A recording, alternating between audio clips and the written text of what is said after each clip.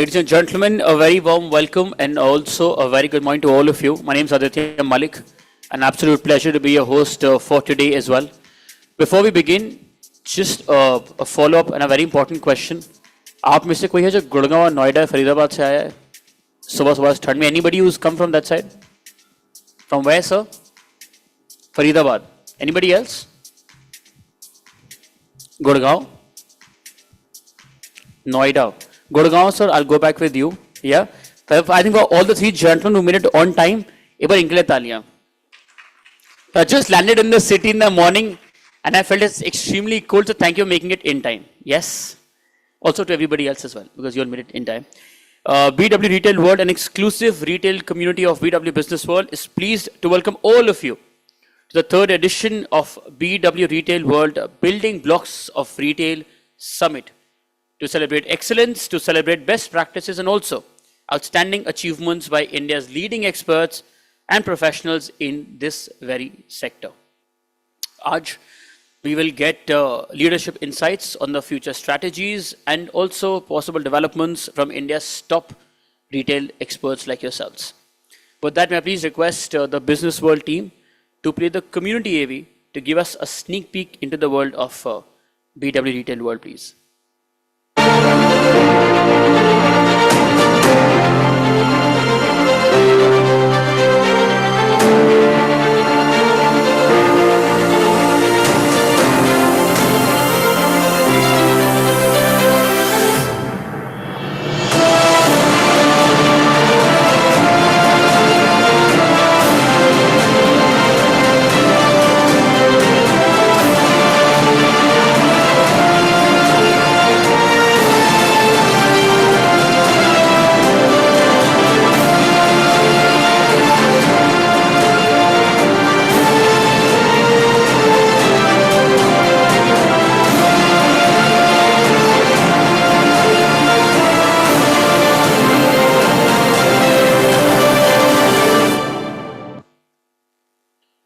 BW Business World, led by Dr. Anurag Batra, Chairman and Editor-in-Chief of BW Business World, is the fastest growing business media house in the country. With a network spanning across 24 niche business communities and 8 magazines, BW Business World is proud to be entrenched in various verticals in the domestic as well as global business ecosystems. And with changing times, BW now has a massive readership in the digital space as well. BW in its portfolio has 24 niche B2B communities that organize conferences and also forums to facilitate interactions between sectoral business leaders and also create a conducive environment for collaboration. To keep yourself updated of all the developments, you can subscribe to the Business World Group magazines. I promise you, they'll add to your professional quest for knowledge and insights as well. The latest issue, it's a B School special issue that is on stands currently, ranking India's top B schools and also voices of B School directors on what's happening in the management education ecosystem. Today's digital broadcast, it's being streamed live across all BW Business World platforms, including their social media channels and also on www.bwretailworld.com. You upload anything online, any views, any feedback, any experience that you have, any opinions that you have, please use the hashtag BW Building Blocks of Retail. And with that, team, today's event TV, please.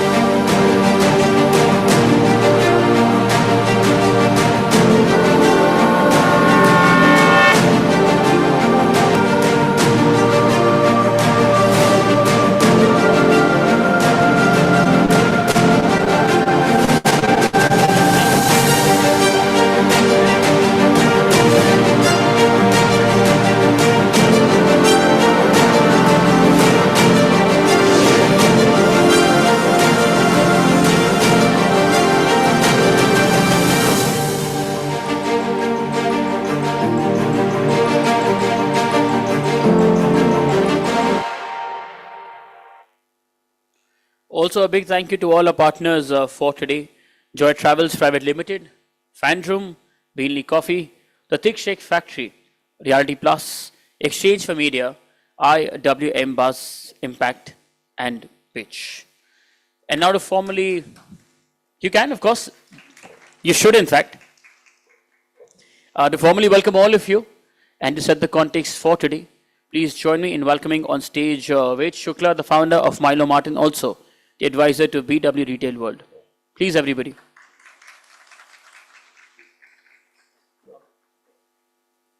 Thank you, Aditya. Morning, everyone. It's my privilege and honor to be here. This welcome speech was to be given by Dr. Batra. He's a little unwell, under the weather. He'll be here soon. Aditya was talking about the 24 communities. So retail is one of the youngest of our communities, business world communities.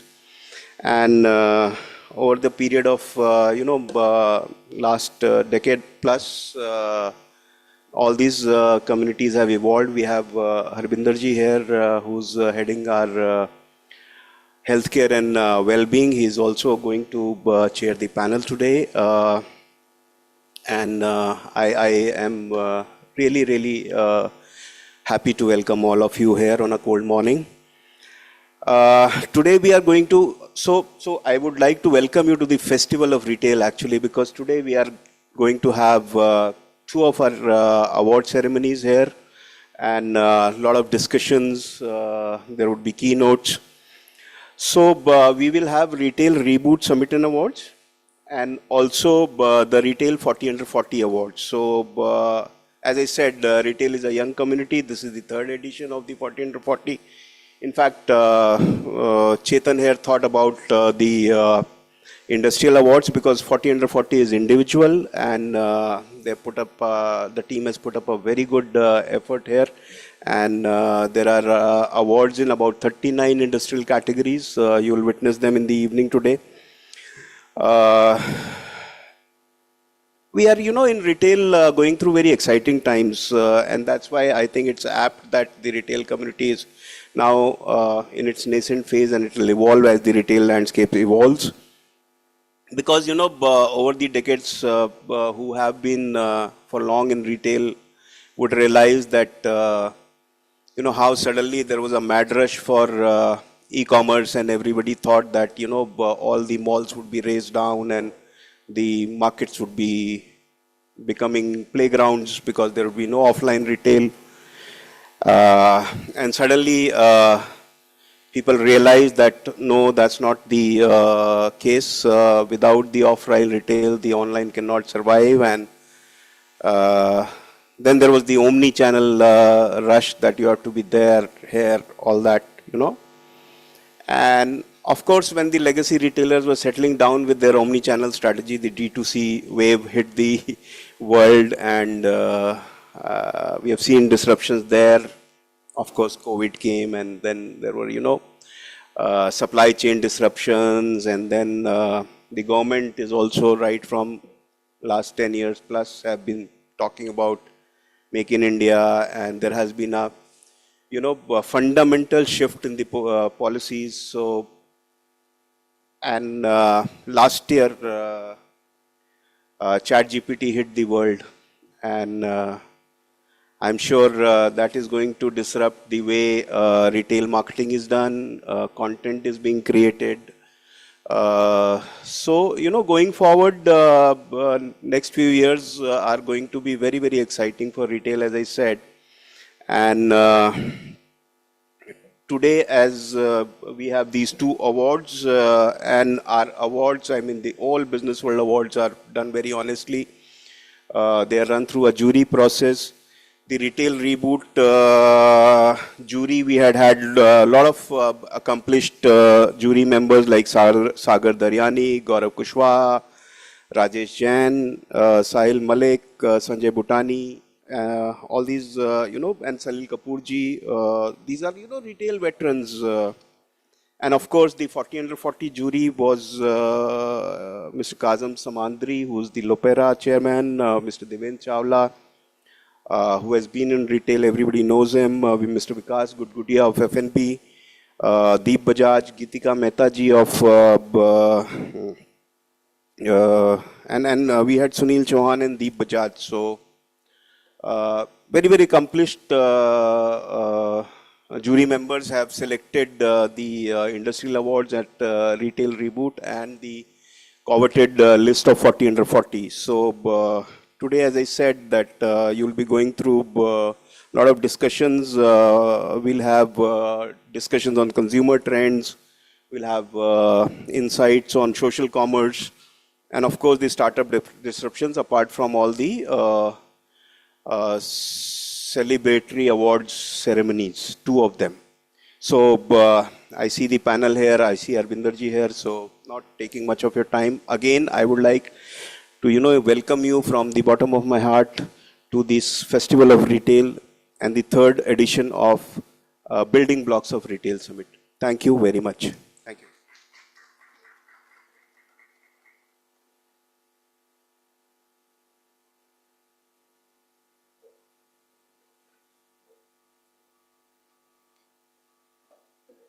you. Thank you so much, Vahid sir, for that introduction, for taking us through the jury process and who was involved in that. While I set the stage up, I shall introduce the first panel for today. This is on Consumer Trends 2024. What's shaping India's retail landscape? And to share the views on the same while they get the stage ready, let's please welcome Mr. Raj Kumar Jain, Managing Director. Bonjour. Joining him is Mr. Dipanjan Banerjee, Chief Commercial Officer, Blue Dot Express. Joining them is Pathri Beriwal, Chief Strategy and Business Development Officer, Bata India. And this session will be chaired by Arvinder Narula, CEO of BW Healthcare World and also of BW Wellbeing World.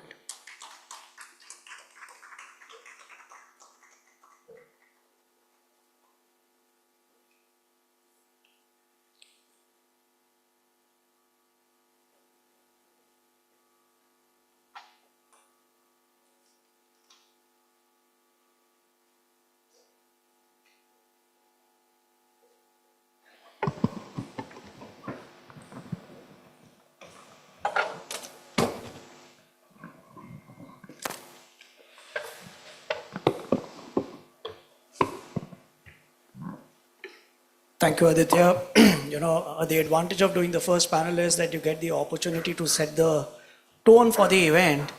And what better than the panel sitting here to talk about the change in consumerism and what we are facing today and what is impacting the retail.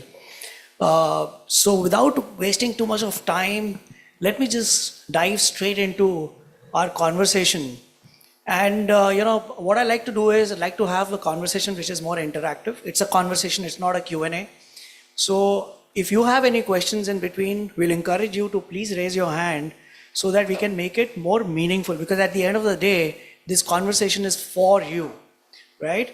So Badri, let me begin with you. In the last couple of years, especially post-pandemic, things have changed. I mean, we were already experiencing a change in the consumer behavior, in the way the retail was being seen, the experiences that we're creating. What do you think has been driving this evolution of the retail segment in India? And how do you think your strategy of engaging with the consumer has changed because of the change that we are experiencing in the retail segment? Right. Thanks to you, Business World, and all the panelists here for this opportunity. I think coming straight to the question that you asked, I think consumers' behavior has been changing.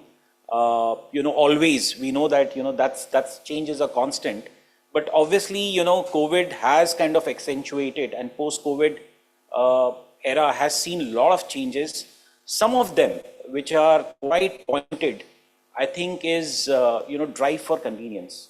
So, and that's quite obvious now when we see that, there was a post-COVID era where consumers were able to experience, online and offline, the benefits of that. And today, consumer kind of expects the brand to behave quite equitably across omni-channel. And that's one of the things that we have kind of, really pivoted towards, right? So today, if you see, we are aggressively investing in better consumer experience for, our consumers at our doors. So that's one. But while we do that, we give the same experience on our .com or any place where you buy. So, ensuring that you get the same experience, you get the same kind of, promises across online, offline is one, key shift. Second one is, ensuring that things reach fast. So the fact that, consumers want it like right now. We know what's happening in the country, right? Quick commerce, the way it's spreading. So today, let's say, for example, we are present in most of the quick commerce. That ensures that consumers, if they want and they want a shoe, if they want to go to a party and they want a new shoe, they can get it in 10 minutes, right? And we are also kind of piloting right now where we are promising our consumers that you reached our store, you didn't find your shoe size, within next 6 hours, it will be in your house, right? From wherever in the city, we have to ensure it reaches you. So that's the kind of, change that we have to kind of keep up pace with. Awesome. And you know what, while we were standing and having a conversation prior to getting onto the stage, we were talking about how the consumer behavior is changing, how the newer consumers, the younger ones, are reprioritizing their purchase decisions.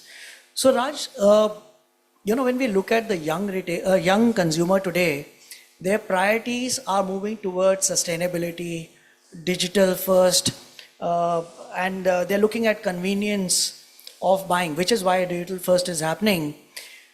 How have these evolved over a period of time in you're looking at the business model of not just connecting with these set of customers, but also engaging with them? Products were expected to create an experience of touch, feel, etc. And today, as you said, we are talking of omni-channel, etc. How is your business model evolved over a period of time, addressing these reprioritization? Thanks, Arvindji. We've been into business for about 4 decades now. And I have seen the consumers change completely. If I go back 30 years ago, the choice to the consumer was very limited. There was no online.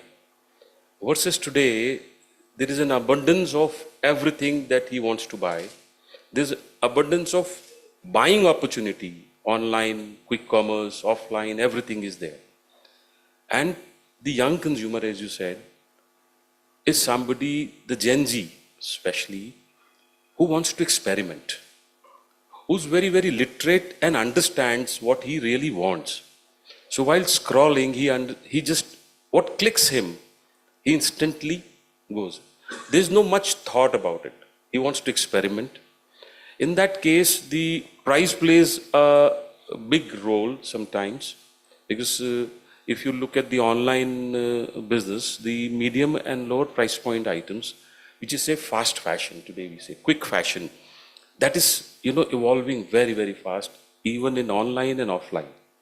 So the new customer, and in the same area we are working on our online platform. We are doing the same, offering the change very fast, controlling the price points, and the delivery. He's very impatient. He is very impatient. So we are available on the quick commerce and service him instantly. We are available offline, and as Badriji said, if there is a size or color which is not available, we make it available to him the same day, maximum the same day. Minimum is maybe 1 hour, depending on the last mile, how far he is. But we deliver the same way, and this is going to grow. This is going to grow. And before I come to Deepanjan, one more question to both of you, or either of you, whoever wants to go. We saw the small retail move to a large retail format. And then we were disrupted by e-commerce, where brands started going online. Then brands started not just selling through e-commerce stores, but started creating their own stores, And then we had companies realize the experience that it needed to create, and companies like Nykaa, Lenskart moved to set up their own branded retail stores and created a hybrid model, right? How do you see a brand maximize the user experience, the customer experience, and still make it worth their while in terms of building efficiencies and costs, etc., and creating that connect and the last mile? Okay. Either of you, sir. Yeah. So I think critical part of your question that you're trying to ask is that, as brands kind of move into a hybrid model, what should brands, critically ensure so that they are able to succeed, right?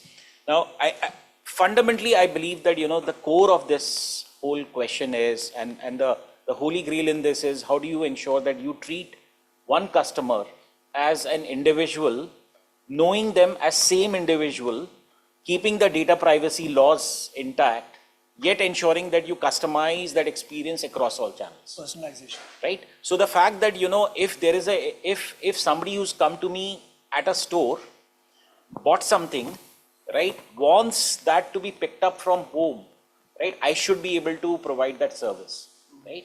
It doesn't matter that you bought online, you bought offline, right? I should provide you the same service. If you are my high customer lifetime value customer, right, and I want to treat you in a certain manner, then I should be able to treat you irrespective of the channel, right? And how the brand offers the same experience across, right?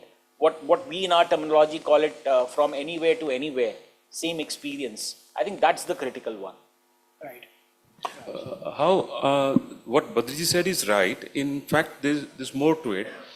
If you look at the Lenskart or Nykaa is primarily started with the aggregator of cosmetics in India, online aggregator of cosmetics. Whereas if we go back, it's a ladies' product, and ladies would want to touch, see the color, the feel, everything. So they were able to gather some customers, rather good customers, but they were missing out the customers who would be still wanting to touch and feel. Similarly, the Lenskart. Lenskart is something which one wants to, we've been used to going to a shop and wearing the spectacles and then buying it. So probably it's taking both the worlds. The whole reason for having an offline presence, make sure that they are able to, because they set the model online, they understood what is right, what price points are right, and now they're able to do it offline too. So this hybrid model is basically taking care of the entire market. Dipanjan, now let me come to you, because supply chain, delivery, this is the backbone of retail as on date today, because like Badri, he said that the instant gratification is like given for a customer of today. How is supply chain models, the traditional supply chain models, keeping up with the requirement of today, the need of the hour, when the quick commerce is taking off? I mean, what I understand is that Amazon is under tremendous pressure from the growth of Blinkit and Zepto. So how are you keeping up with the pace, trying to have the traditional models adapt to the newer needs of the hour? Yeah, thank you. Coincidentally, Amazon launched their quick commerce today. It's called Taze. They launched a 15-minute service today. They couldn't stay much behind what others are doing. But I'll just take a minute to dwell upon what was just spoken in the last 5 minutes. See, the last 10 years for India has been very different than the previous 10 years and subsequent 10 years again. And the last 10 years have basically taken retail through probably some of the largest transformations that we have seen in our careers. And some of them are what we just heard. One of them is e-commerce, one of them is Omni, one of them is defining the same customer touch points, the same experience in various touch points. And what is common across these changes is you need a supply chain to basically support the execution of it. So supply chain becomes a very, very key component of the entire experience piece of whatever goes on from let's say a Model A to a Model B to a Model A and B hybrid to sometimes a Model A and B and C hybrid. So whether it was the shift of, let's say, the birth and growth of e-commerce and changing behaviors, then the new segments of e-commerce. Previously, e-commerce had gone through the marketplace segments, then they went to the D2C segments. So everybody has a different way to deliver experience to their customers. So supply chain continuously had to upgrade themselves to ensure that the experience is seamless. How does experience come in? Experience comes in through design and experience comes in through tech. There are two very important factors which I would place ahead of the third factor, which is of course people behind these two.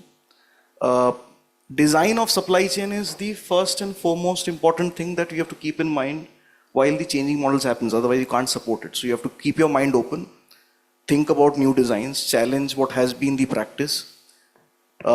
Be open to a discussion saying that why can't a store do reverse pickups and why can't a store deliver within 4 hours to somebody who's based in CP, etc. Second is technology. Why is technology so important? Is any experience, you talk about any experience, whether it's a retail buying experience or it's a delivery experience, is enabled by tech. You cannot do it. You cannot even greet a person by your first name if you do not have it on the last mile app, saying that I've come from Bata, this is your order, this was your prepaid order, you don't have to pay anything, etc., etc., etc. Or when you're going to pick up something back for the same brand, you basically must know that what you're going to pick up from that customer, what kind of a shoe, what brand is it? Are you picking up the right thing, wrong thing? It's all enabled by tech. Otherwise, the brand cannot sustain operational of a different model and picking up wrong items. It will be economically unsustainable. Talking about quick commerce is of course, so the traditional retail had a shift into e-commerce. Now e-commerce is having a shift into quick commerce. And I believe that all three have their own parts to play in our retail economy. They will have their own parts to play. Quick commerce is also, I would say at least now, a limited city play. It's a specific segment. How we, or let's say other supply chains, should think, or how we are thinking about quick commerce is, quick commerce typically is a change of model where, of course, last mile is not something that 3PLs participate today. But you participate in the upward supply chain of how does a warehouse operate, how does a warehouse change its way of operation to serve quick commerce, multiple refurbishment into the dark stores. How do you run your transport? How do you ensure that you have time slot based deliveries into the warehouses, which is required by any marketplace, etc. Those are some of the things that we are doing, which is helping us keep pace with the change. Thank you. Badri, when we're looking at, we were talking about sustainability and the reprioritization in the minds of the consumer today. Now, the customers of today are conscious about sustainability. It is impacting their purchase decisions in terms of what kind of products, what brands they engage with.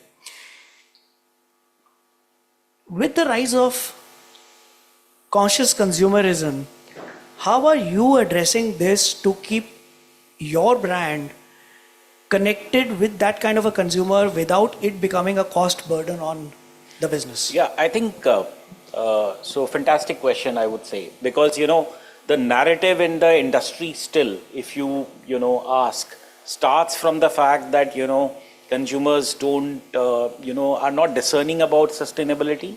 That's one. And second, they don't want to pay for that, right? Now, in my mind, both are myths, right? Yes, there is a fact that, we live in a country which has got 3 countries in one, right? Now, of course, there are parts of country where the statements that I made were true. But there's a country where the statements that you made are also true, right? Now, as we know that, as Dipanjan was earlier talking about the fact that there is a certain set of consumers behind which all the retailers are wooing. And that consumer is now slowly becoming, very conscious about the environment, right? We know that climate change is for real. We are all experiencing it. Now, coming back to the hard question of how are brands, gearing up for it and how is Bata doing it? In my mind, the first place to start is at your home, right? You have to, sustainability can't be just a, brand gimmick. It has to be a value system that you have to imbibe in your organization, in your culture. Now, we've taken multiple steps across the board to ensure that, we become carbon neutral.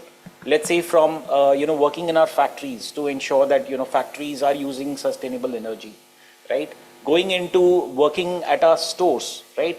Ensuring that we become, we use more of sustainable energy and reduce our power consumption, right? There are methods in which we use, and we know there's so much of technology available with Internet of Things and through, motion sensor detection, right? You can save electricity in places where you can,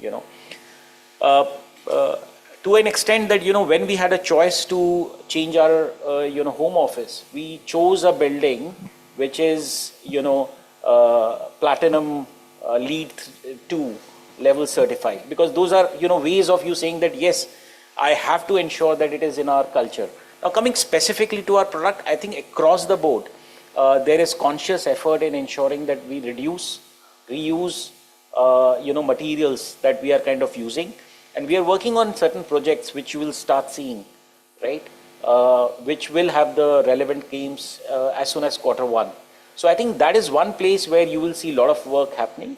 There is some work that we are already doing with Bonjour as well, where we are working on some socks which are sustainable and have more organic feel for consumers as well.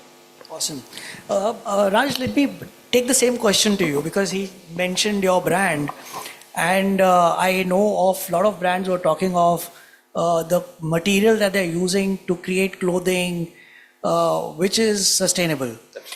Are you doing this? And if yes, how are you creating a communication in the minds of a consumer so that you become relatable to that particular set of consumer who is conscious about the products that they buy? This is the talk of the town, this is the talk of the time, and the need to.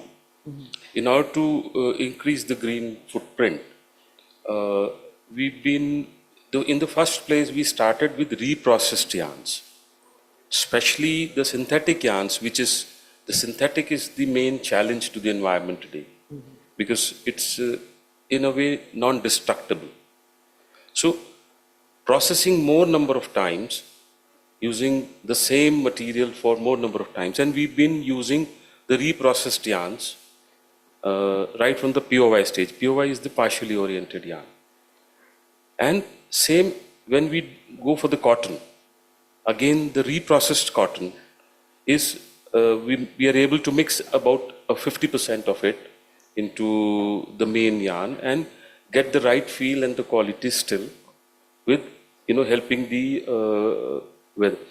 And thirdly, in the packaging, we are working towards only packagings which are, destructible, avoiding any packaging which will harm the climate. And we are able to communicate this on all our products to the customers. Whoever are the discerning and, conscious customers, they are going for it.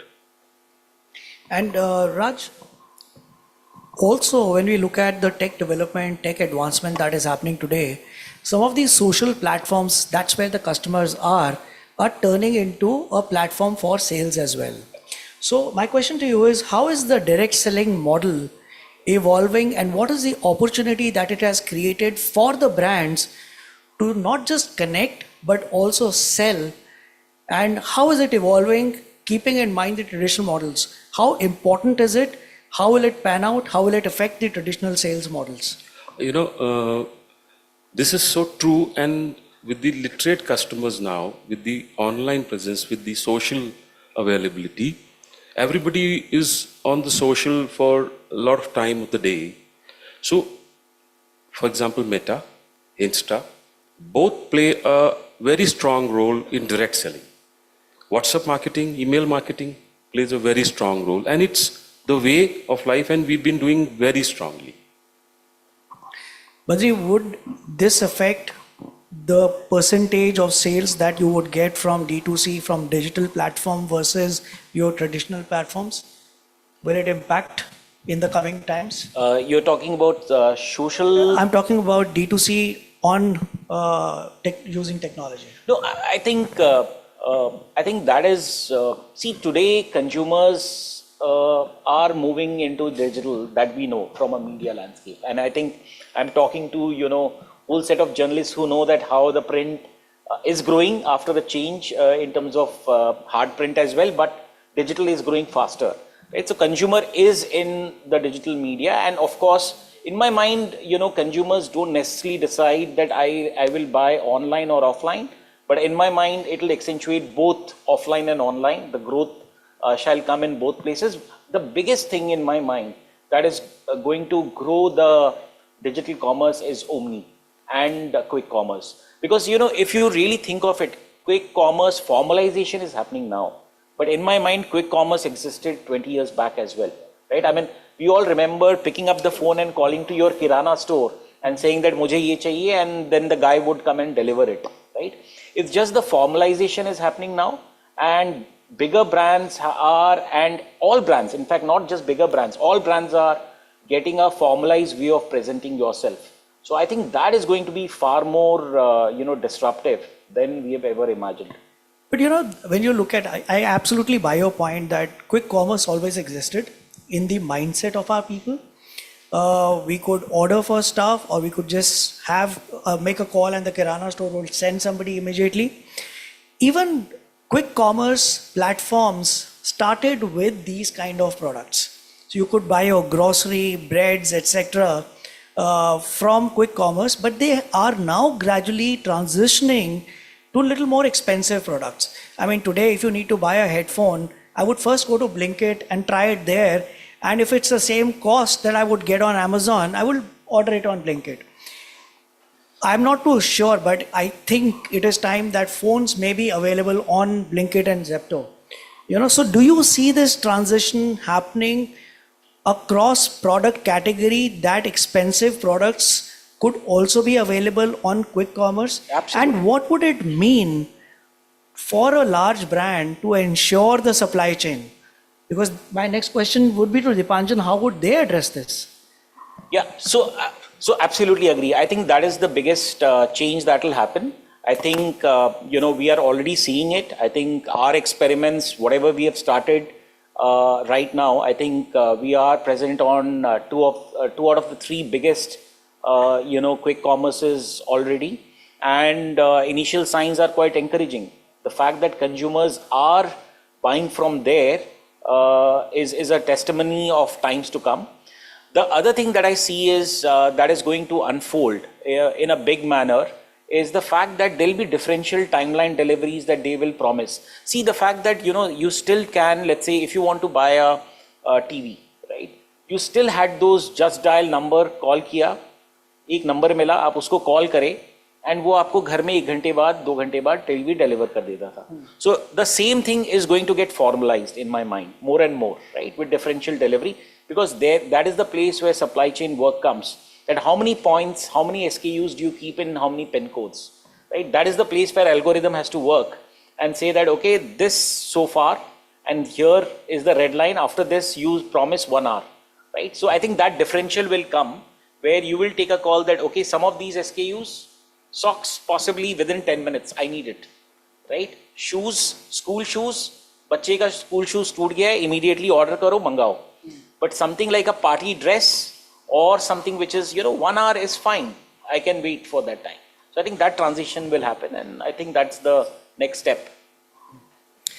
So, Dipanjan, let me steer this conversation towards supply chain, because delivery, transportation, etc. was a cost in the whole delivery mechanism or retail networks.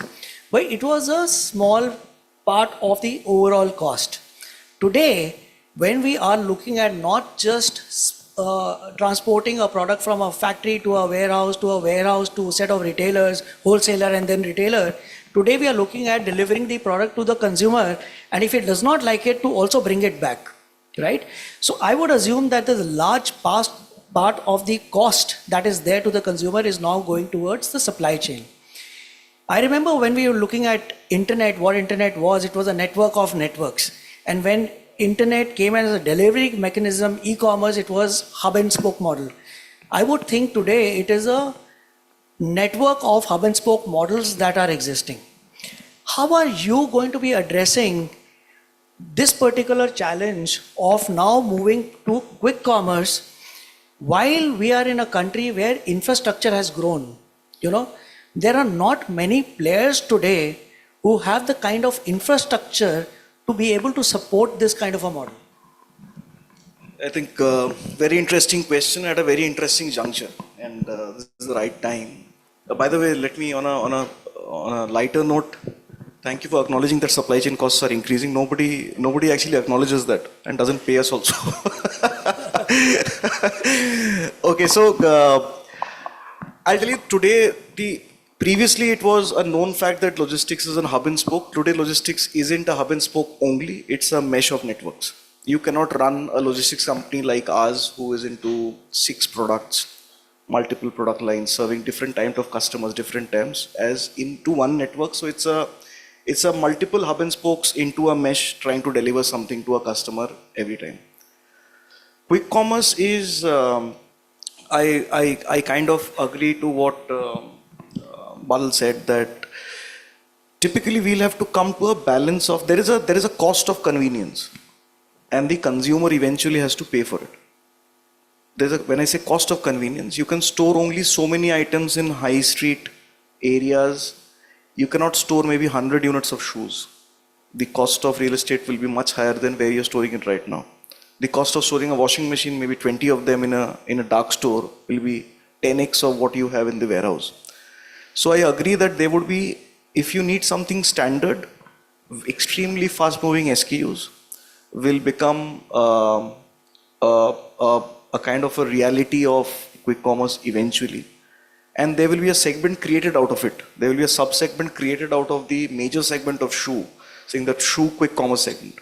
And you'll only place those kind of SKUs continuously there. Because fashion and shoes are at least from an outsider perspective, it's the most difficult piece of assortment to have from a breadth and depth perspective of styles and sizes. To keep availability as a convenience in various places.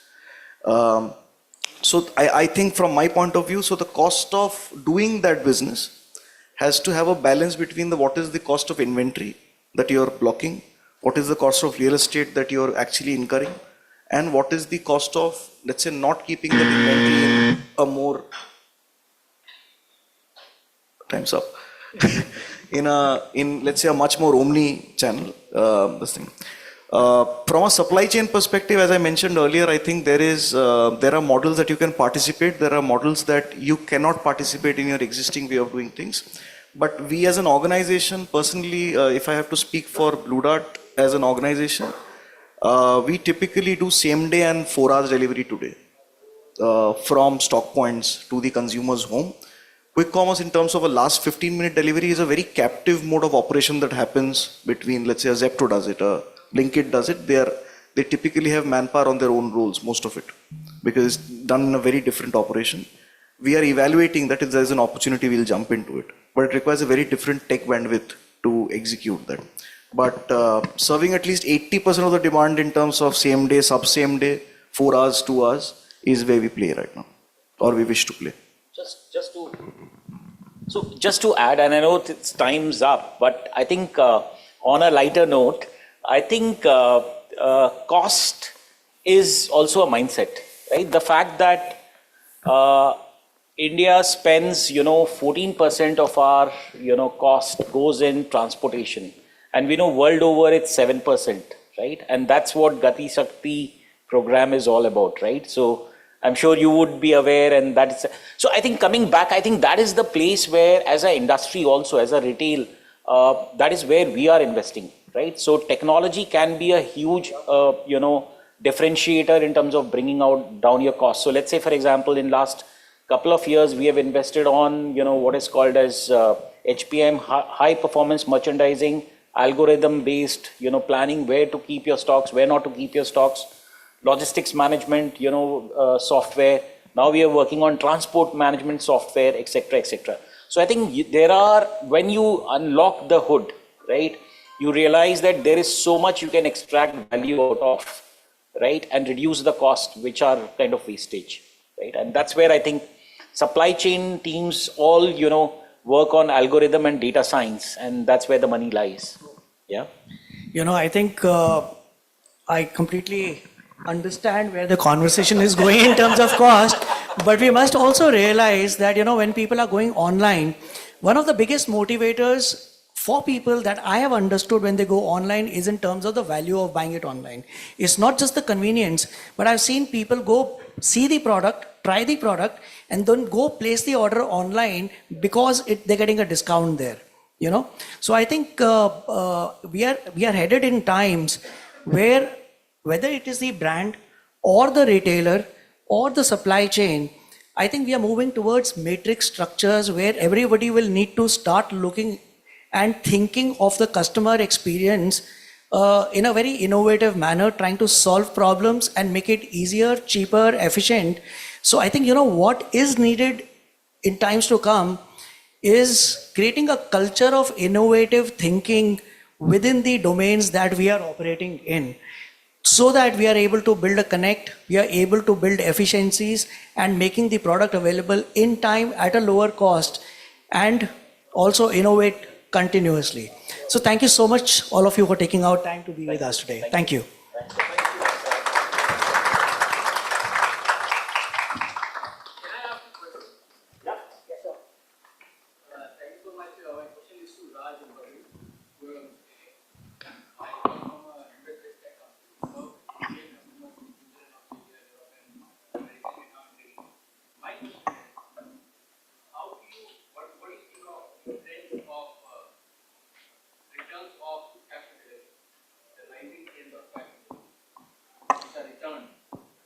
You,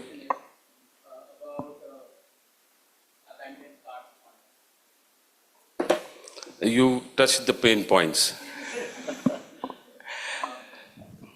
Okay.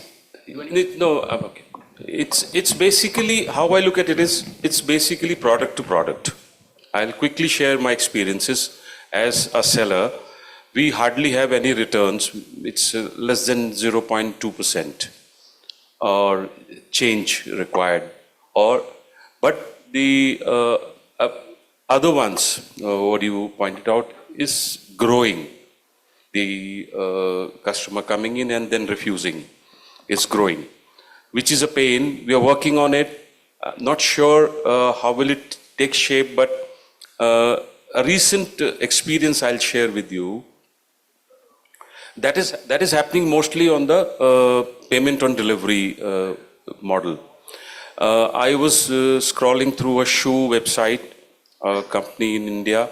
I liked the shoes and I placed an order on it. And then while I was coming out of the payment, they said prepaid 10% discount. And I took it.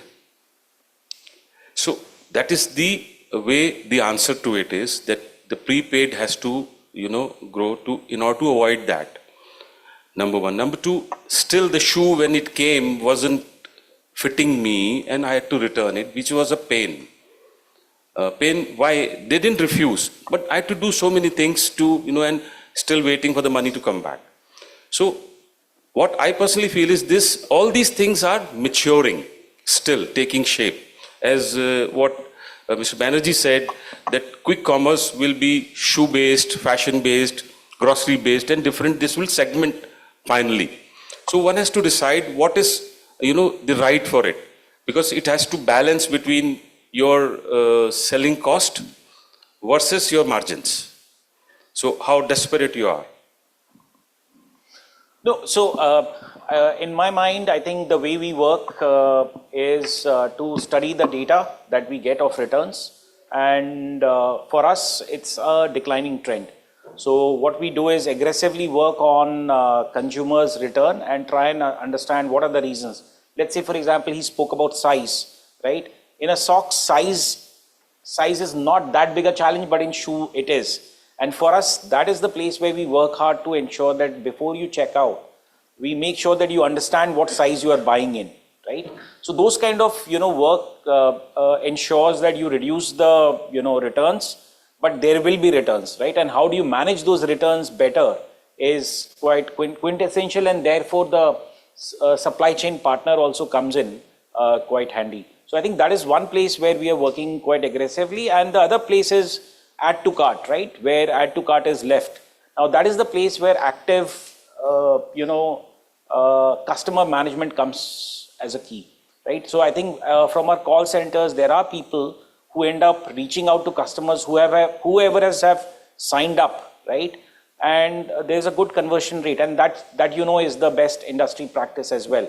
So if there's a customer you have the information, then you reach out to them, ask them. If you don't know who they are, then you nudge them and you try and convert them. So those are the best practices that we try. Conversation. My apologies, I'm interjecting. We're really tight on time. Thank you so much for the panel. Just get together for a quick photograph and then we let you go. Wow, the ladies are on fire. कहाँ जाना तुम लोग को आज? Of course not. So, are you the next moderator? Is it Risha? Okay, thank you so much, gentlemen. Once for them, please, everybody. इनका time काफी नहीं, काफी ज़्यादा काटा गया था. I'll be honest, but thank you. Thank you for fitting in your experiences. Very quickly, the next one. The next panel, it's on social commerce, leveraging influencers to drive retail success. And to share the views on the same, let's please welcome on stage Siddharth Shah, founder, SS Mobile, Dhruv Agarwal, director, and CEO, Sal Kitchens. Joining them is Pratik Rohel, co-founder and co-CEO of Vanity Wagon, Pavneet Bhasin, co-founder, Ethna Lifestyle. Joining them is Priyanka Sachdeva, founder, Core and Pure. Also joining them is Manasa Gare Mela, co-founder, Kind Life. And this session will be chaired by Samriddhi Katyal, founder and CEO of Influence. आपकी जोरदार तालियों के साथ, let's please welcome them.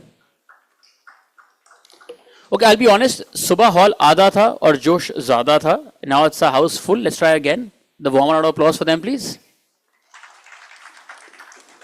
Thank you. And Samriddhi, before the ladies come back, the timer's right here.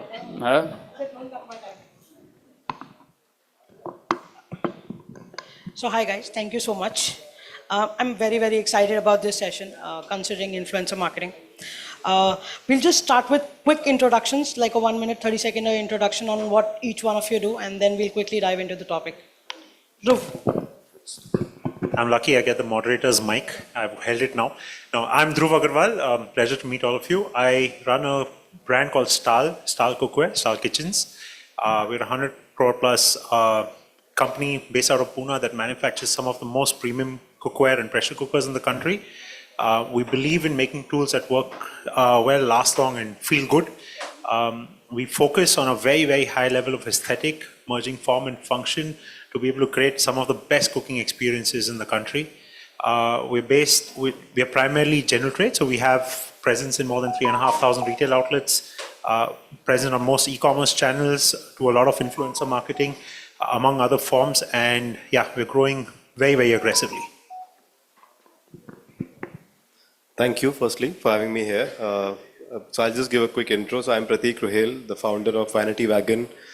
Me and Naina, my better half, we founded the company in 2018. And this is a clean beauty aggregator. We started off, of course, with aggregating clean beauty brands on our own platform. Eventually migrated into retail as well about 2 years back, which is physical retail. So doing that plus digital retail, of course, dealing with almost 10,000 beauty products every day. So a lot of influencer marketing is a part of our journey. More so because beauty overall, it works really well when you've seen it give results on somebody else, when you've seen the products being used. So I think overall it's been an incredible journey for us, and I'm glad to be here. Thank you for inviting us here. I am Pavneet and I'm the founder of Ethna Lifestyle. Me and my wife, we founded the company way back in 2010, and we've been retailing online mostly since then, and we've been catering to Gen Zs, millennials, plus sizes. You can say that we have something to offer every woman of the country. So, and since then we are doing quite good, and we've been even the #1 sellers on different online portals as well in the last few years. And the journey has been really great so far, and we have done a lot of work with the influencers, digital marketing and all. And that is why I guess that you guys have invited me here. Thank you so much. Yeah, good morning. And I think I would like to tell BW thank you for inviting all us. So myself, Siddharth Shah, I am the founder for SS Mobile.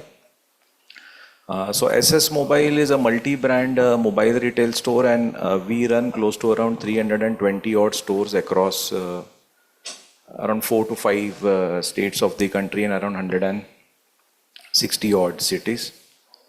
So the beauty about our business is we are also into tier 1, so 30% of our business is coming from tier 1, maybe 30-35% through tier 2, and balance 40% through the tier 3 cities. And I think we are the country's 5th largest retail chain currently. Our team size is almost more than 2,000 people, and I think again a very, very fast growing company. So I think in last 8 odd years we have grown by roughly 22x, and this year we are expecting to exit at a revenue of roughly around 2,000 crores. Very good. Yeah, thank you. Congratulations. Sorry, struggling with a bad throat. Thank you so much for having me. My name is Manasa Garimella. I'm the co-founder of Kind Life. We're India's fastest growing beauty health and wellness platform. And our aim at Kind Life is to bring the best of global brands to India, and particularly to Gen Z. There are 700 million Gen Z millennials, late millennials, early Gen Z in India, and we're curating just the best of trending, homegrown, as well as Korean, Japanese beauty brands for them. We work very closely with influencers, and lots of notes to be exchanged here. Thank you for having me. So good morning, everybody, and thanks a lot, BW, for inviting me here. My name is Priyanka Sachdeva, and I run a brand called Core and Pure. We are into essential oils and base product. And essential oil is something which helps in balancing your hormone. And 95% of the problem what we have is because of the hormonal imbalance. So we manufacture products for concern specific, like for sleep disorder, anxiety, depression, arthritic pain, and many more. You can watch us out downstairs. Also, we have a store right here as well. Thank you. It was absolutely lovely. I'll take you up on the sleep anxiety disorders. The point is, it's a great set of panelists, and I'm going to go a little behind before influencer marketing started, and how we evolved to the process of influencer marketing, and where do you think it's headed towards, right? You all are seasoned entrepreneurs and have been using marketing in your various aspects of it. So would love to hear your thoughts, starting with Siddharth sir, that where did you start your marketing from, how has it grown, and what are the channels that you're using currently? I'm just going to go random. Just repeat me the question again. The question being that since you've been at marketing for a very long time, and you've grown your business, and marketing would have been an essential part of it, how have you seen the marketing evolve over a period of time? So I think we are basically into business since almost now more than 2 decades. Sure. So earlier, maybe first 10-15 years, marketing was only go to a print ad and make a print ad. I think highest above that was handbill distributions. But I think in last 5 years, the marketing has absolutely changed from starting from Facebook, Insta ads, and now in upcoming 2 years, it's absolutely towards influencers, how influencers are able to attract the customer, how they are able to connect people in their local language, how community marketing, influencer marketing. So I think a 360-degree change in last 2 years, and even changes city to city. Maybe the behavior is changing. Fair and enough. Yeah. But my question here is, how much spend? So if out of 100% you were spending 90% on digital and 10% on, what is the budget split that is changed? So I think earlier it was 90-10, currently it is 60-40. 60% has come down to social media now. All right, fair enough. And I would really like to ask both of you also the same question, considering you guys rely heavily on influencers now, and how has the story evolved from there? So we're built completely for a younger audience, and digital is in my core. We work with influencers very differently. We have a very strong creator program called Kind Champions, where we work with over 5,000 creators. These are nano and micro creators who then have their stores on Kind Life, and then their recommendations is what gets pushed towards their community. I think essentially what has really changed so to begin with, we're completely digital, and we don't do any other form. But what has really changed is how you actually work with the creators, and what is it that you do with them. So tell me something, how do you identify your creator, and what are the data points or leverage and how do you differentiate that this is the nano micro, considering there are millions and numbers, and how do you pick yours, and what's the process like? So 3 ways in which we do it. Number one is, we already have a strong inbound lead pipeline that comes into us because we're about 3 years old. But the first few were obviously calls. Literally, the first few creators that we started with were calls that me or my co-founders would have made. But over time, it just became... Directly to the influencers? Pardon me? Yeah. Literally, when we just started out, it was just us making calls or dropping emails and reaching out. But I think it became a sort of a program that we were able to build out. I think the most important thing for us is that we work with a lot of micro, nano, plus creators. And the term that I think that everyone should be looking at is circle of influence, and how you can define that circle of influence. With these creators, the biggest difference is that they're very, very particular about authenticity and what really drives conversations in their communities. So they might be, and we're a multi-product, multi-brand platform. So if I tell them these are 5 products that are on sale, or these are 5 products that are new launches, chances of them saying that, hey, 3 of them didn't work for me are very high. I don't use them or work with them to just say, hey, tell me great things about the brand. That's not why I'm there. For them also, authenticity is really important. But do you think nano and micro influencers, considering they rarely get brands to promote? In the larger scheme of things, only like 5% of nano and micro get to work. They still get to choose the brand and be that authentic. I think for us, it is what works for their community. 2 things over there. It's not like we don't work with the larger creators, but you should know what each creator is driving for you. I think the larger creators, are they really driving a lot of eyeballs, a lot of reach? Are they reaching to a newer audience? That's the most important thing. That's number one. And number 2, when I say circle of influence, it's beyond just what we see on Instagram and Facebook or WhatsApp groups, Telegram, huge, Reddit. There are micro communities that exist outside of the 2 to 3 channels that we see day in and day out. I think as marketers, it also becomes a slight bit of an echo chamber that when you open Instagram, you see the 5 creators and you assume that the only brands they're talking about are the only brands that matter, but that's not the case. So I think it goes beyond that. And we've seamlessly integrated technology also for them to be able to share, to be able to do a one-click share, have their recommendations completely AI driven to make it easy for them to have their stores, etc. That's made a lot of difference. That's very cool. Same question for you. So for us, definitely when we started, we were using influencers and as you said, nano influencers, yes, we did. But over a period of time, my personal realization is because these influencers, for us, we have seen that only, as you said, 5%. So only few people actually use your product and they can give the feedback, right? So what we started taking feedback from the customers right there. And once you are taking the feedback from them and you are posting it or your customers are posting or the client is posting it, tagging you. So that's making real difference. And for us, that is working. So why not to make the customers themselves influence? Yes, that's exactly. Very good. I also just wanted to add that just one point from the previous point that I made, that when you were talking about nano, micro, how much of a percentage, I think for us, we also identify them as key opinion leaders. So there might be a dermatologist with 5,000 followers on Instagram, but she's a key opinion leader. And that's the way that brands should also look at it. Correct. Fair enough. That's very, very valid. Dhruv? Your perspective on,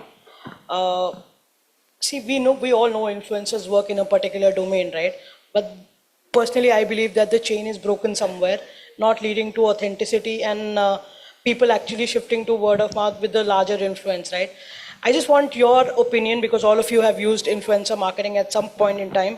What were the challenges you faced? Where is the restriction being held? And where do you think your brands in particular can experience it differently? And where do you think, if not influencer marketing, what are the next channels of marketing that are going to go to? I appreciate the question. I think for us, so at the outset, first, we've grown primarily word of mouth. I think that was one of the key insights that we said that we want to replicate when we start marketing. I think the first 5 years of the business, we were growing at about 80-90% year on year without spending a rupee on marketing. And we realized You should give us your business strategy. it just worked. I think making a great product and just putting it out there, I think what you're doing fundamentally works. Still And share your business strategy. I will. But I think post that, once you kind of reach a certain scale, you have to start kind of pushing the entire marketing piece a lot more. And that's when we started looking at influencers, taking from what we learned, that us talking about ourselves is not as valuable as somebody else talking about us. So it's been the cornerstone of how we have grown. In the initial phase, we actually tried out many different strategies. So we are a cookware brand. What we saw, we tried out lifestyle influencers, we tried out people who would talk about health and other aspects. Then we tried out influencers who fundamentally But were when you chefs. say try out, how do you define? How do you select the category of influencer? On what point? For us, we went across the spectrum. We went from a micro nano all the way up to people who have 1 million, million and a Let's half take a step influencers. back. Yeah. I'm not saying the numbers in particular, but how did you choose that this particular influencer at the forefront will match the brand ethos that you're building? So I think that comes from seeing their content. And I think, even today, for example, selecting an influencer is something that I do personally. Okay. I will go through, I think, the last 20 or 30 odd reels or stories that they say. The ethos has to match what we're talking about. It has to, because finally, they are influencing because they are a particular kind of person. And we are trying to drive a particular message. And if there is a mismatch between the brand and the influencer, they'll do a one-off and it will kind of work, it will not work. And we learned this the hard So way. you get into a larger level partnerships with people influencers who The work- minimum partnership that we do is at least a year. So one of the things that we've seen is minimum of 2 reels a month, at least for a year. So does it matter that so influencer might be of a particular domain, right? What are the influencers' followers' domains are? So what we've seen and is that, like I said, we tried different domains. What we found was cooking. So we still see that 90% of our consumers are women. Like it or not, that is the person who's cooking in the kitchen today. And a lot of them are actually looking for recommendations from their mothers or from people that they know. So we've seen that, for example, recipes are something that they're coming back again and again for. And when we're looking for someone in the long run, we find that a person who is, influencing on recipes, but then also talking about the cookware as being a solid tool in part of what they do at the foreground. Yeah. So in fact, we do it very subtly. We make sure that out of, I think, every 5 or 6 content pieces that one of our influencer posts, they maybe talk about us once. They may say our name once, but that's part of the longer brief. And what we've seen is if we work with somebody good and we have a good ethos, they actually end up influencing a lot of other influencers. And I'm sure you all have also seen this. We've seen, for example, we work actively with about 5 or 6 influencers. My last count that I saw is we've seen more than about 80 or 90 influencers organically using our stuff. I'll ask this question to him. We've spoken about how influencers matter, but I want to understand the matrix that you evaluate an influencer on. Because views, followers, everything is bought these days. Followers are fake, views, matrix are defined. How do you personally validate the matrix that you have defined for yourself, that this worked for me and this didn't, beyond the industry matrix? Or do you follow the industry matrix and go on that tangent? Sure. No, I think so. Early on, it was all the regular matrix. You would see the likes, and I'm talking about 2018, 17, early on for us. Like, I'm not talking about history of time, but early on for us, it was more on the regular, how would you see? Because back then, there was a lot of, the community was much smaller, especially of those influencers who you could today call macro or the second tier. But now what's happened is, because like you said, there's been a lot of up and down in terms of what's honest, who's not, in terms of followers, likes. So what we like to do today a lot is, because we are a clean beauty aggregator, so what we like to do at Vanity is firstly ensure the influencer fits in with our problem statement, because the problem statement could I'm be. going to ask you one step behind. Yeah, go How for do it. you define fitting in? So fit, I'll come to that. So fitting in the sense of, if I have a problem statement, let's say of acne, let's take an example there. Now, firstly, I need to look for an influencer who's got a problem, if not the exact same problem or a similar one, if I'm talking about content on that piece. Now, coming back to you, what you said, how do I choose that or this influencer? That's mostly defined around the kind of content they're doing. So we at Vanity specifically, on most times, like to stay away from content that's very TV friendly in some sense, if I can call it, in the sense of, oh, well shot in a great location, etc. It's more natural content. So the influencer needs to have the ability to do content pieces, write content that seems to be more natural. Connectivity to the consumer is more there.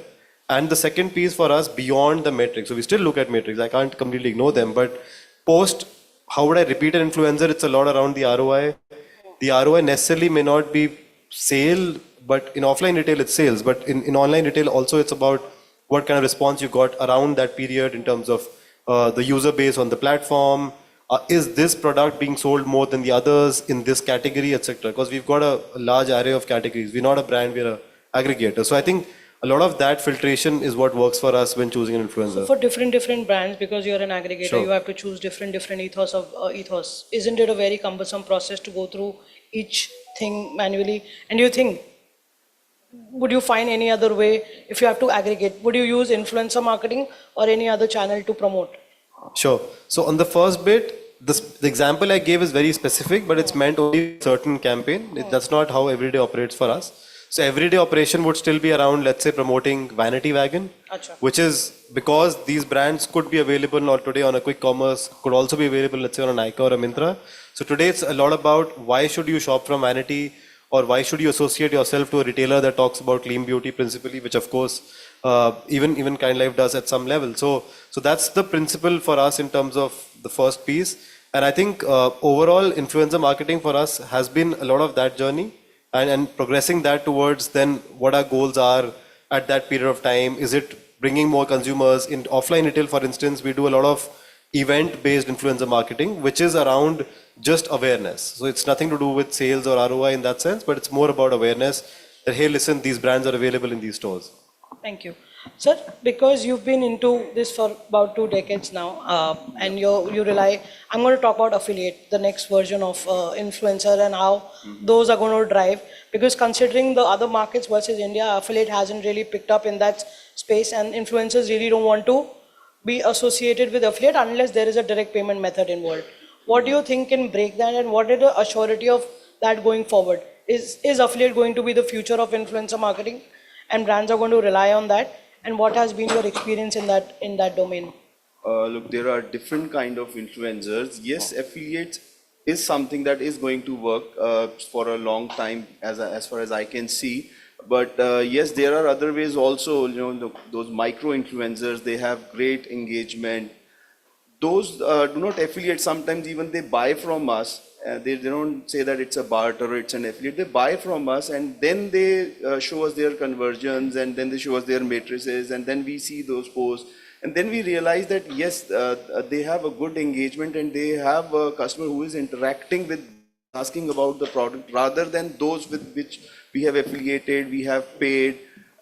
We might not get that percentage that we get from a micro influencer. So it's a mix of both. But yes, because everybody wants to see that it's a famous celeb and a famous influencer, so we do have to pay and affiliate with them. But we cannot ignore the micro and the small influencers. They are gaining up really fast. But to this point only, my thing is, because affiliate right now, and to your point, you do the reverse of it, right? Okay. And what if we reverse the process for every brand? They do an awareness campaign plus the plus the affiliate campaign, which is rarely happening. Right now, brands are only directly going for affiliate rather than the awareness, which I think is the missing link in the entire piece. Is it? Yes, definitely. It should be both the ways. Because the influencer gets paid upfront, and then they can do an affiliate thing based on the conversion. Yeah, based on the conversion. Yes, that's a very interesting strategy. Micro ones, it has happened with us. Many of them have bought, and we are really shocked to see the results of those. So now we are into that micro influencer thing also. Very interesting. Sir, your thoughts on, we were speaking outside and you had very interesting thoughts on your community building and how your entire one founder is completely led on this influencer marketing thing. I think that'll be a great case study if you can talk about it a little. So I think I will like to share in last 5 to 8 years, how have been we working? Sure. And what has made us grow almost 25x in last 8 odd years. So I think what is an influencer basically? Whoever can influence your business or whoever can grow your business, I considering him to be an influencer. So I think in last 5 to 8 years, what strategy we have adopted is called a SOS influencer. So SOS stands for a son of soil. Very cool name. So these are all names we have only innovated. So I think because we are into a B2C business direct to customer and we are operating in 160, 180 odd cities. So every city has a different culture, every city has a different language and every city has a very, very different approach. So we thought ki we have to take a common thing which is SOS, so son of soil, who knows how to market there, how to present itself, and I will just like to share how it has helped. So we innovated this SOS, we started onboarding people on this SOS module. So today we have a community of around 270 odd people who have joined us on this SOS, and it is SOS influencers, we call them as a business partners for us for that stores. Now what has helped them? What has helped us? These people have helped us getting in stores at the best locations at a very quick time. When a brand approaches a store, the rentals are very high, but when a SOS approaches, he is able to crack it at a 40-50% discount. Appointing of team, we don't know whom to appoint and how to appoint, but a SOS can really scale up locally very, very fast. One strategy we start using 4-5 years back is whatever marketing we are doing for that city, that marketing has that local partner's face there. So we gradually understood that this is helping us because this is building a trust. This is creating an ownership face across every city. So a lot of such things, and then I think basically what we did is we started training them last 3-4 years back. So we don't take any franchisee fees and all those type from our partners, but we take a training free from them. And this training fee is related to all these things, business and basically marketing, learning marketing. And they get 100% of their training free cashback if they qualify and earn the scores. So one of the biggest training was this influencing, so creating videos, what to talk, how to talk. And we started using them only as local influencers. It is a very tedious job. We require rigorous training for that. We say we are 50% successful, maybe still 50% not successful. What if you already could identify a hyper-local person who was readily available as an influencer that could have cut your time? So there are challenges. Like? Currently, it's very, very unorganized. Nobody is coming and ready to sign contracts for 3 years, 5 years. Correct. Today is doing an influencer reel for us. After 3 days, he's doing the same reel for the competition. Because the pool is so small, not everybody. So there is no uniformity. Nobody's there is nothing. So there are a lot of challenges. So what we want to do is, because we are teaching somebody, we are teaching the content, and he's learning from us. And maybe after a month, he's doing the same with our competitors. So to cut this, we basically have adopted this strategy wherein our partner is only doing it, we are promoting him, we are training him, and gradually it is getting converted into business and he is basically earning for this. Fair enough. Coming to challenges, and a very important point, if we have to actually grow on the influencer marketing, I'll just give each one of you 1 minute to just talk about the challenges and your possible solutions that could lead the industry forward. Right? Whether it's a tech solution, whether it's just as a community, whether it's a community-driven approach, I'm not going to give you answers. So we'll start with you. That what are the major? We'll just talk about one single challenge, each one of you, and probably if you have an answer for that. If not, just the challenge. So the challenge in our industry is people consider health and wellness into beauty sometime, right? And the influencers who are doing health and wellness, they also do the beauty part. So there you need to be very, very specific that we need to have these particular people only who are doing it. And the challenges then comes is when they get your brand as as a brand to promote, and then another brand, they don't stick to that particular thing. That is also we have seen in, and specifically not in micro it happens a lot, in nano it happens a lot, because they deviate, they are not clear about what they have to do. So that is what the adoption we have done is completely gone to the customer centric. Thank you, ma'am. I think the biggest challenge is that there's no parity of pricing. It's somebody with 5,000 followers and somebody with 50,000 followers might be charging the same, and there's no level playing field. And it's and some industries or sectors are probably more and some lesser.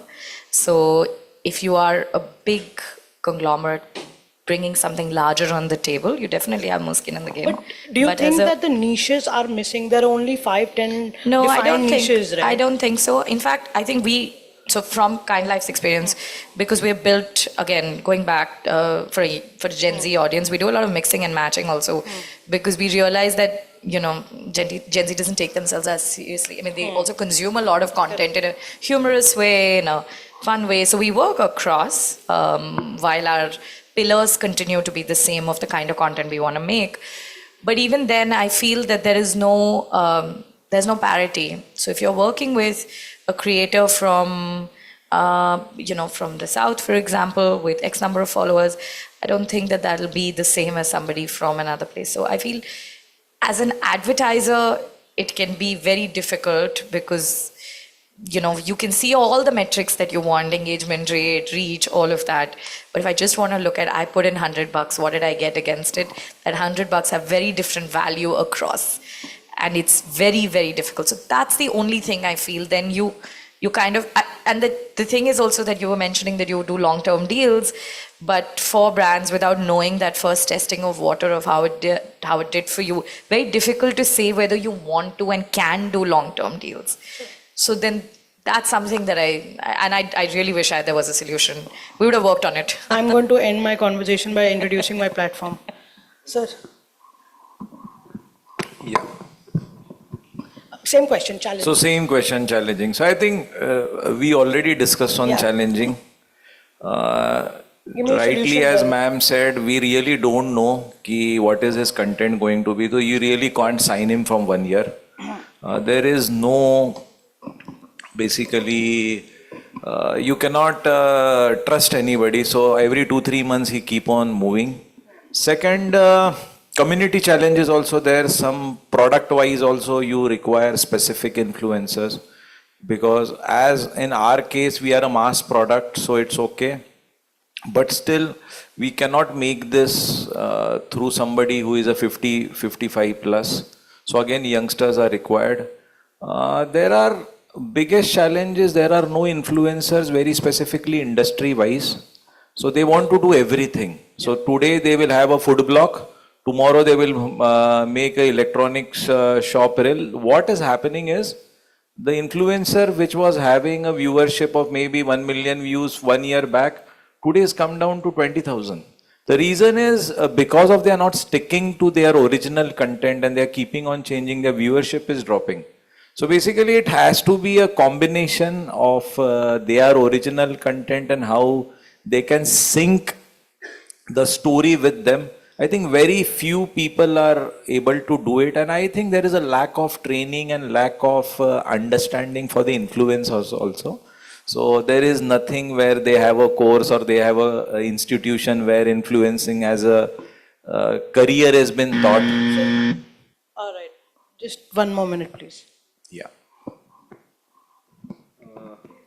Since the time is... Yes, sir, we will open it. I'll just wrap it up quickly. The main pain point that... All right, I'll just wrap it up quickly. The main pain point that we have is like when we collaborate with an influencer, we create the content, we share it, we put it everywhere. what happens is that within the next month or 2 months, a similar kind of content, either the same influencer or another influencer, but the content is almost the same.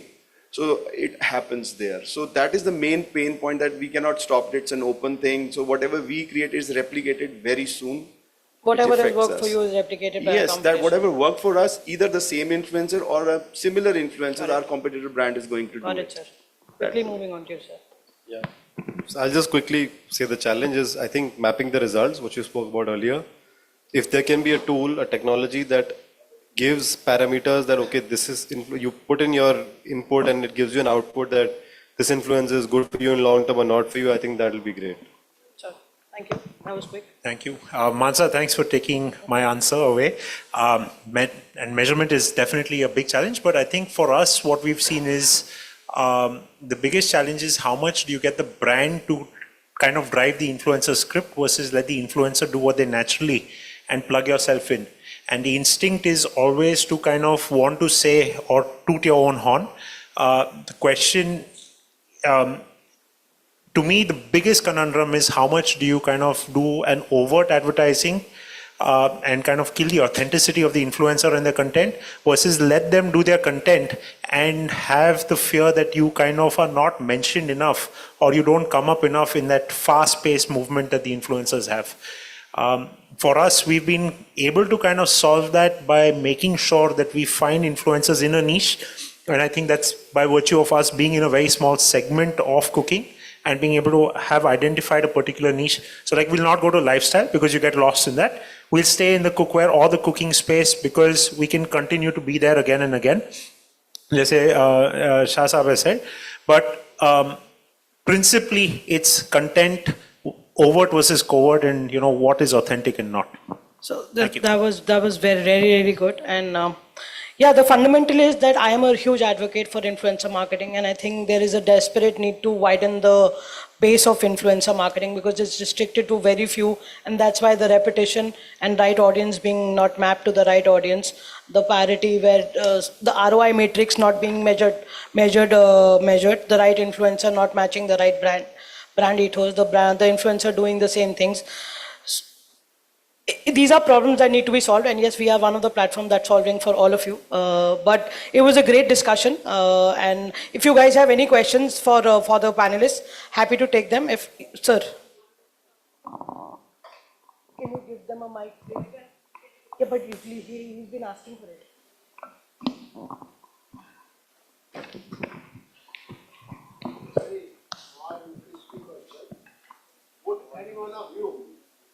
Sir, that's not working.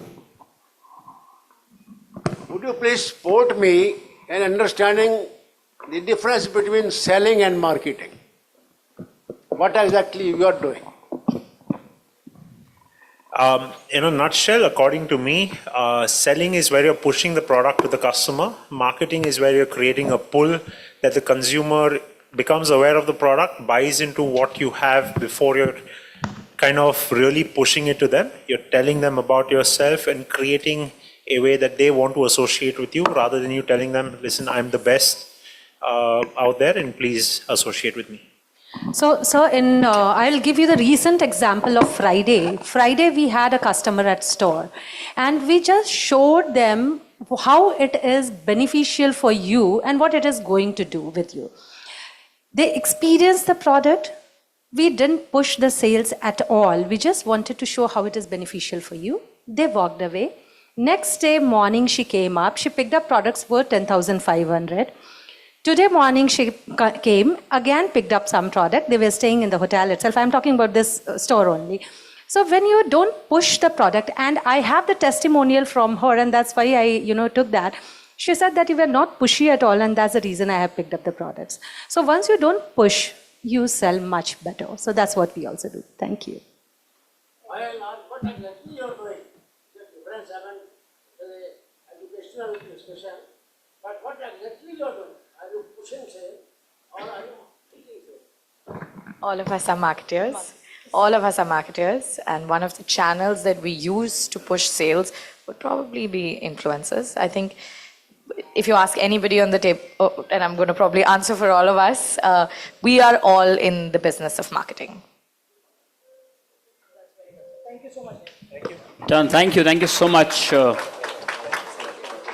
Thank you for finishing it in time. Also, and there's a lot to talk, of course, but thank you. A picture, please. Thank you so much. Thank you.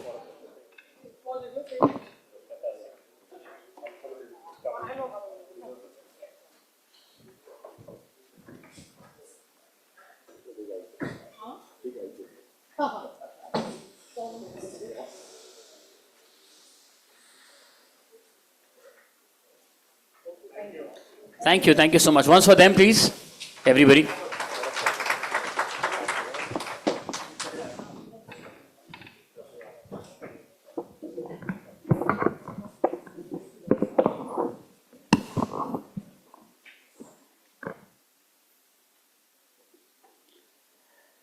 Okay, and now from those riveting conversations, it's now time to move ahead with the celebrations. We also have an exciting highlight to look forward to in the evening, the Retail Reboot Leadership Awards, a celebration of excellence in the retail industry like many of yourselves. And as of now, I welcome all of you to the third edition of BW Retail 40 Under 40 Awards. We gather to celebrate and also honor the future masters of Indian retail sector.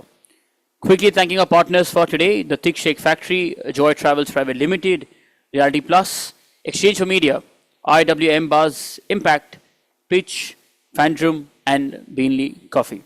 Also, a heartfelt gratitude to all our jury members who've helped us arrive to this list of winners today. So before we begin the awards ceremony, let's take a look at the entire jury process, please. The jury AV.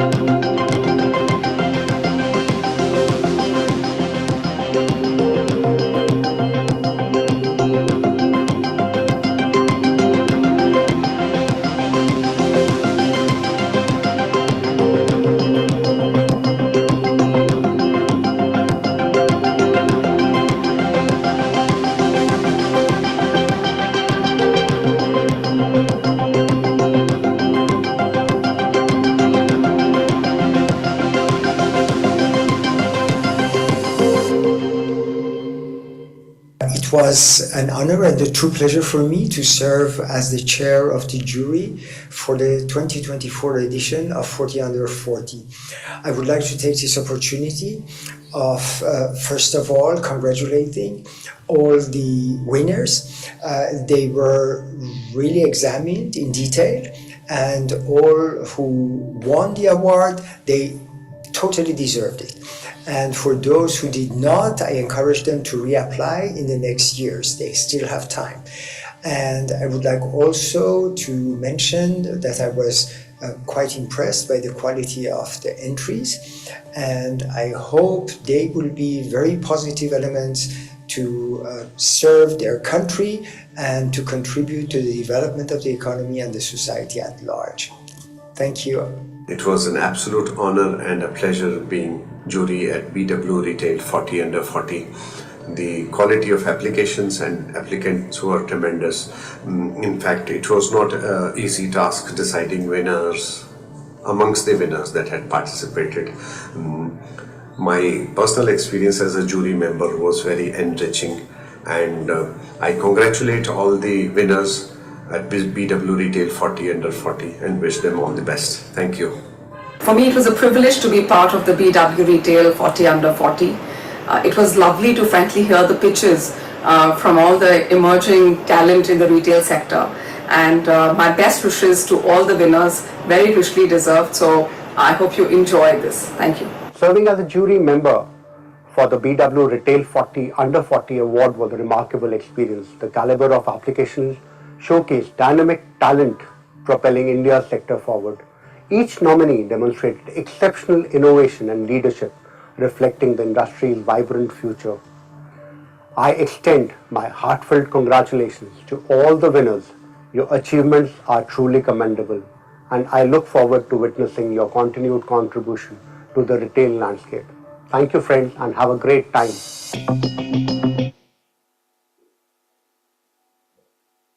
Once for all the jury members, please, everybody.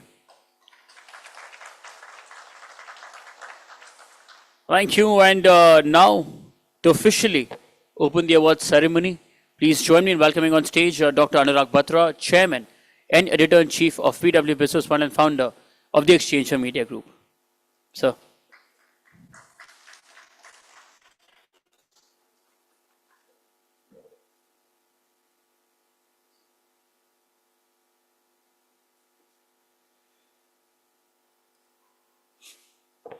Aren't you feeling the chill? The air conditioning is very, very strong here. And I got cold last night, and I also fell last night. So it was a twin, but luckily I got away with very, very little. So good afternoon. It's my honor and privilege to be here. You heard the jury members. You heard Mr. Kazim Samandari. You heard Ms. Kitika Mehta. You heard Mr. Sunil Chauhan. Mr. Sunil Chauhan is here. They've been part of our jury process for the Retail Awards for the last 3 years. I may make a request. Meeting each other is great. Hello, guys at the back. Guys at the back, can you sit down and do conversations in lunch or the tea break post that? Priyanka? Yes, I have no problems anybody meeting anyone. In fact, we'd like to enable that, but sit down. I have a professor in me. My parents are academicians. I keep standing here till you don't sit down. I'm also married for 24 years. I know lots of tactics. Sir? Yes. Please come here. Find space here. First row.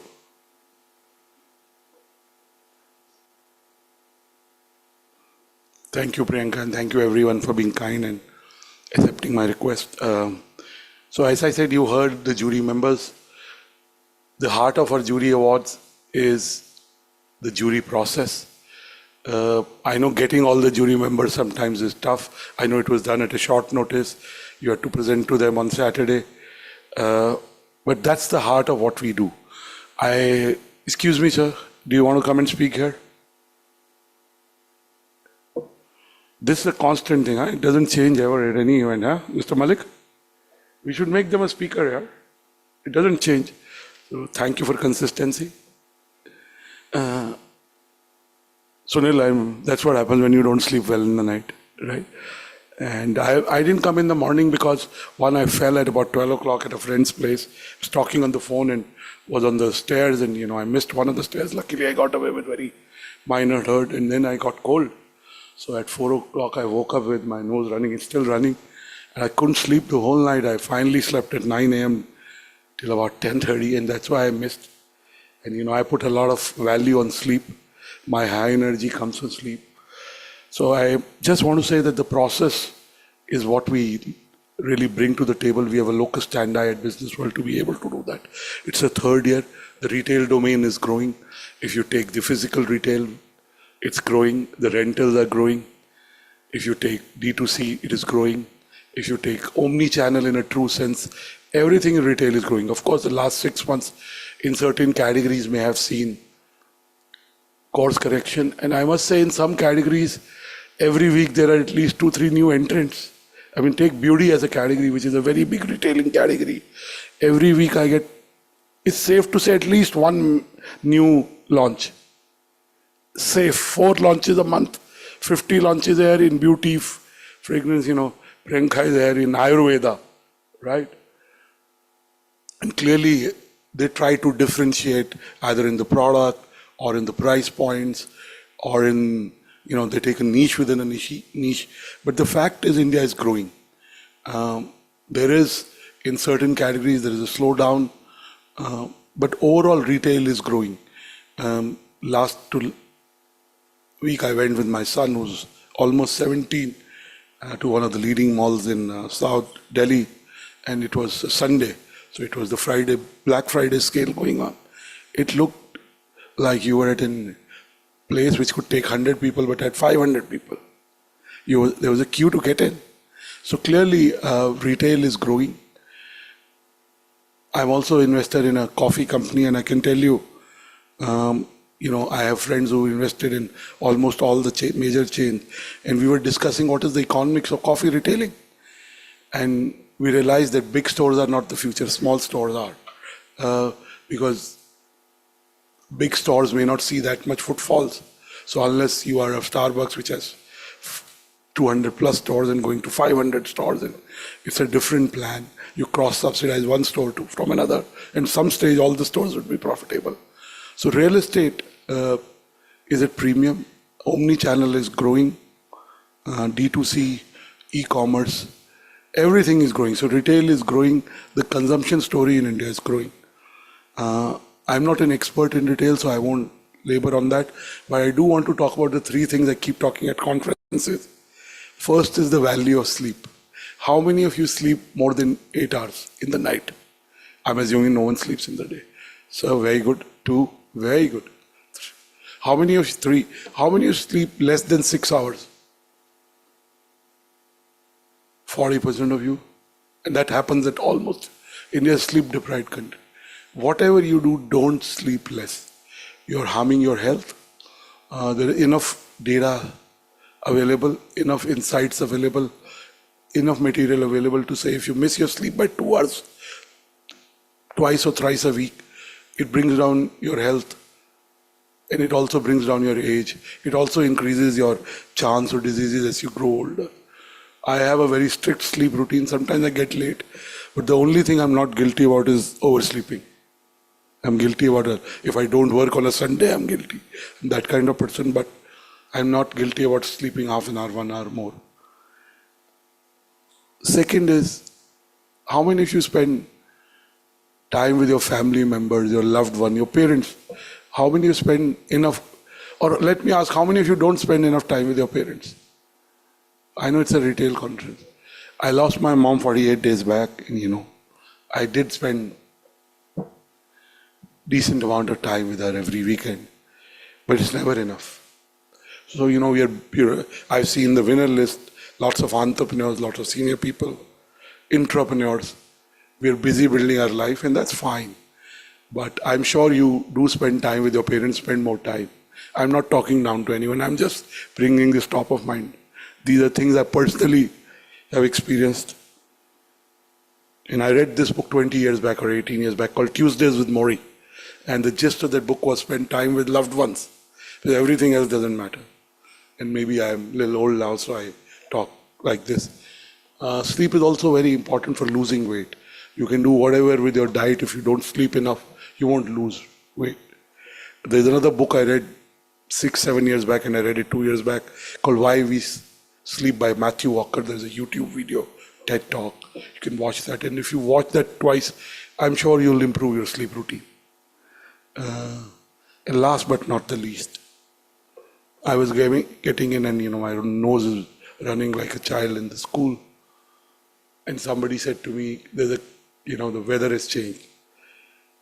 I know Donald Trump is going to be the next president. He's right on a lot of things. He is a force of nature, whether you like it or not like it, whether you agree with his policies or not.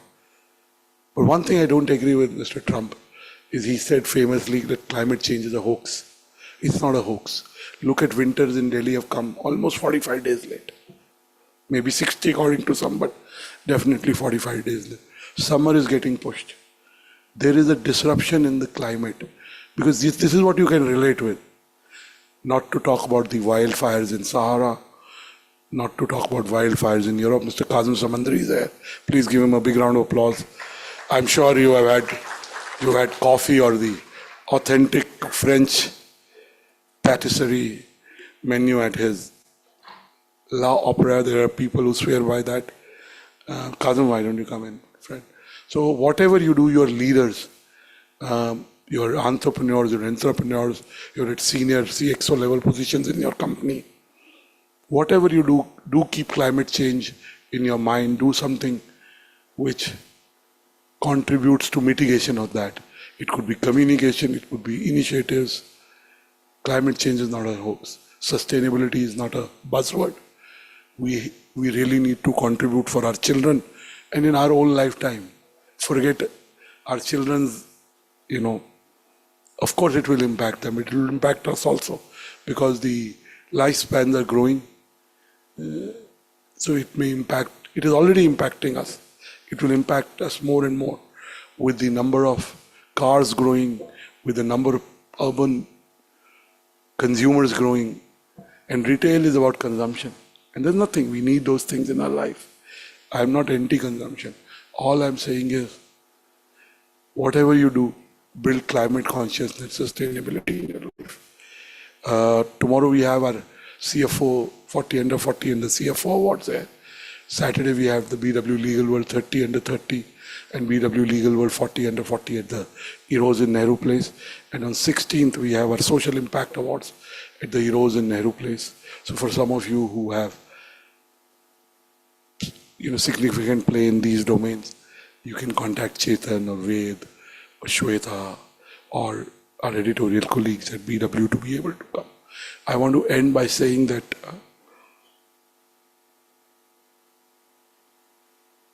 whatever you dream, you can achieve. And you're winners. Life has become very competitive. We all like accolades, and there's nothing wrong with that. You're getting patted by the right organization for the right reason, through a right process, and you believe in your own journey, and it's fine. But I want to say, while you do this journey, avoid the 3 C's. Kazam will talk, and he's a very accomplished man. He has a very real story. He has a very unique background, and then in health tech, he understood the concept of private treaties and how you bring he used to represent healthcare companies, and he would take them to Asia Pacific health tech companies, and he would take equity, he wouldn't take money. And one of those big companies got acquired by one of the top 3 companies in the world, and he didn't have to work. So he's really doing this out of his passion, and his son really runs the company. He's the chairman of Lopra. They also have a partner. So I just want to say that he will talk to you, but avoid the 3 C's. One is comparison. Don't compare with others. I know I'm at an awards function which we are organizing. So we, as an entrepreneur, we compare parameters. I every day take my weight, how much I'm losing. Every 2 months I'm taking my blood tests on where my body markers are, as I've lost 12, 13 kgs. And I want to lose another 6 kgs. So we do compare, but for the right reason. Your journey is unique. Whatever you achieved, whatever you're likely to achieve is part of your journey. Don't criticize. I can't say I've got to 0, but I've got to almost 1. I don't criticize people I don't know. I don't know enough about some people. I have lots to improve in myself. So I've minimized it to a large extent. I can't say I'm at 0. And last is complain. I don't complain. Sometimes I feel my mother left too soon, but she was with me for almost 84 years. So I have gratitude. She went with me to hospitals 6 times in the last 6 years, and every time she came back. So I have gratitude to God that I could spend so much time with my mom.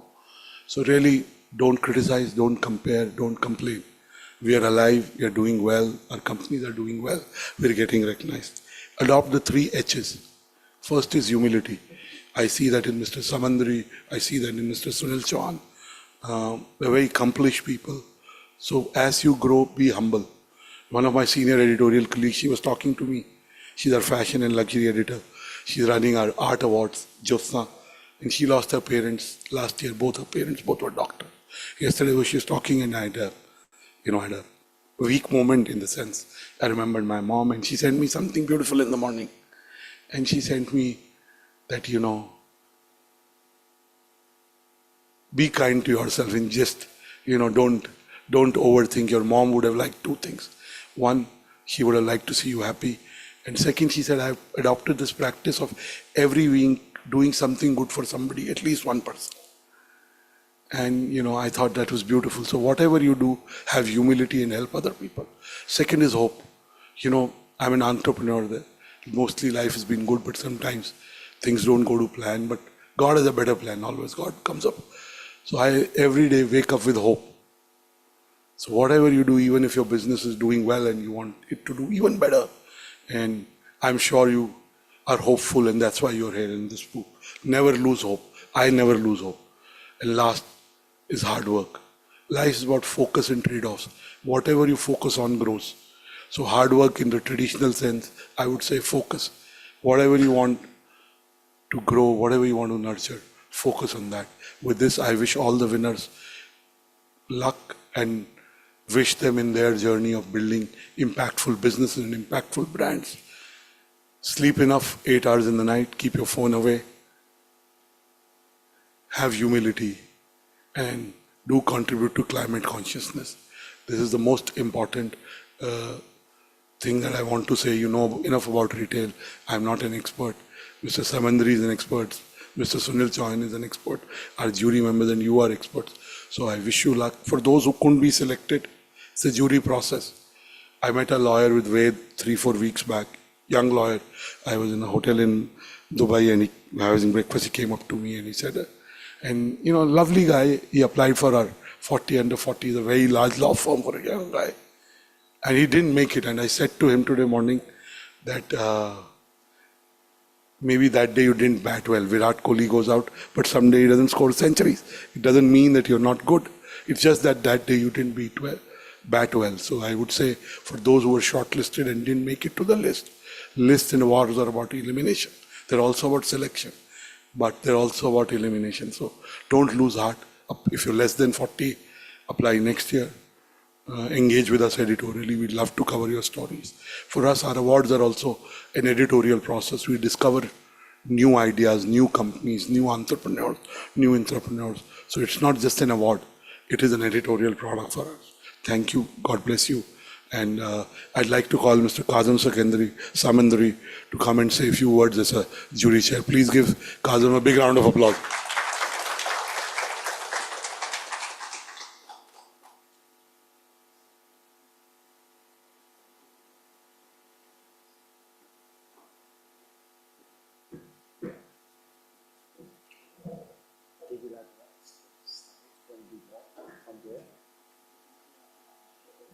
No.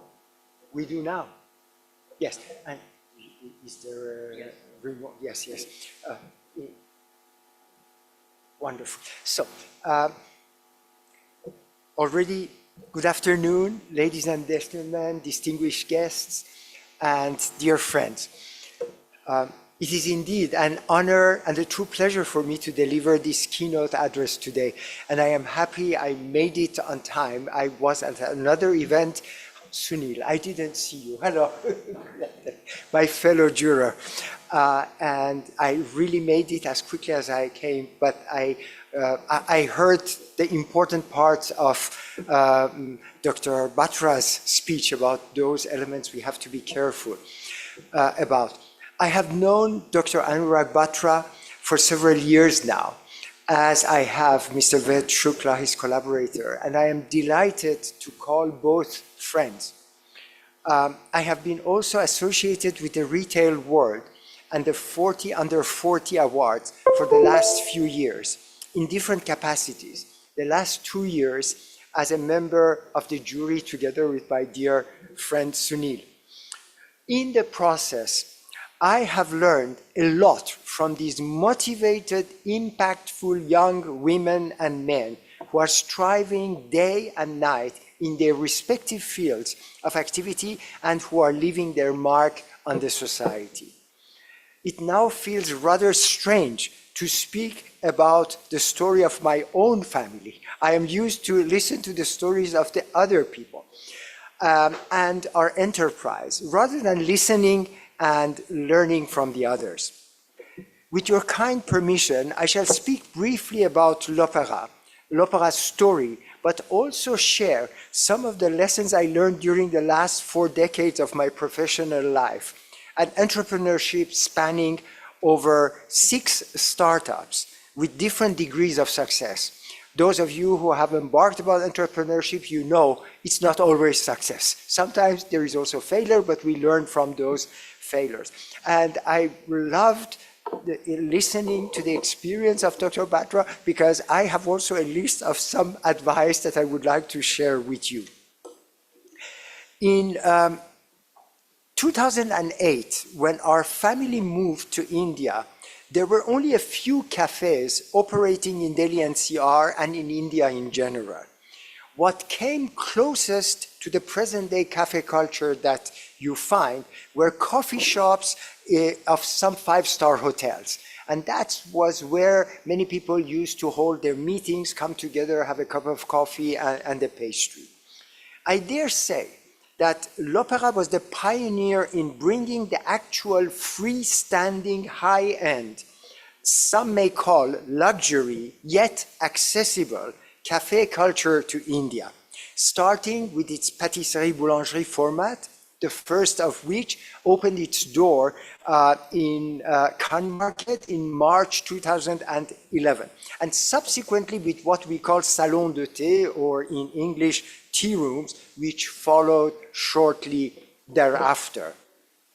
Today, the cafe sector has become a very dynamic and prospering and rapidly growing segment of the food and beverage industry, which falls also partly under retail, with a compound growth rate of 17% per year. You know, this is the dream of any industry, to have a compound growth rate of 17% per year. Over the years, literally dozens of companies and brands have followed L'Opéra's lead, some with more, some others with less success. I would like now to share with you as rapidly as possible, L'Opéra's journey and what makes it possibly different from the other sectors in this space. And I remain faithful to the subject which was given to me, which is L'Opéra's story, redefining luxury retail with a taste of cafe culture.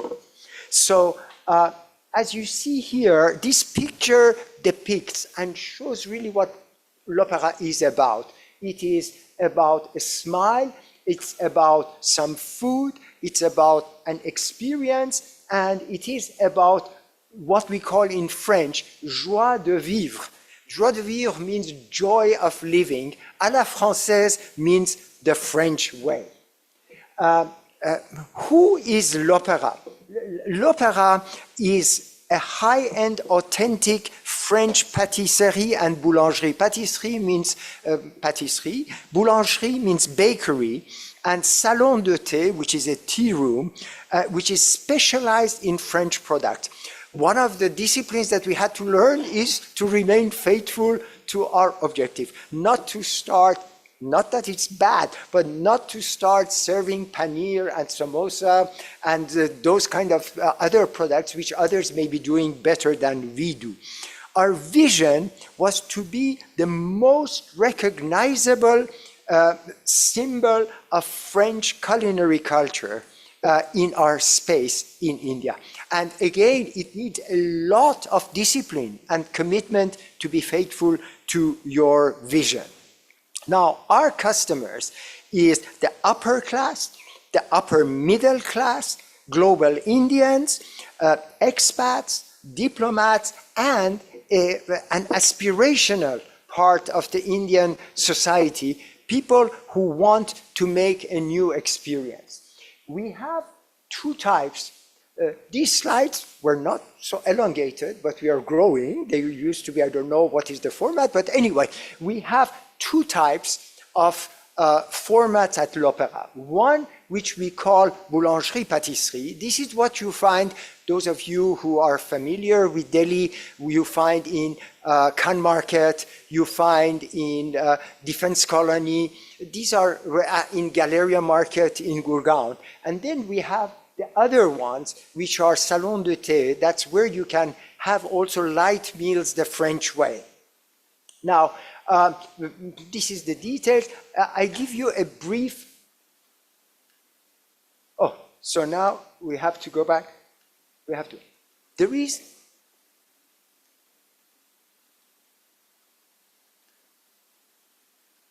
some sound.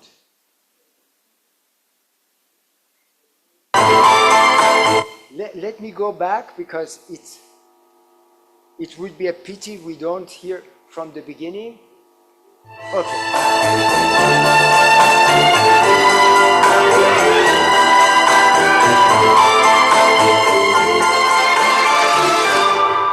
faut savoir encore sourire quand le meilleur s'est retiré et qu'il ne reste que le pire dans une vie bête à pleurer. Il faut savoir, coûte que coûte, garder toute sa dignité. Et malgré ce qu'il nous en coûte, s'en aller sans se retourner face au destin qui nous désarme. For those of you who are amateurs of music, you may have recognized this was Charles Aznavour, one of France's best singers, and this year it's the 100th anniversary of his birth. He passed away a few years ago. Now, as I mentioned, l'Opéra has individual customers, but it has also corporate customers.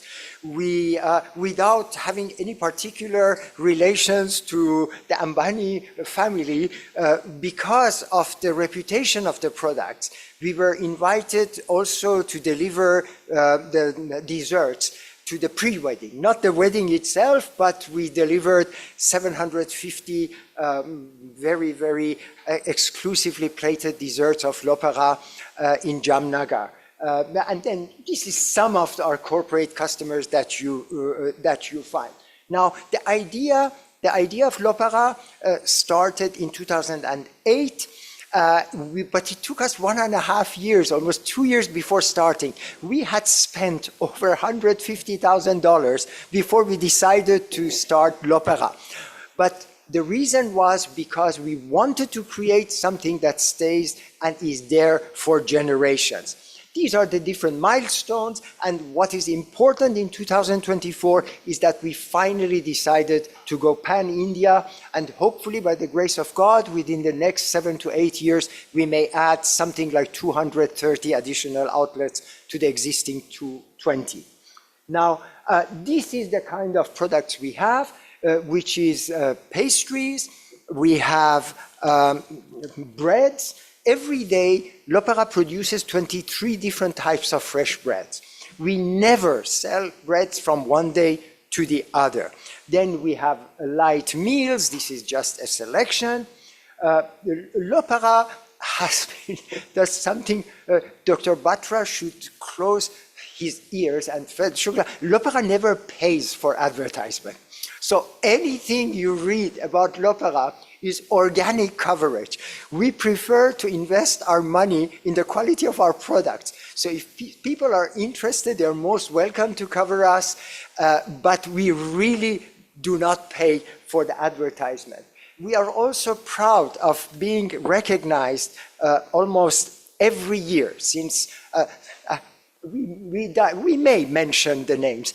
In 2011, one of the things that very much touched our hearts, it was not an award ceremony, but I don't know how Mr. Veer Sanghvi, he heard about us and he came with an award specially to us for recognizing the contribution of l'Opéra to authentic French bakery and pastry products. This year, in 2024, we won six major awards. The names are here. And another thing which touched us very much, a few years ago, the National Restaurant Association of India, NRAI, they commissioned a book about the jewels of food and beverage in India. And you know, as you can imagine, the first and the best restaurant, it came Indian accent. I mean, we all know how innovative they are. And in the bakery segment, the first one was l'Opéra. And you know, we were only 10, 11 years old. And after 10, 11 years being compared, the next one after l'Opéra was Fleury's in Kolkata, which is 80, 90 years old. So we were very, very humbled. This is, that was the coverage, an article, 2 pages about l'Opéra. Now, we plan, as I mentioned, over the next 7 to 8 years to expand, to add another 230 outlets. And we plan to do that very, very systematically. Now, as I had promised, I would like to share with you some advice. What happened? You don't have anything else, no? Then I must have given you the wrong. I can do advice verbally. It may distract us less. First, human beings are not merely material in nature. They also possess a spiritual dimension. So if you bring human beings and individuals just as consumers, as Dr. Batra said, we are also consumers. We are economic actors. But don't reduce human beings just to numbers. Remember that they are more than that. Second, it may be again very, very startling what I'm going to say. The pure pursuit of financial rewards, as satisfying as it may be, is not enough. It may give you short-term success, but you need to have higher goals, higher aspirations. I can summarize that to say that your model, as successful it may be, should not be Elon Musk. It should be Devi Shetty.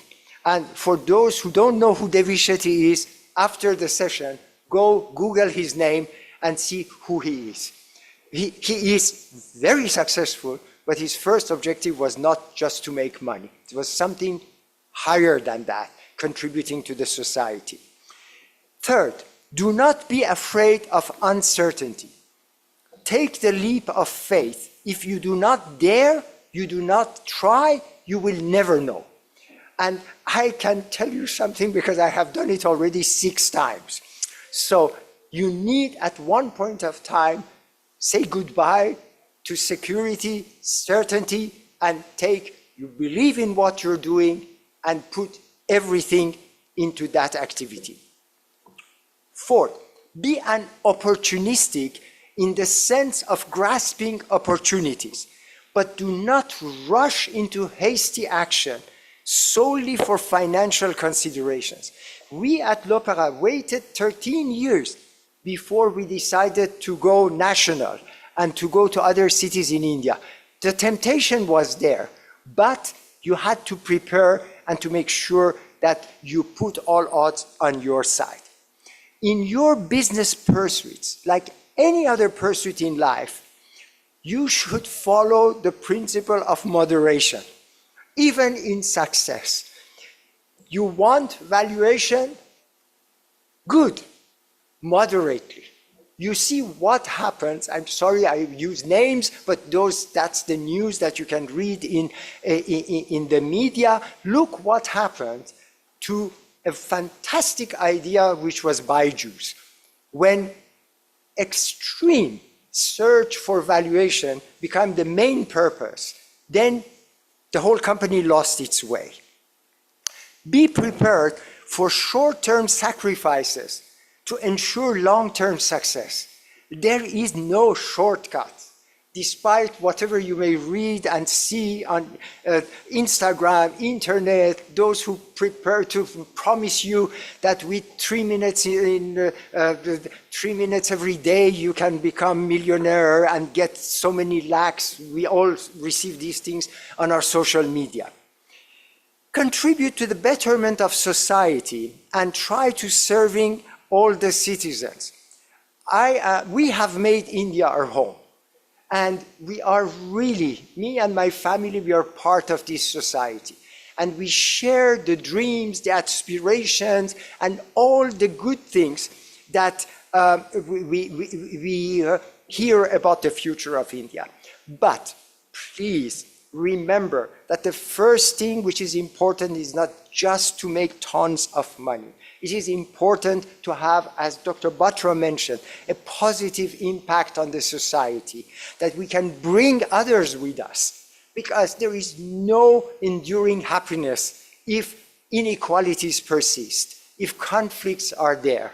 It is just we will be kicking the can ahead of us on the road. Next thing, difficulties, problems, and challenges are normal and inevitable features of life. What is important is to develop and acquire skills and the faculty of facing them, understanding them, and overcoming them.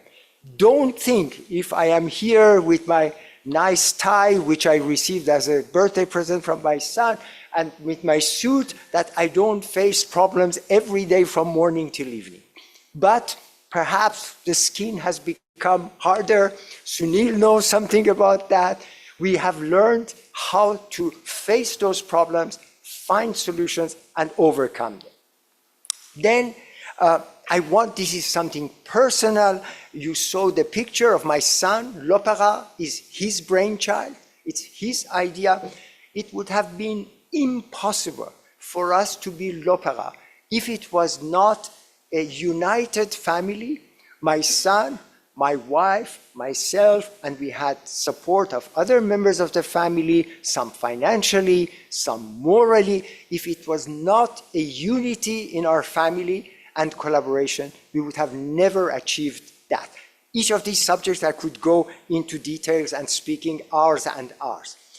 Next, principled action and perseverance, patience should be the hallmarks of all actions, both private and professional. We need to develop a sense for perseverance and patience. A tree does not grow overnight. It will not bear fruit overnight. It needs time. It needs sunlight. It needs watering. It needs protection. It needs care. And no matter what the dreams are, it's not true. And if it's true for some people, the majority cannot become millionaires by the age of 30 and by 35 retire and have a green card or a nationality in Europe and forget and put everything behind. You build a country, you build a society, you build a company through generations. So you need to learn and develop patience and perseverance.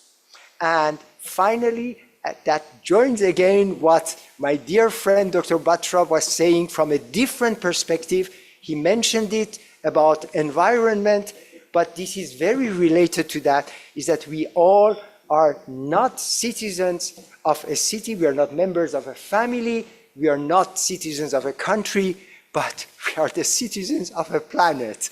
And whatever we do, we should keep that in mind. Thank you so much for your patience.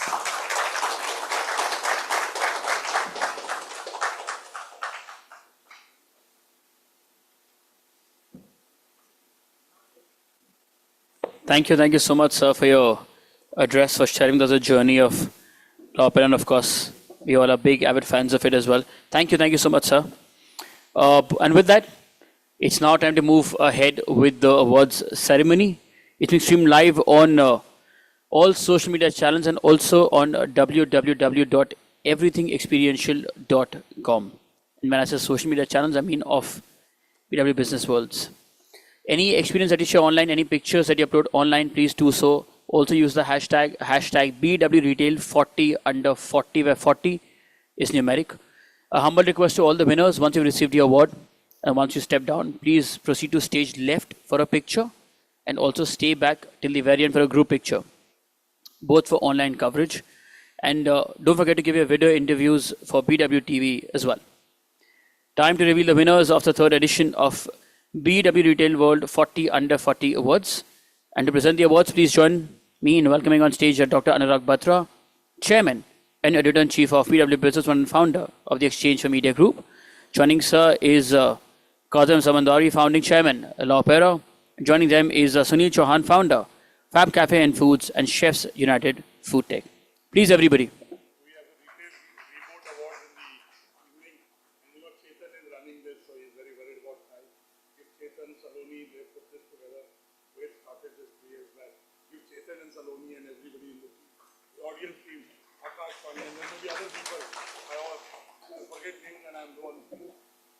Please give them a bigger round of applause. The work really did that.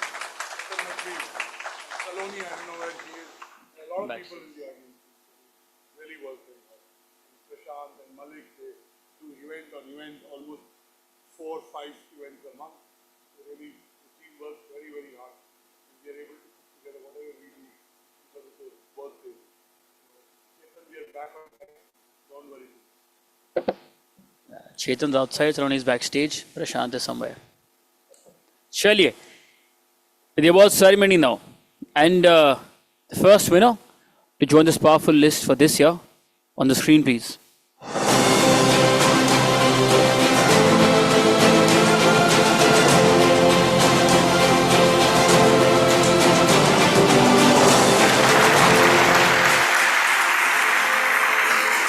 Abhinandan Kumar, founder and CEO of Fuel Wings India.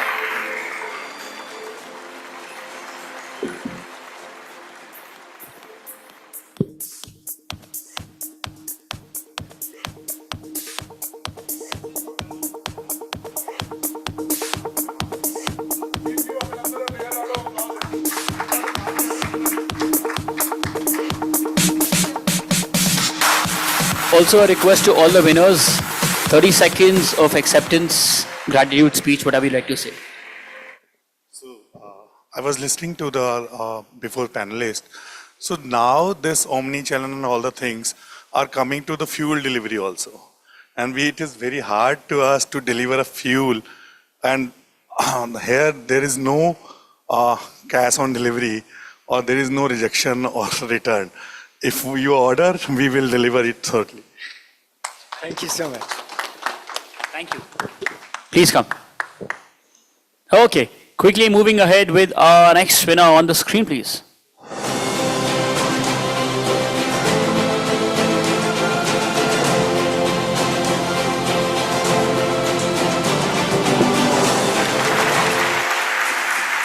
Alka Dembala, head of retail, the Indian Garage.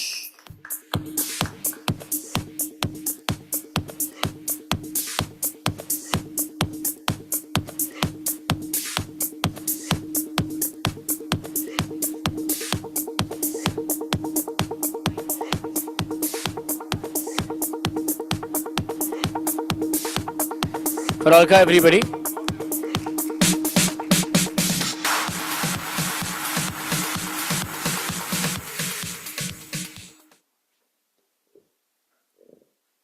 Thank you so much. I think this is to each and every one who has been part of this journey. Especially, I would like to really thank my mom, who has been my biggest inspiration. Our founder and CEO, Mr. Anand Tanted, who has really inspired me to get here. And of course, my entire team, my TIGC family. This is to you guys. Thank you. Congratulations. Clapping is good for heart muscles. So do yourself. Second, when you will be here, you will need the applause. So build your karmic balance. Please applaud for Alka and Abhinandan again. Thank you, sir. Shirley, moving ahead to our next winner on the screen, please.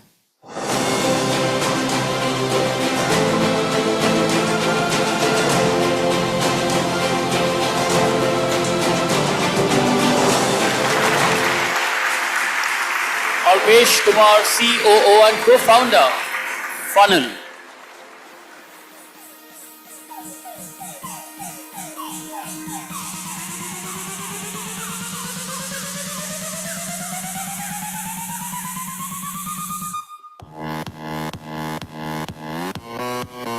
For Alpesh, everybody.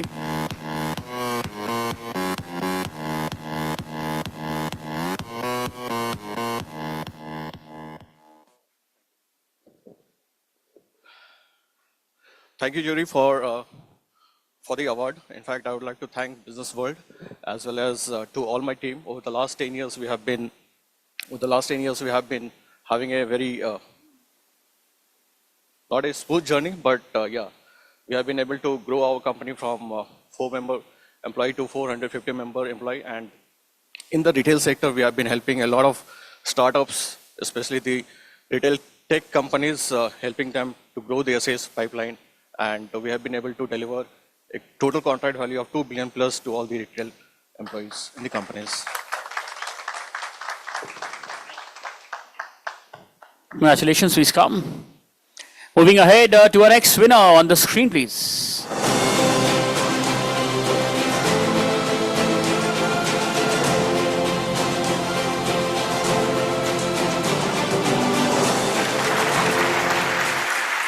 Anu Sharma, Manager, Retail Experience, Kola, India.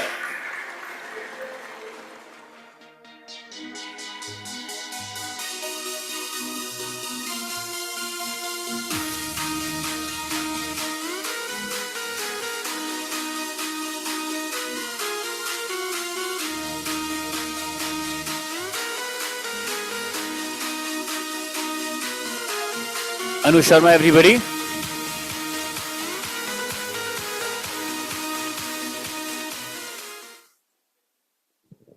Thank you so much, jury members and the selection committee for this award. And I think I'll just like to thank my husband here and my mother for all the unconditional love and support that they've given me. And 3 cheers to all the winners. Thank you. Thank you, sir. Congratulations. Ma'am, the picture.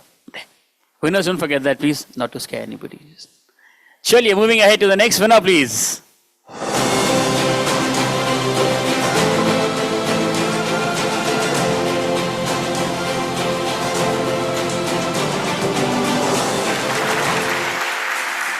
Anthony, CEO of Seller Circle.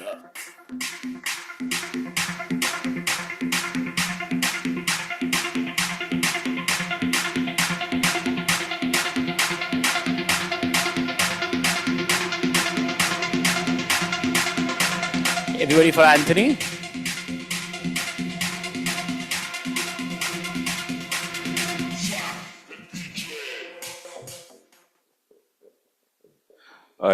Thanks Business World, thanks jury for the selection. This is just not me, there's a big team behind me in Bangalore who's probably watching now live. Without them, this would not have been possible. Thanks again, thanks everyone.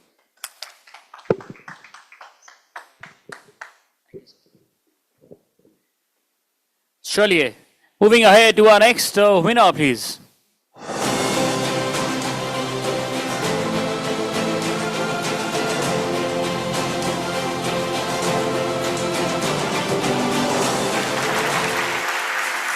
Riddhi Sharma, founder and CEO of AB Organo.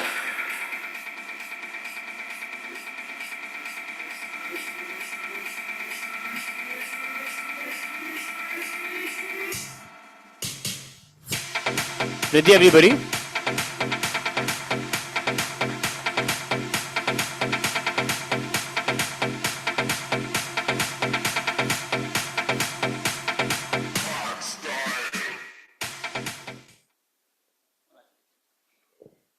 Thank you, BW World, and thank you, everyone. I'll not take much of your time, but I think I just want to say one thing, that everybody says that there is always a woman behind a successful man. I would like to change that quote, and I would like to say that there are 3 men behind my success. One is my father, one is my husband, the another one is my 7-year-old son. And of course, the team Baby Organ is always there for me, so thank you so much, everyone. Congratulations, please come. Surely, moving ahead to our next winner, please.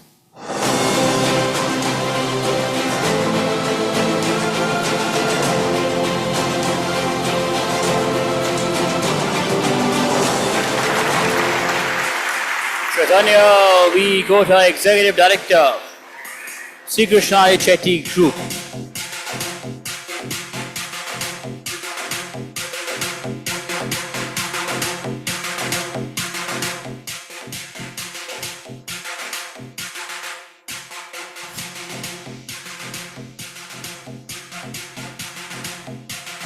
Everybody.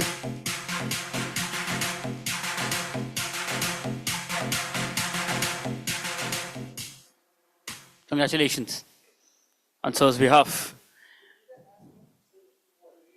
He's accepting on someone else's behalf, that's why. But congratulations to you, sir, as well. Surely, moving ahead to the next winner, please.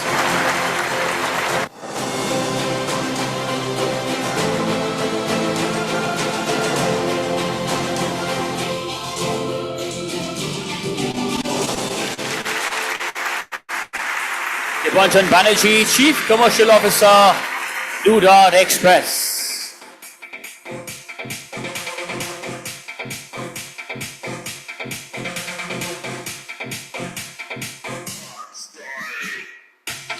Everybody please for Mr. Banerjee. What happened to this side, guys? What happened to this one? That section's clapping now this one. And other people here as well. Thank you. Thank you for this heartfelt gratitude to the Business World team, the jury, for considering me. By the way, just wanted to clear one thing. This is my second attempt to this award. I applied 3 years back, and I was just 15 days away from 40 when I'm getting this award. Thank you so much.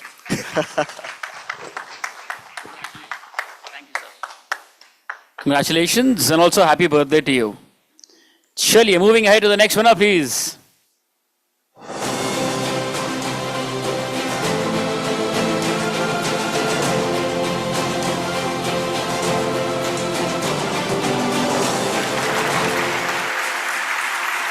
Kapil Mittal, co-founder and chief strategy officer, Aesthetic Nutrition.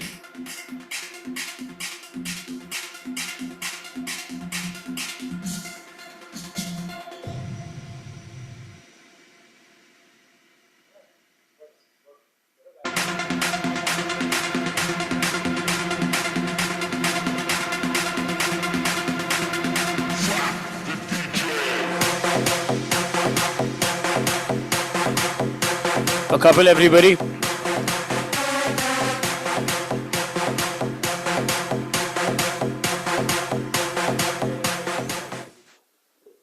Hello everyone. The energy is low. Ouch. I forgot that. Rebel, challenge, never settle. And I think this is for all of you. Sleep, which Dr. Anurag was saying. I'll say, don't sleep. I don't agree to him. And as far as the third thing which Dr. Anurag said was go to your family. And I often see in these books talking about from Jai Shetty to Sadhguru to everyone. Nobody tells what's the way out. How you are going to do that. How you are going to love your family. Okay, that's my way. I'll tell you. I hope you will like it. Divide your life in the conjunction of 40, 20, 20, 10, 10. Now 40% is your professional life. 20% is your immediate family. Next 20% is your friends, family circles. 10% is your health and 10% is your dreams. That's how you should live your life. That's what I've lived and that's why I think the jury has liked it.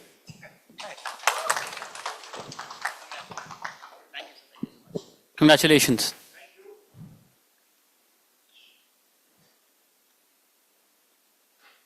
Surely, moving ahead to our next winner, please.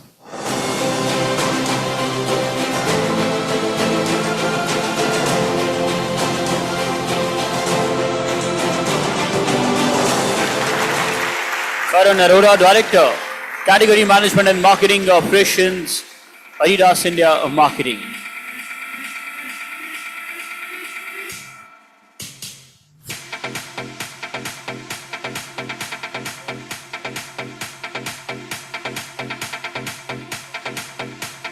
So Karan, everybody.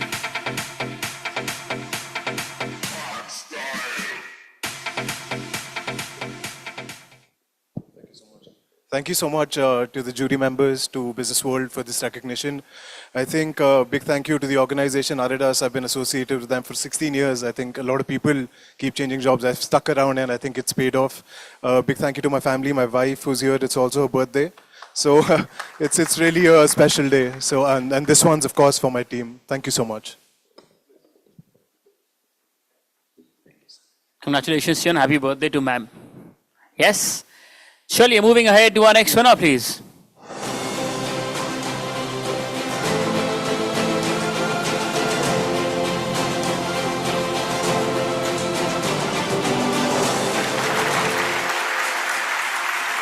Nena Rohil, founder and co-CEO of Vanity Wagon.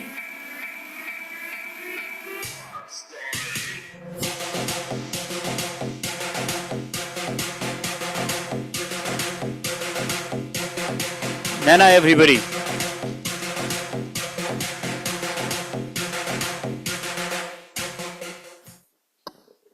Thank you to the jury and Business World for giving me this honor. I'm truly grateful and excited to have received this. A big thank you to my family, and this one's for my entire Vanity Wagon team. Thank you so much.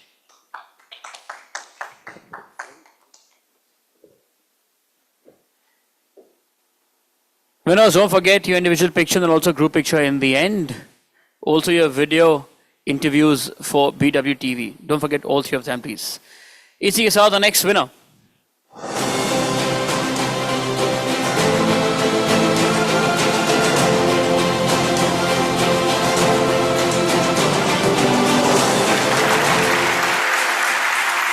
Neha More Head, Modern Trade, Ferrero, India.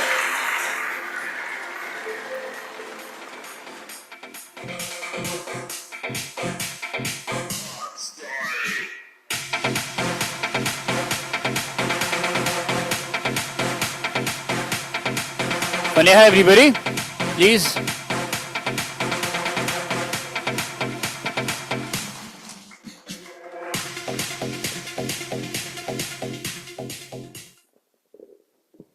Excited, elated and humbled to have been recognized on a stage like this. Thank you, Business World and all the jury members. Well, this is not an individual win. The contribution goes to the team members, to the leaders and the mentors who have actually led into a moment like this. And immensely grateful to the constants in my life, my family and friends, for their unwavering support and belief in me, which never lets me stop and always pushes me to challenge the status quo. Thank you. Congratulations. With that, the next winner, please.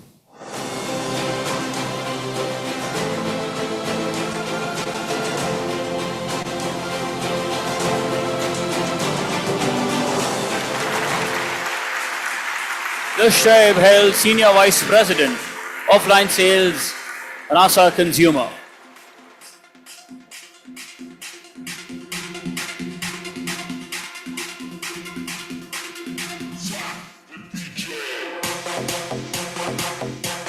Fanisha, please. Oh, this is the first of the day. What happened to all of you? इसके बाद lunch है. Just say. Good afternoon, everyone. Thank you, Business World team, the esteemed jury. Great to be here and great to receive this award. A big thank you to my family, my colleagues, my team back at Honasa, a lot of my ex-managers, founders, mentors who've kind of guided me, and they've played a big part in this journey, of course. So a great shout out to them, and congrats to all the other winners. Thank you so much. Thank you, sir. Thank you so much. Thank you. Thank you, sir, for helping us with the awards. Thank you so much, Mr. Chauhan. Once more, sir, please, everybody. Thank you. Please request Ved Shukla ji, founder of Milo Mart and also advisor to BW Retail World to please join us on the stage and help us present awards.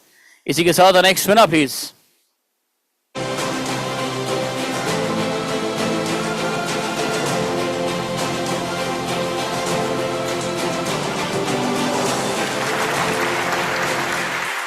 Nitin Kapoor, co-founder and CEO of IBA Crafts.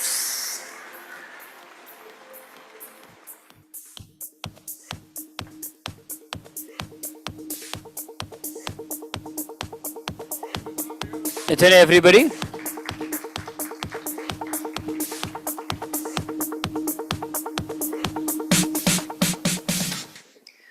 Thank you, BW. Thank you, jury, for allocating this award to me and, of course, the team at IBA Crafts. We are a fashion technology company bringing JIT into ultra-fast fashion, and, of course, with that, making fast fashion more sustainable. So thank you, BW, again for giving me this award. This was soon for IBA. Thank you. Thank you, sir. Thank you so much. Thank you. चलिए AC के साथ next winner, please.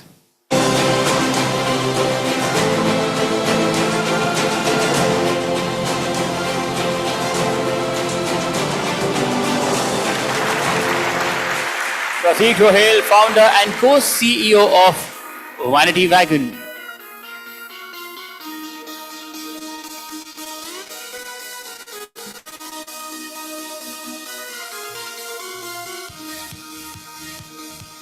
Prateek, everybody.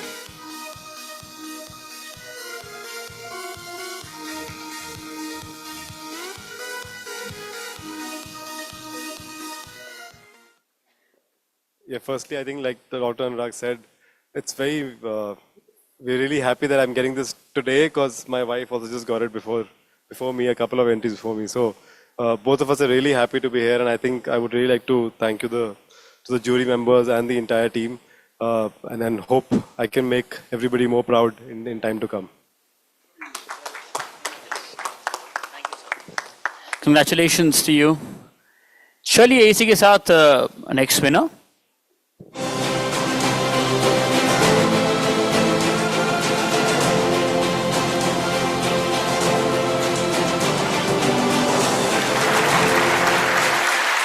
Sahil Nair, co-founder and MD, Mira Beauty.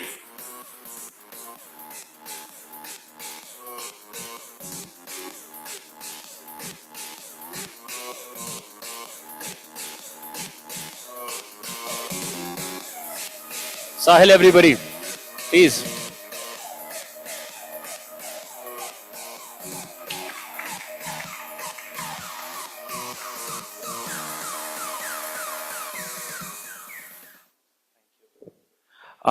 Thank you very much to BW.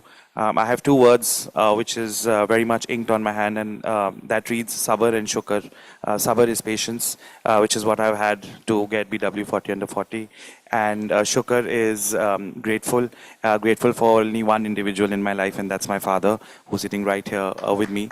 And while this is for the team and this is for what we are building, but this is for, again, one individual who's made me capable enough to have what I have today and to build a brand like Mila Beauty, and that's, again, my father. So this is for you.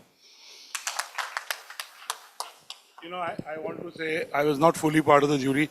The jury selected less than 30. So in all our juries, the brief is you don't have to select 40, even if it's called 40 under 40. In our legal, for the first time, we selected 43. It's a really high-powered jury.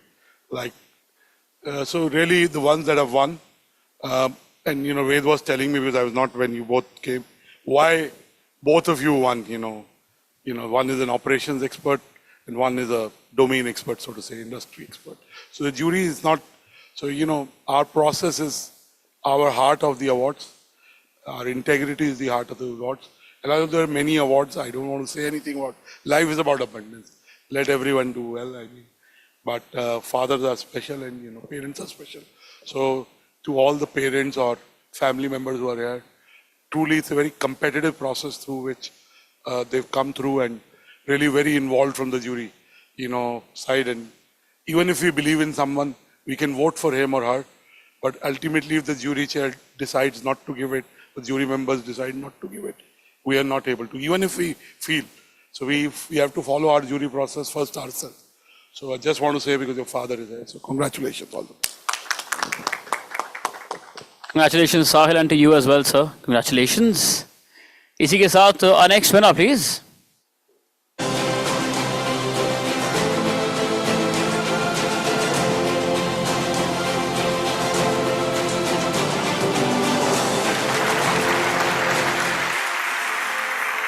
Siddharth Shah, founder and chairman, SS Mobile.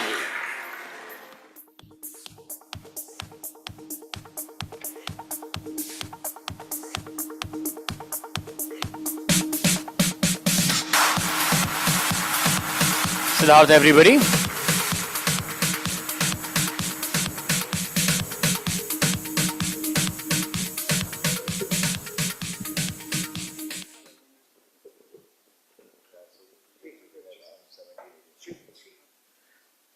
So I think first of all, thank you for Business World for inspiring all of us, because this is an age under 14 where you require a lot of inspiration and still long way to go. So I belong to a very small tier 3 city called Kolhapur from Maharashtra. So we started our journey almost 21, 22 years back. So I was 18 that time, but after a 2 decades plus experience, still I am very lucky that I am still under 40. So I think first of all, I would like to thank my family. My wife is also there here. So they have supported me in a big way into the entire journey. And in the 20 years of time, we have been able to develop a beautiful team of more than 2,200 people. So I think I feel this awards goes to all those team members who have helped our company come here, grow at a very, very faster rate. So I think again, thank you, Business World, for this wonderful opportunity. Thank you. Congratulations.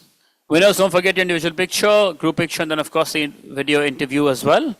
With that, our next winner, please.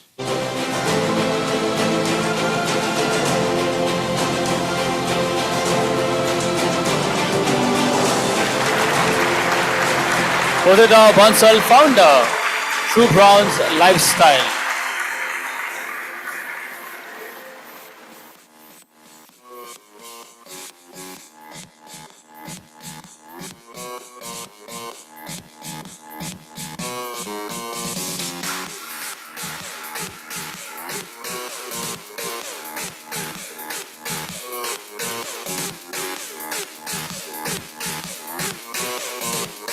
Udita, everybody, please.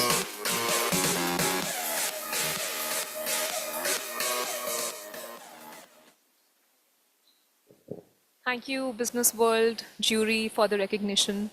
And this one is truly for the team behind True Browns, for building every day, staying at it, and relentlessly just pushing themselves to build bigger and bigger. So it's for them, and proud of the team that's building True Browns. Thank you.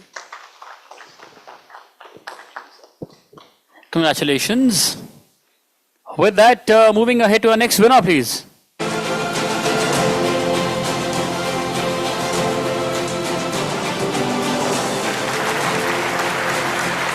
Vidit Jain, co-founder, Kind Life.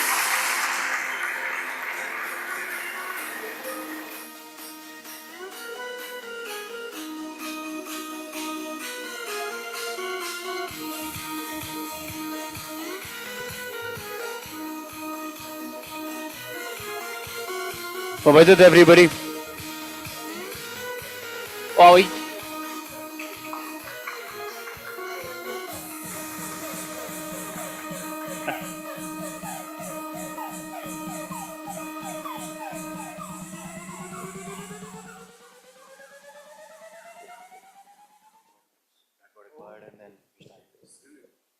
Thanks everyone, thanks to the jury and BW team.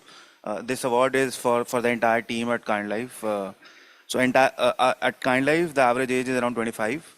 So hats off to all those folks at Kind Life.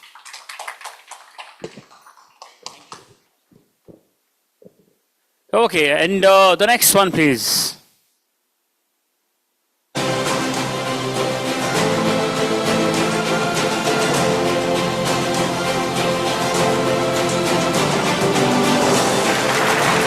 Ashish Gupta, Vice President, Business Development, Pacific Development Corporation.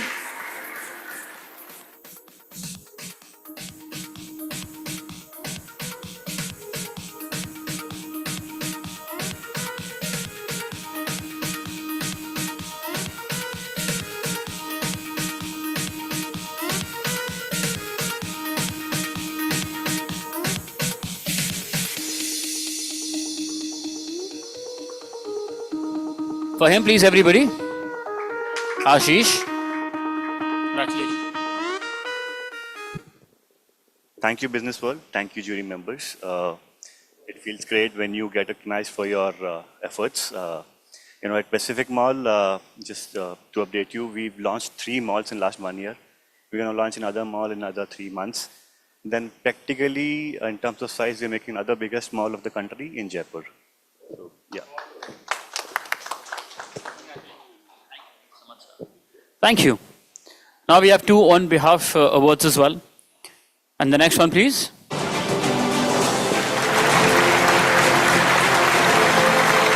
Saloni Gorawat, Director and COO of Cloud Consumer. We have with us Ritika to receive the award on behalf of her.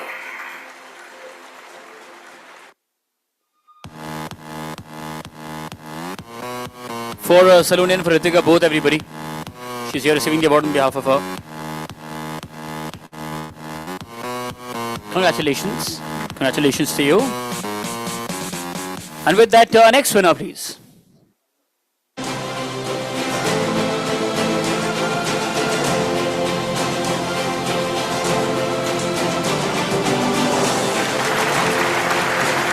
Veena Ash, founder and CEO of Monroe Shoes. We have with us Ravi Soni to receive the award.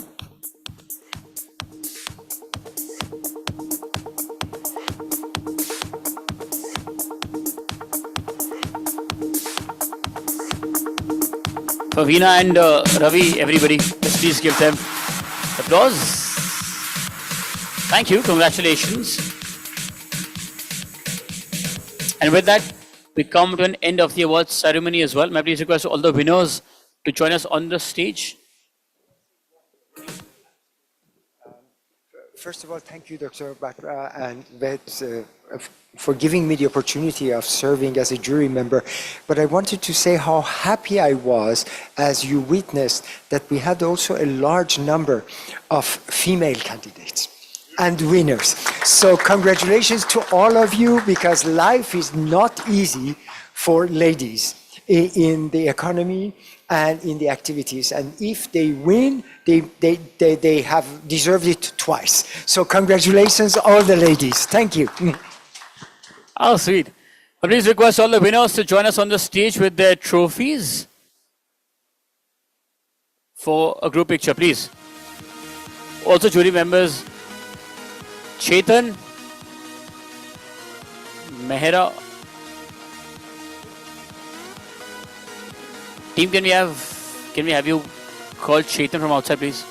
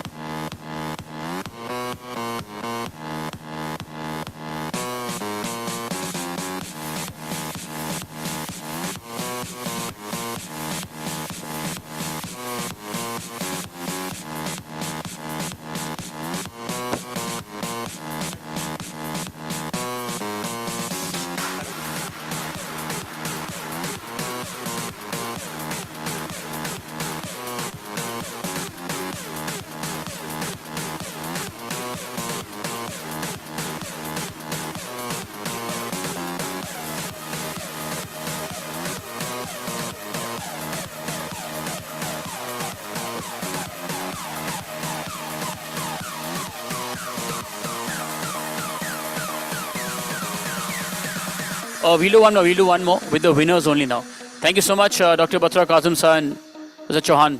Thank you, Veji, as well. Thank you. You can. Yes, we have 4 chairs for. No, 5, okay. There's one more.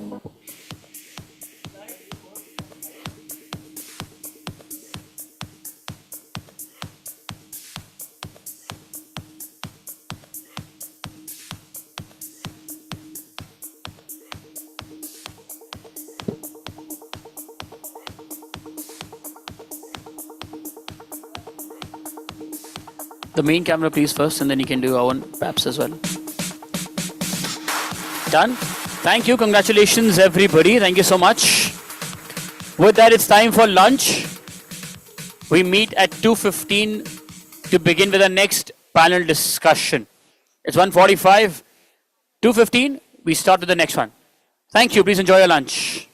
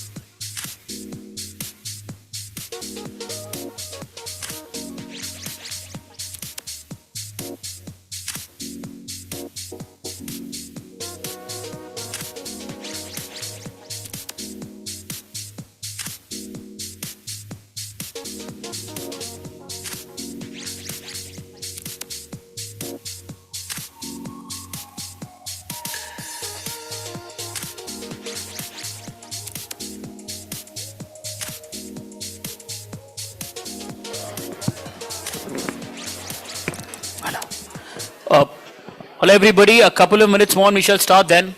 Precisely 5 more minutes. And then we'll be starting with the next panel discussion. Would request you all to finish your lunch by then. Thank you.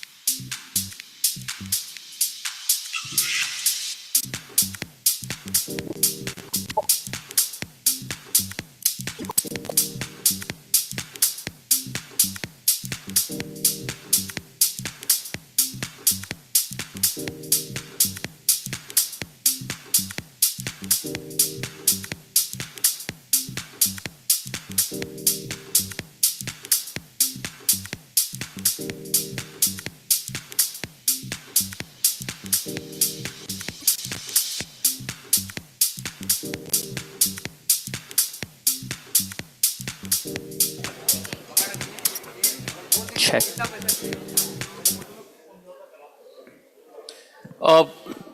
Guys, important announcement.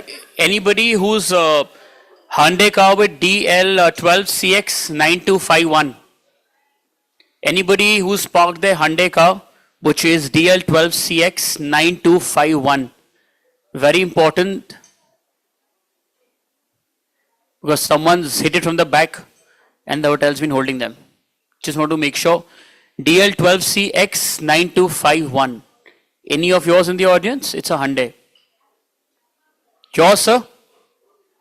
आपको नीचे जाना पड़ेगा, किसी ने आपकी गाड़ी मार दी है सर पीछे से. सर वो है, वो जा रहे हैं बाहर. हाँ जी, sorry. Thank you. He's coming to you, sir. The guard's coming to you.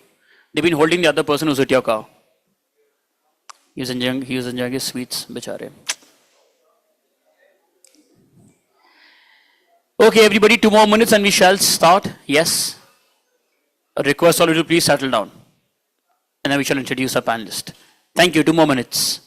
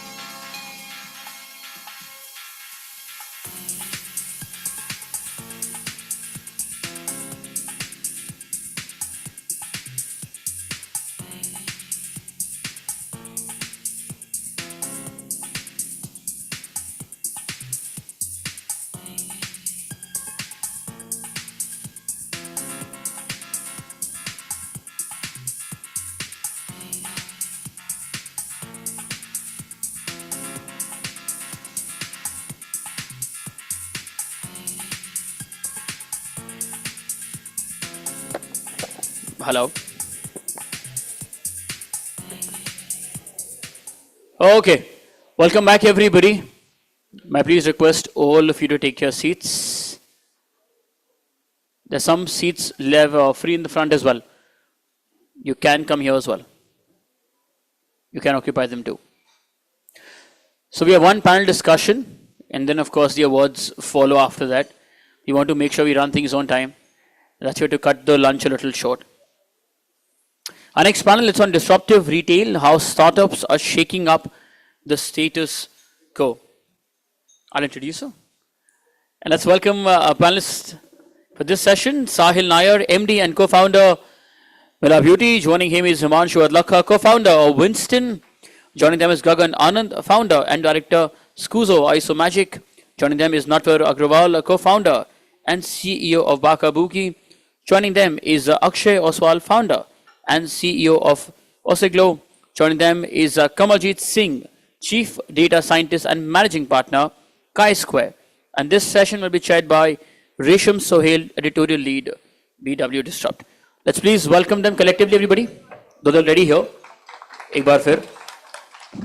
We've just had lunch. I assume so. We can be more louder and warmer. Let's try again.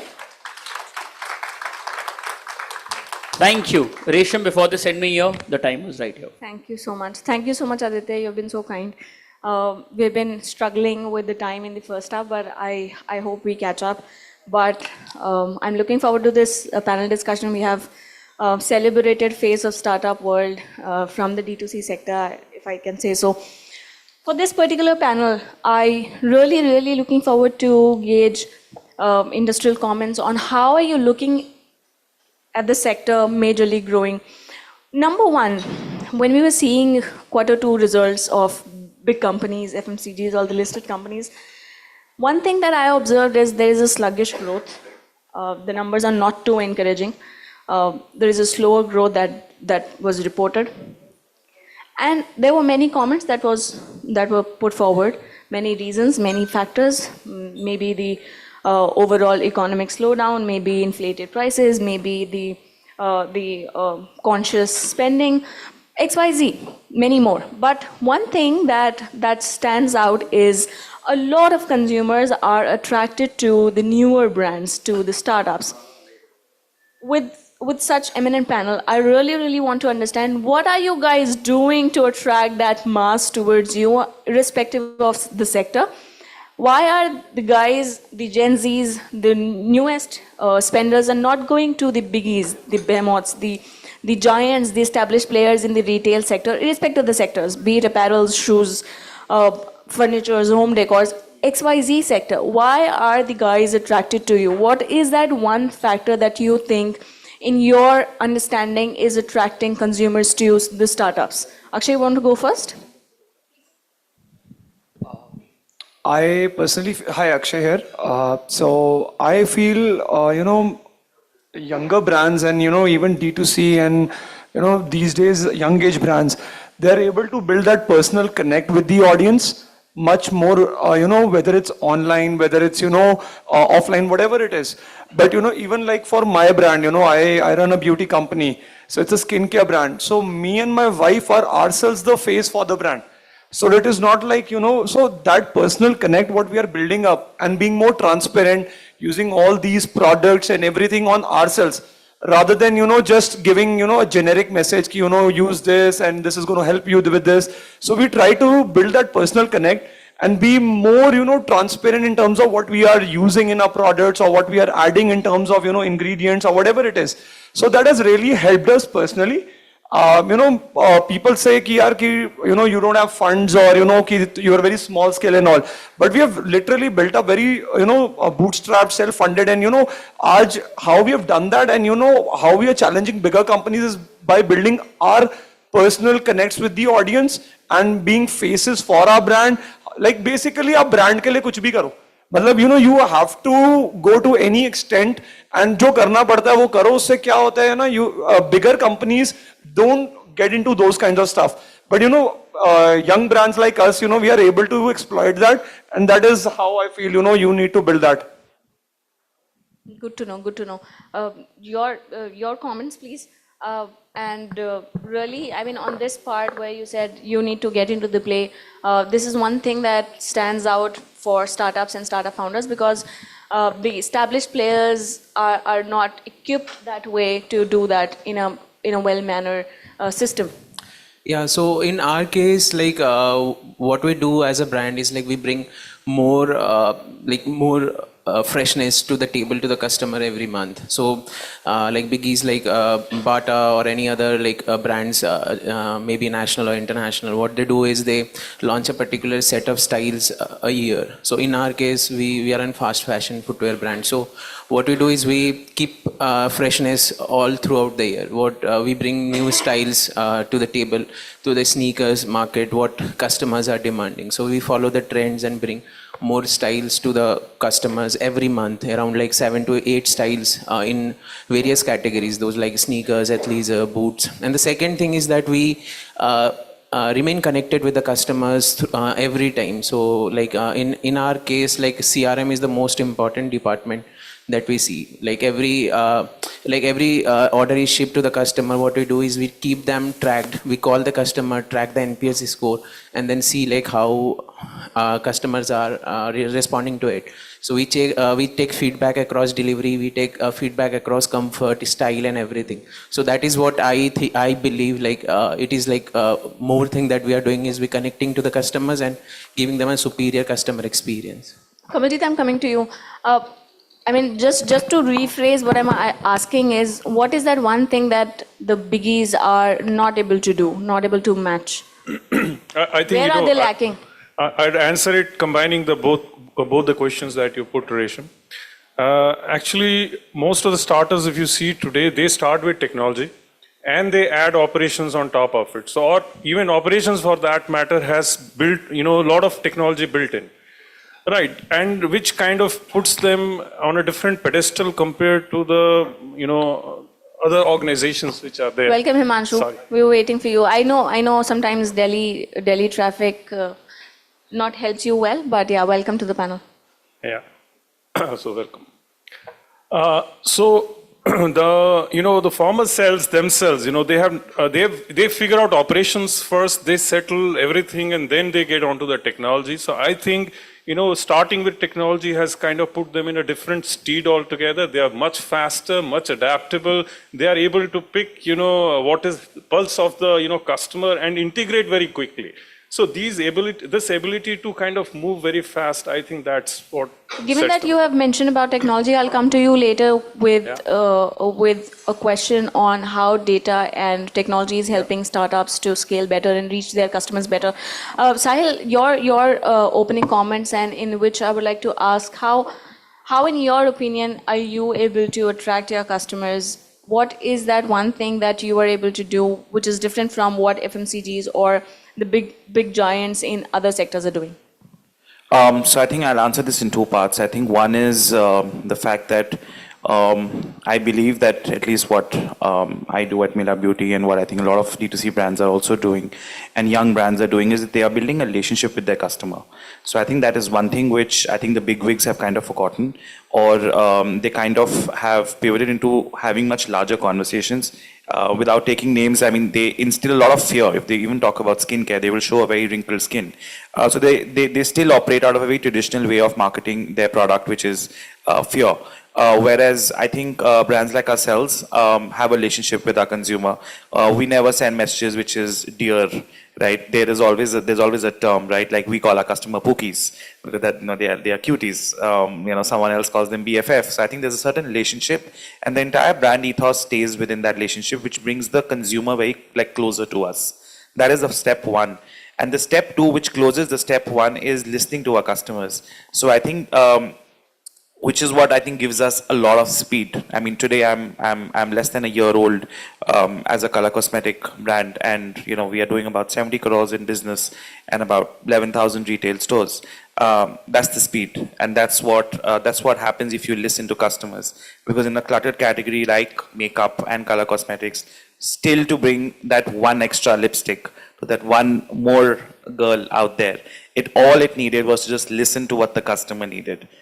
So I think it is these two things. Understood. Fair point. Gagan, your comments and also something on how niche into the niches, under the niches, how does it help?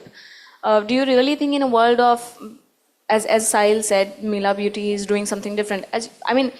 Beauty and cosmetics is a huge world. It's a huge category. How do you think you can do different? What can you do different? And what is that one thing that you think you are driving your customers through? Hi, good afternoon, everyone. My name is Gagan. I am the founder of India's first live popsicle making concept, Skuzo Isomagic.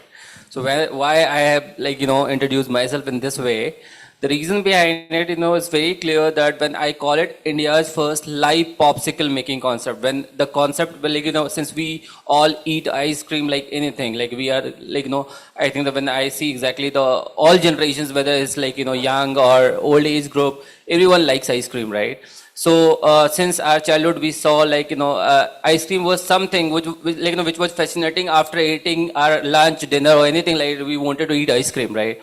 So at the same time now when I saw people when they become a very much health freak, and then I saw into F&B, most of the brands, they are coming up with something sort of live concept, right? So then I said something where I can come out with something which is called health conscious and natural thing. When I call it natural, I can make something in front of you. And then we created an equipment called where we can freeze ice cream, and then we can crush the fruit in front of you, and we can make popsicle. So that is something which gives us sort of a trust among our consumers.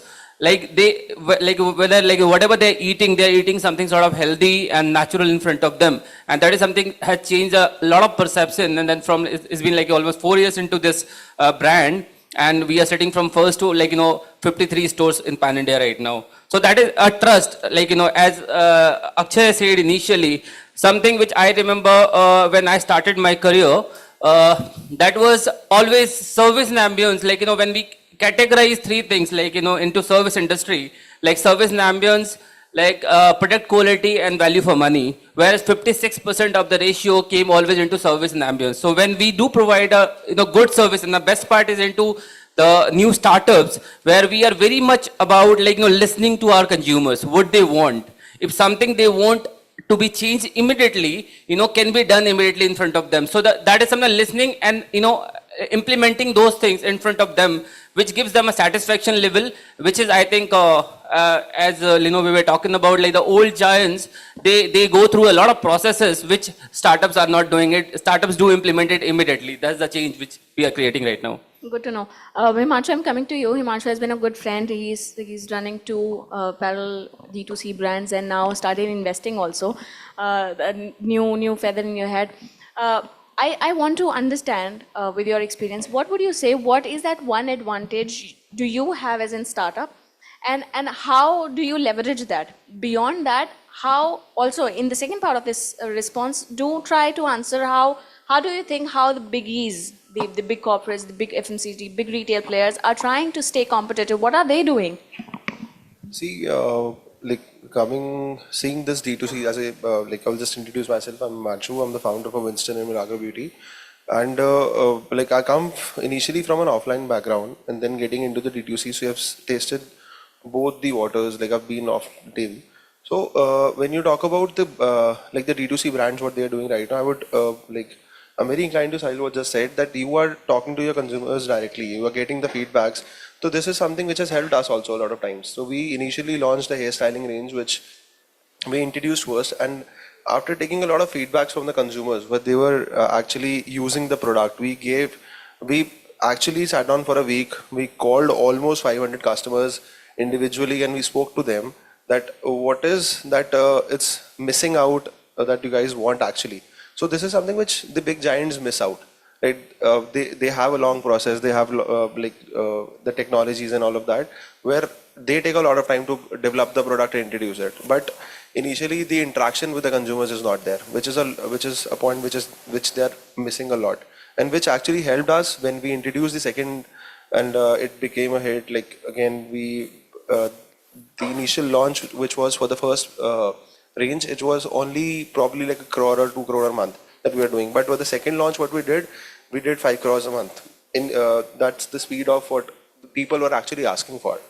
So that's something that the big brands now have started including the Gen Z cultures now. That's what they are doing because they have to keep a check on the market, especially the age bracket of 18 to 30, where the mass audience of buying comes in, especially whether it is a FMCG or whether it's a cosmetics brand. So they started including Gen Z culture in the environment because that's tough to handle, to be very honest. But yeah, that's they started doing now. Interesting. I'm coming to you, Mr. Agrawal. Now, tell me, he slightly pointed out on how he has experienced offline and online both. We are seeing startups going crazy on brick and mortar. They're opening stores like anything. And this is irrespective of the sector. This is in jewelry, this is in beauty, this is in other sectors, segments also. What is your take on how and what are some of the advantages they have? A startup, why are they taking this approach? How is it helping? Because So, when we compare startups with the biggies, we always give extra point to the big companies because they have a settled, established supply chain, established infrastructure. Startups do lack there. It's a heavy capital way. Your comments on this? How are you seeing this? How are you evaluating So- startups going crazy about the stores? So do you want like how an online brand can roll out an offline thing? Not really. I want you to evaluate how well is this as a strategy. How are you, also tell me about how you looking at as an offline expansion plan. So in Baka Bookie, we are like majorly online, like till now. So we have an offline distribution, but that is not that strong. So 90% of our sales comes through online only. But in 2025, we do have plans to roll out offline stores. Majorly on like our core audience are Gen Z, likewise. So majorly of our audience are 18 to 30 years old who are buying our product. So online selling gives us a data insight where the customers are present. Like most of our sales happens through Maharashtra, Karnataka, Delhi. So we know the places from where the major chunk of sales is happening. So we know our audience. So that helps us to roll out the stores. That will help us to decide the places where we can cater to our audience more effectively. So that is what insights we get. Also, we keep taking feedbacks from the customers, like, and also we receive a lot of call from our customer itself saying that we want to see the product physically and then we want to buy it. We want to see like how it looks before doing the purchase. So that helps us.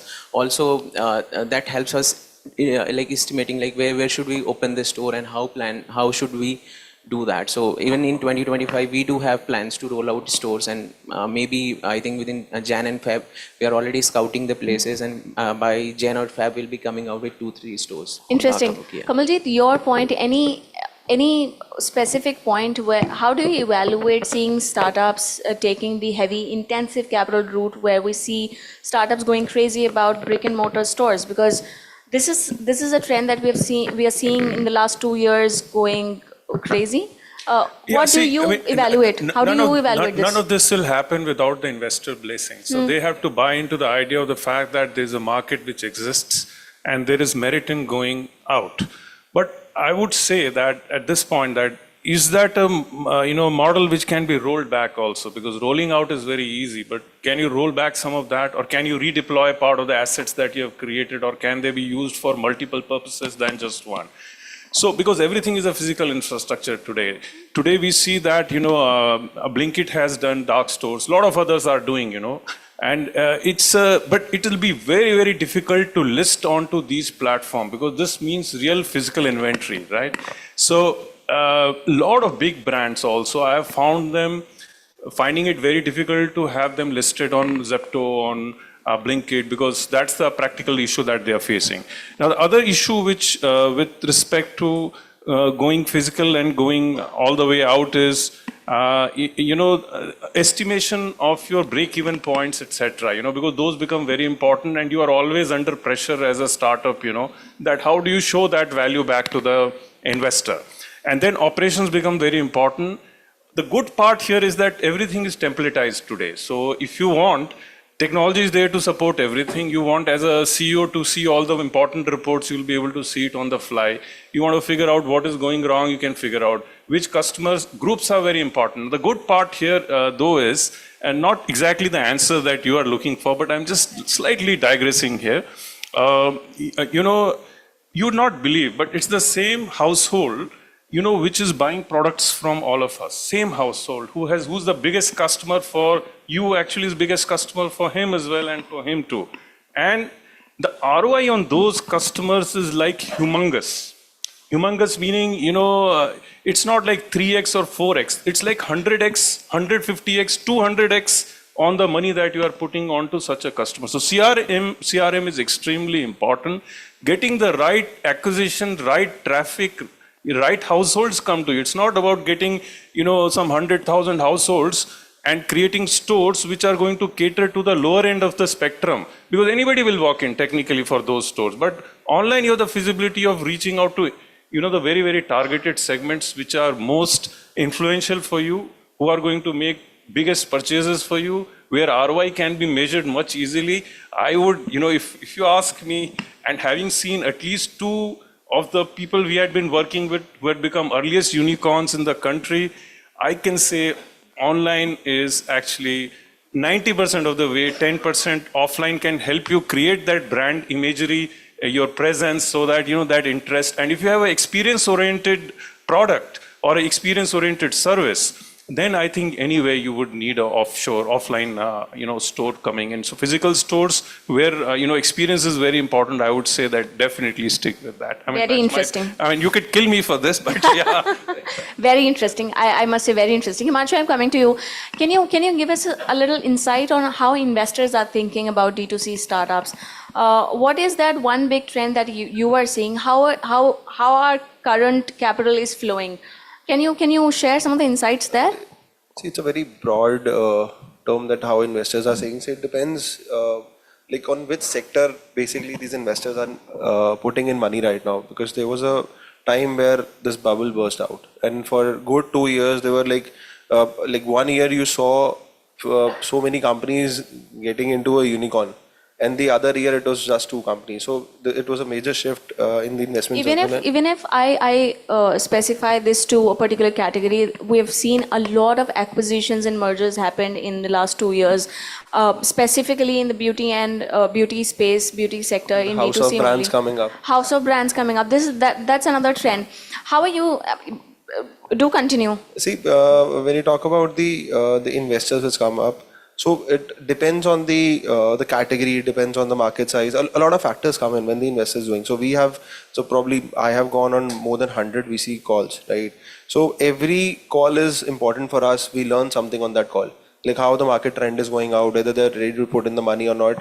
So investors do take in the early times in 2016, 17. We saw the money was flowing in, irrespective of how the market size would be. And the valuations went up to a crazy level till 2019. We've seen that, and there was a time when the companies were getting devaluated. It was totally on the market trend. And what investors now, I won't say what they were seeing in the past, but now at least they see that when the brand would come out in a profitable way, right? People are burning right now, but you'll see the people who were burning money 5 years back. Now they started actually talking about like how much profitable we are coming in, whether it is Zomato or anything. So now investors are not only looking for comparatively, like earlier burn was not a thing, right? 5-6 years back, people like, "Theek hai, burn ho raha hai." But now, the burn word has been the investors avoid listening to it. So this has the change that we've seen. There's something that you have put forward. I can see men nodding on the panel. Akshay, I'm coming to you. Kamaljeet slightly pointed out how quick commerce helping D2C startups getting an edge. Talk to us about some of the challenges that you are seeing. We're seeing quick commerce. This is an era of quick gratification. Everybody needs a lipstick now. Everybody needs a kurta right before the barat ceremony. Everybody needs that product that he or she has ordered right now, right here in 2 minutes, 10 minutes. 10 minutes still now a big time. So 5 minutes, 6 minutes. What are some of the challenges that you're seeing? I think this has really helped out. Quick commerce, For us as well, we are launching on Blinkit ourselves. So I feel, quick commerce is something because our customers demand from us, ki it shouldn't take a lot of time for deliveries. So even if, so I come from a small town, from Ludhiana. So what happens is for any kind of deliveries, either you are listed on Amazons or Nykas and all for, warehouses and people buy from there. But if you're selling, if you want to go pan India, you need to have a quick service. So, I feel, to have that quick service, quick commerce is really important. And I feel it has really, because आजकल जो भी बैठा हुआ है, they all want, कि मैं अभी order कर रहा हूँ, आधे घंटे में product आ जाए. They don't want to wait. They basically are like, कि अगर 3 दिन आ रहा है, 4 दिन में आ रहा है, या ठीक है यार मैं था नहीं घर पे, so it's returned back to us. So a lot of these issues we face personally. That is why we are also trying to get onto, places where, we can give our services and our products to, people in, as quickly as possible. So that is what I feel, this is really helpful. And, there are challenges when it comes to, quick commerce. You mentioned that. But, I feel, this is going to be really good for, younger brands as well, for people like us, we really want, it should get into hands of people. So, आज कोई अगर मैं लुधियाना से किसी को भेज रहा हूँ बैंगलोर में, अगर उसको प्रोडक्ट चाहिए, अगर मैं लिस्ट करता हूँ, अगर Zomato, Blinkit पे कहीं पर भी, so I would want, कि rather than ordering from my website, he orders from there. So, because उससे क्या होता है, कि आज it takes around 6 to 7 days यहाँ से delivery. So better he orders from there, and it can get to him within, minutes or, within half an hour, whatever. So I think it is good. Circling it back to what Kamaljeet had said initially, listing on these platforms is altogether another metrics.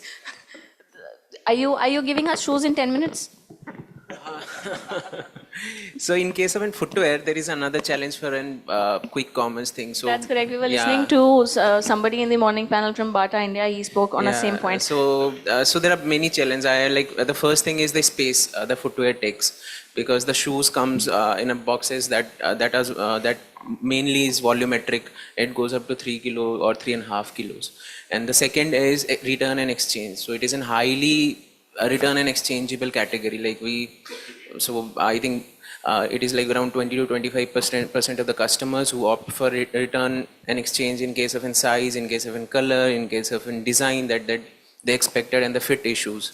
So those are the major challenges that I see. And the second is fast fashion. In case of in fast fashion, we have many SKUs. Like we have more than 4,500 SKUs in which there are multiple colors and sizes. So that is another big challenge. So there are 3 major, I think, we are already in talk with Zepto, but even they are like very much facing the challenges how to launch this category. So what we are doing is we are launching within selected few styles which are our top sellers. So just to see like how it goes on quick commerce, around like 7-8 style, launching them, looking at inventories and those things, because like space, it takes a lot of space. Footwear takes a lot of space. Even like if in 100 pairs, it takes around like 10 to 10, like it takes around 100 square feet area. I would want to understand what can help. Yesterday I was in Blinkit's office, so I saw the Puma and Adidas. These guys are launching on Blinkit now, so they've cracked a deal with them.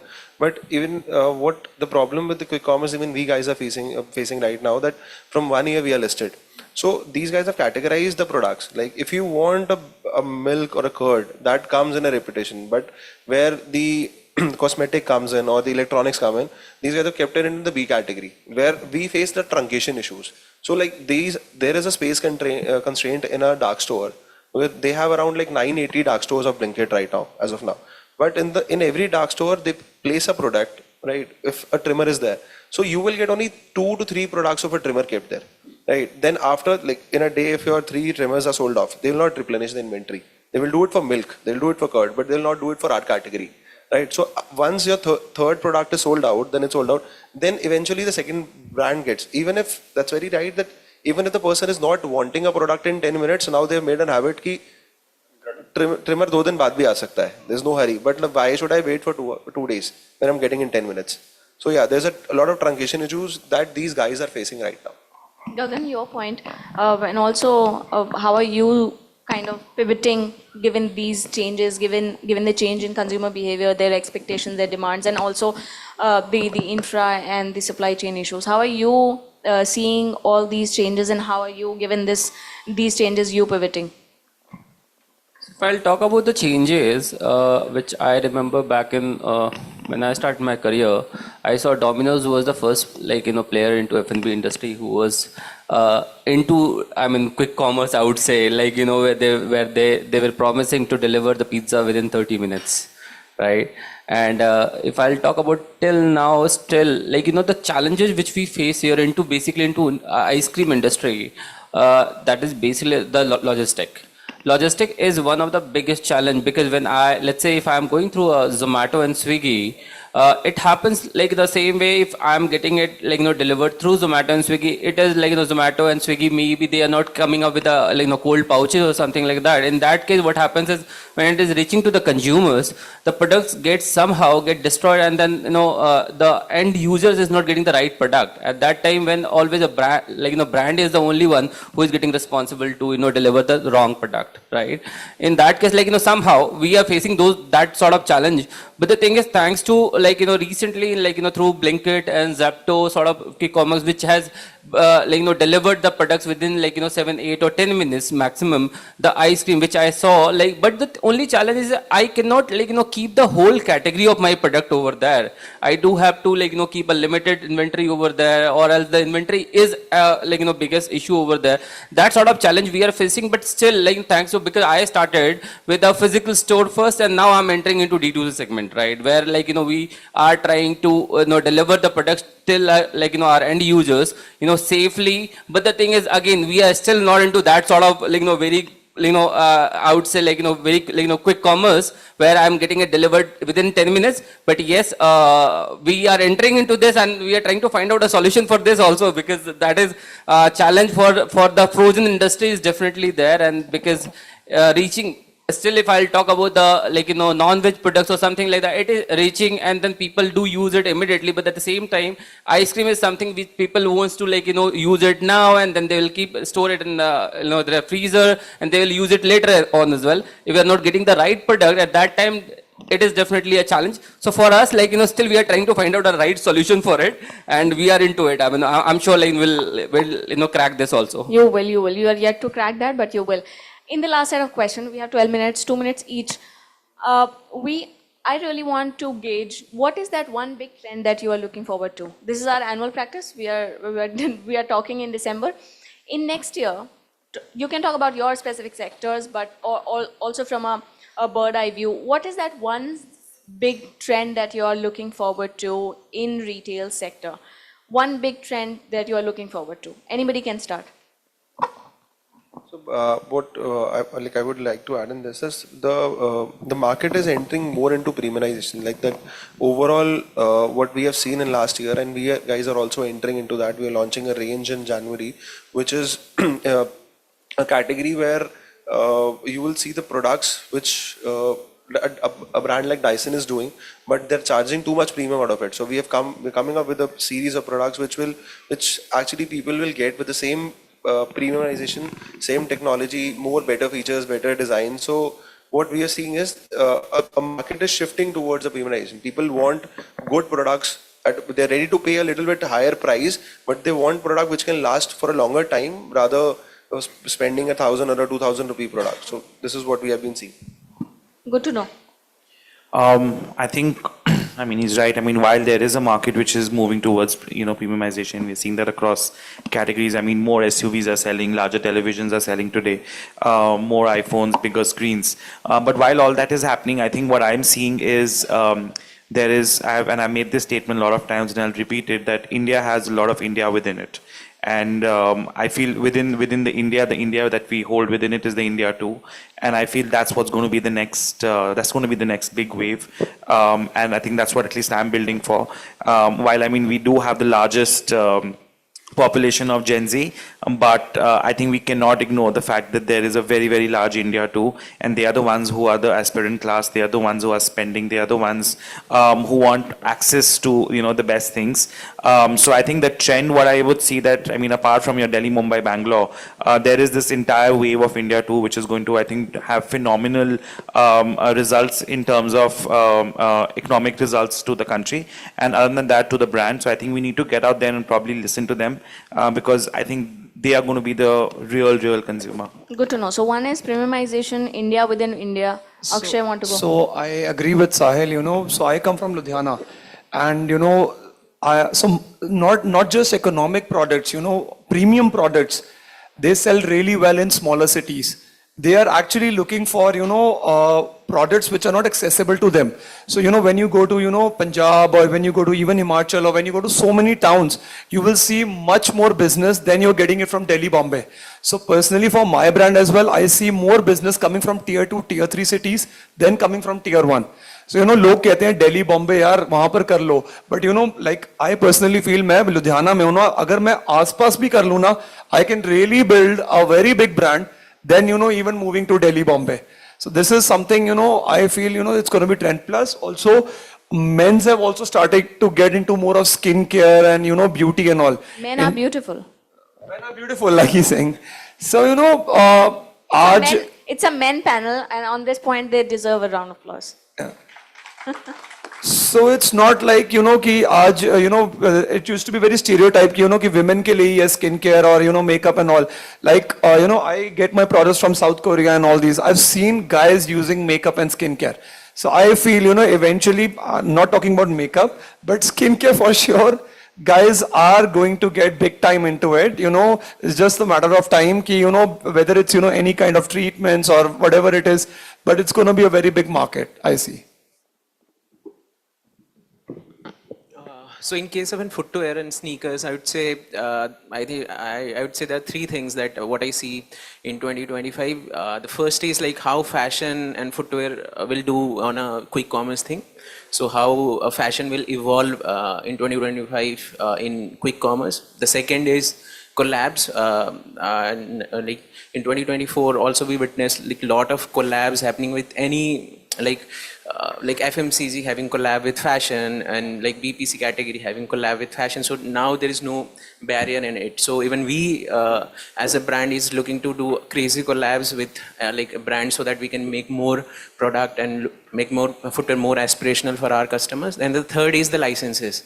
So making more licensed product where where there is a limitation towards there is an aspirational value towards it, and people connect with those characters and those things. So I think that is the three things that I see in 2025 will take place in footwear and industry space. Gagan?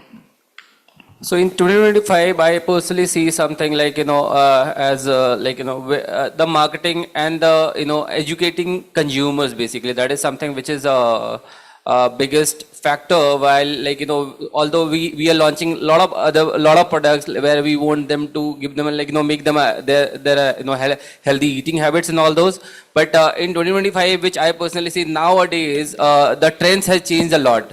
People, they are more educated towards eating what they are eating, and also I personally see a shift between like as I mentioned before also, like since I was into a physical thing first, like but we are starting our D2C segment as well. So this 2025, I think the D2C segment will give us a boom, and then where we will reach and like our target audience.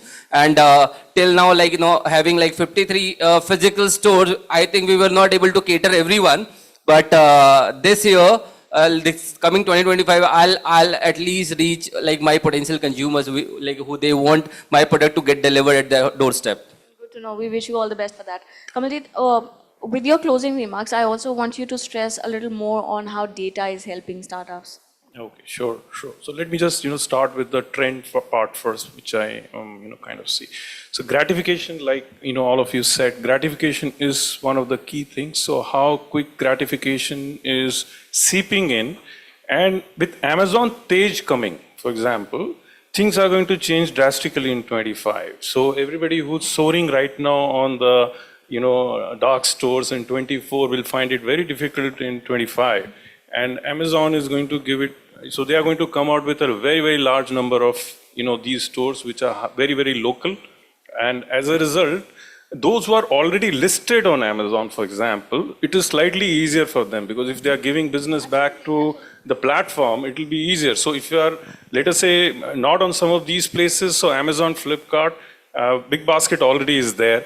So on both these places, creating that extra wriggle is extremely important, number one. Number two, having a minimum national spend on TV media or some media is also extremely important, because if your brand recall is not in place, it is very difficult for most of these stores. Even Amazon might find it difficult to create physical inventory if it doesn't see a natural pull which is coming for the brand. So there are going to be measures for that. So this is one of the biggest thing, I think. So you would see startups doing more national advert going forward, because they have to create that pull so that listing is in place in most of these big guys. I mean, that's one, I think not so visible thing right now, but probably you will see it.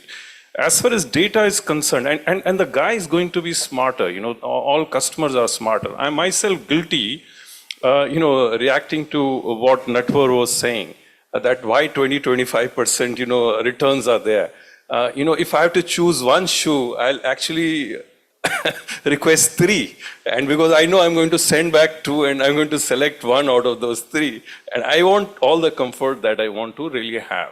It's a different matter that, I recently got a Nike, and Nike, I didn't get it in the store, and then I had to go online, order it from another place. It came from another country, and then it had all the features, thankfully, which we wanted it. So customization, which you really need, fast becomes faster, smart becomes smarter, and for that you really need data.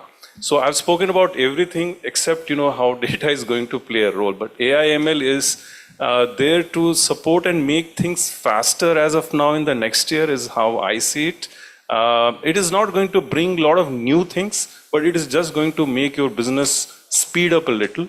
Who to invest in, what are the right customers. You don't want to create a portfolio of people who may not, over a period of time stick with you, or who are, moving on in several categories which are, kind of durables. You could call your category a semi-durable, if not durable, for example. But if any of you are dealing in, let's say, fast-moving goods, so for fast-moving, having the right set of customers is extremely, extremely important, because they are the ones who have a choice, share of wallet, whether they are coming to you or going elsewhere. They can flip very quickly.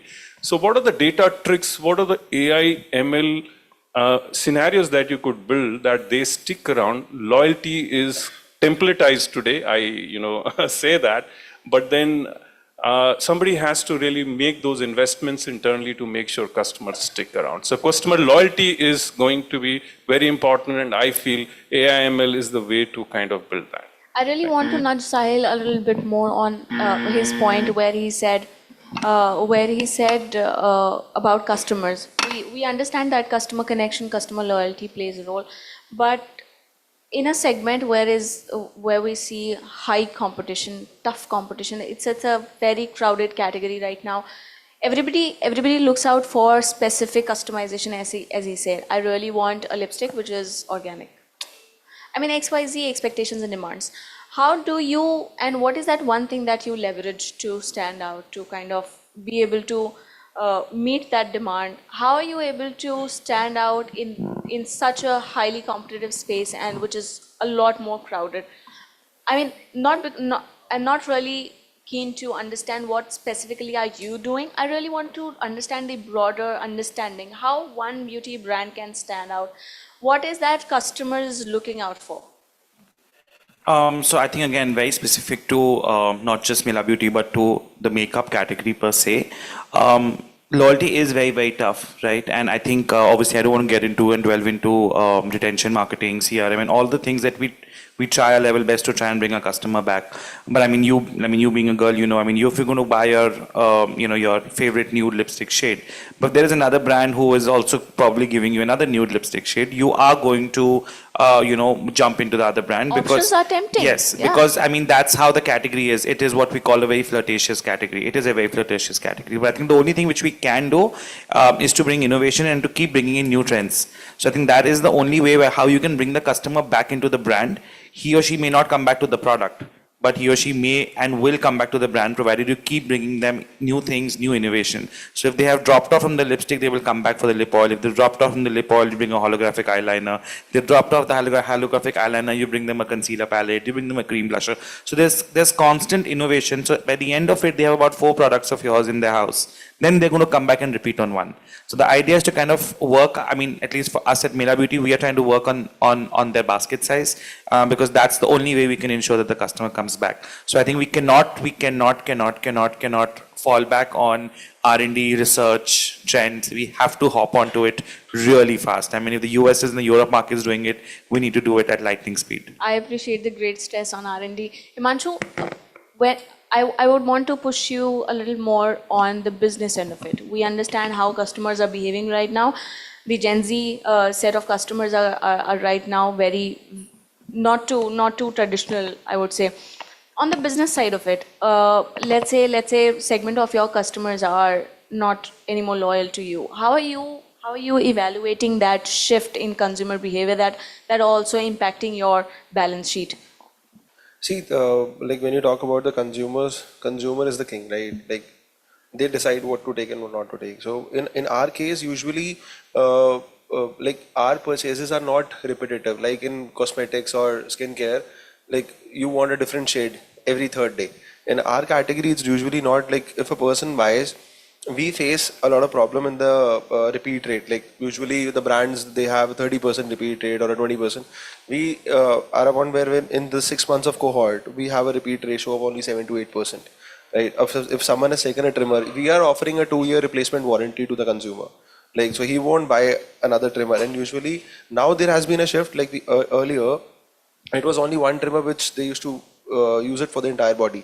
But now you will see a person will have a separate trimmer for a beard and a separate trimmer for the body. So that's what we have seen. And people have started going more into multi-groomers, like more of accessories driven.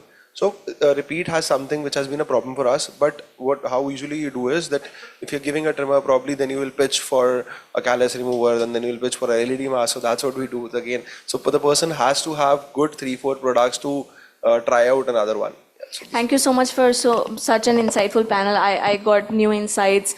There's India within India, and men are also now on to big time skincare and a lot more insights. Thank you so much for making time for this panel. Thank you so much. Can we have a huge round of applause for the panel? Thank you.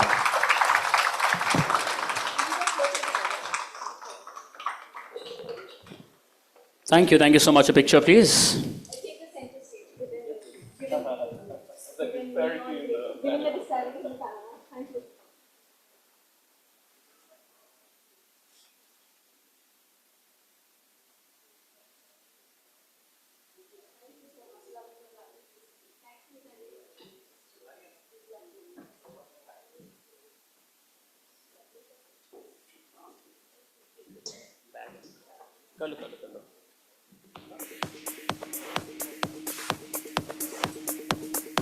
We'll give them 10 seconds to get the stage.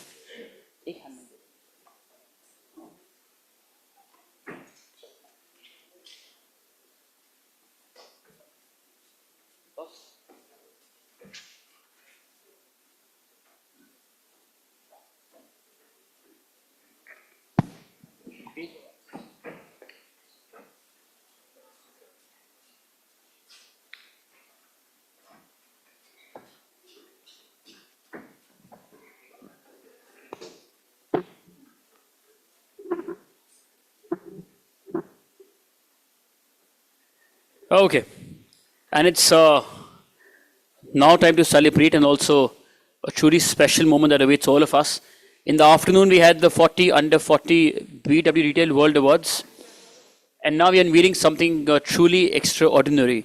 These are the BW Retail Reboot Awards that have been designed to recognize and also celebrate the trailblazers, innovators, visionaries, and I think most importantly, disruptors like all of yourselves. Without further ado, I would first like to thank our partners for this event. The Thick Shake Factory, Joy Travels Private Limited, Reality Plus, Exchange for Media, IWM Buzz, Impact, Pitch, Phantom, and also Beanley Coffee. We would also like to thank our jury panel who helped us arrive to this very list of winners today. Can you please have the jury, AV?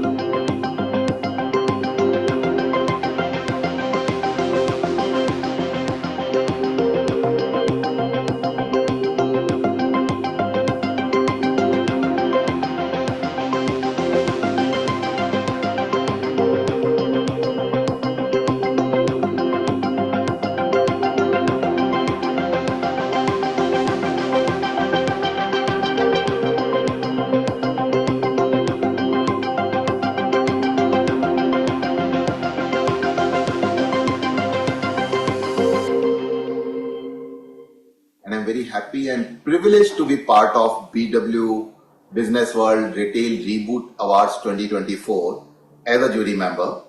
And I'm very happy, very excited to see the kind of entries that we have received this year. These show the real hard work, the passion, the excellent work that has been done by most of the entries. And I wish the very best to all of you and congratulate the winners. All the best. Thank you. And I had the honor of serving as one of the jury members for the Business World Retail Reboot Summit and Award 2024. The applications demonstrated a remarkable commitment to excellence in branding, customer engagement, and the evolution of retail strategies. It was clear that each company had put in a significant amount of effort to not only meet but exceed industry standards, creating impactful campaigns that resonated with their target audience. I would like to extend my heartfelt congratulations to the winning individuals in the companies who stood out for their exceptional work. Your achievements reflect the hard work, vision, and dedication you have invested in shaping the future of retail. You set a new benchmark for creativity, excellence, and innovation in the industry, and I look forward to seeing your continued success in the years to come. It's a pleasure to serve as a jury member on Business World Retail Reboot Awards 2024. In over 2 decades of my corporate experience, I've learned that adaptability and innovation are the 2 critical success factors. All the entries that we received this year displayed exemplary consumer insights and integration of ever-evolving technology into the business plans or the marketing campaigns. Congratulations to all the winners and to all those, 3 cheers for all those who could not win. It was truly a difficult choice for us to make, but a choice that had to be made anyway. I'm very glad that the new generation of leaders are integrating consumer insights and technology into their marketing campaigns. All the very best to you for the future. Thank you.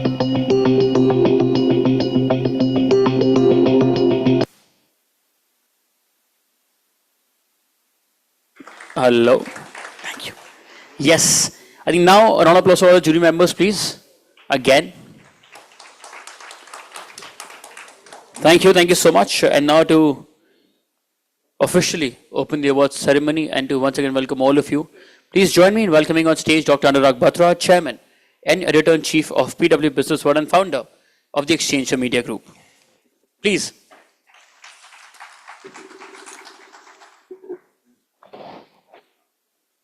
Good afternoon.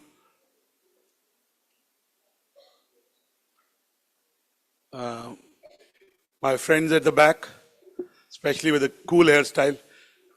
He's a winner of our 40 under 40 and he'd won just for his hairstyle. I would have also won for my hairstyle, I didn't apply. But good afternoon, it's my honor and privilege to be here. I want to say what Elizabeth Taylor said to many of our suitors. I won't keep you long. Retail is a domain which is growing. You all are practitioners, leaders, growing the companies, businesses, brands that you're part of. During the day, there were panel discussions and we did our BW Retail World 40 under 40 third edition. Our jury chair, Mr. Kazim Samandri was there, Mr. Sunil Chehan was there, and some other jury members were there virtually, Gitika Mehta, and so on and so forth. Our awards are only about the jury process. You heard some of the jury members were stalwarts in the retail domain. I would also like to say my friend, Mr. Sahil Malik, who was also a jury member at this inaugural edition of the BW Retail World Retail Reboot Awards is there. Mr. Malik is the founder of Dow Milano and Rosso Brunello. So please give him a big round of applause. He doesn't come to many events, so when I saw him, I was excited. I just want to say that at the BW Retail World 40 under 40, there were some people who didn't win. And I said to them that it's like Virat Kohli, he's a great cricketer, but someday he gets out at a low score. Rohit Sharma doesn't mean that they're not great cricketers.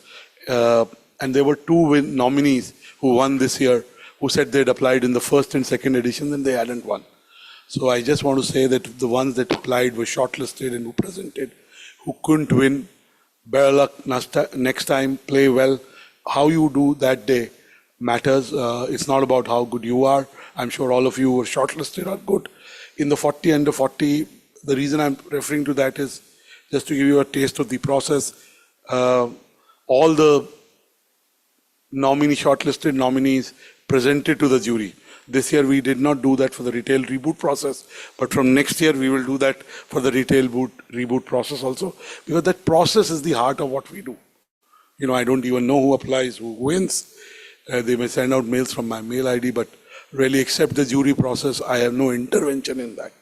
So the awards are done through an honest process. That's what I want to say. So congratulations on winning. Omnichannel is the word for the last decade. In the last 5 years, omnichannel has really become a reality. Retail is growing, you know it. You're part of that growth. D2C is growing. Online is growing. Quick commerce has really become something that has enriched our lives and created new business model and entrepreneurs who become companies and business to emulate. New players are coming into e-commerce, and new players are from who started at D2C are experienced the magic of physical retail. I was telling Sahil that on Sunday, last Sunday, I took my son, who was 16 and a half, and you know, it was a Black Friday sale, and they were like, the 2 malls that I went to in South Delhi, they were like, you know, they were really busy. I'll leave it at that. So it tells you that the physical retail and the experience is here to stay. So I wish all of you luck. For us, the awards are an editorial process. We discover new companies, new idea, new entrepreneurs, new intrapreneurs through the process. That becomes an editorial product for us. So this is a very high involvement. This is the first year of the retail reboot.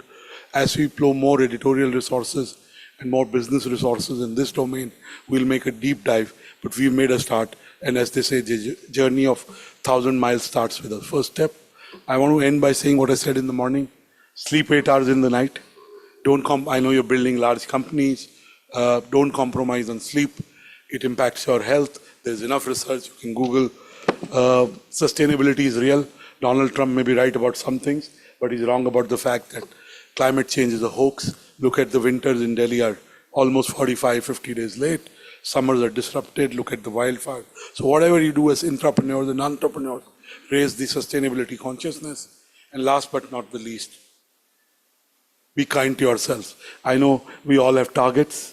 We set targets for ourselves. As an entrepreneur, I do. But God has a plan for us, and is mostly better, almost always better. So don't be hard on yourself if you don't do your targets. Whatever those milestones that you set for yourself, there is a path that God has for you. You're giving your best, and that's what matters. God bless you. Look forward to celebrating your success. Please applaud louder for when all of you come on the stage, because clapping is good for heart muscles, and it's also karmic. When you come up on stage, you'll need that applause. So keep it going for all the winners. Thank you. God bless you. Back to you, Mr. Malik.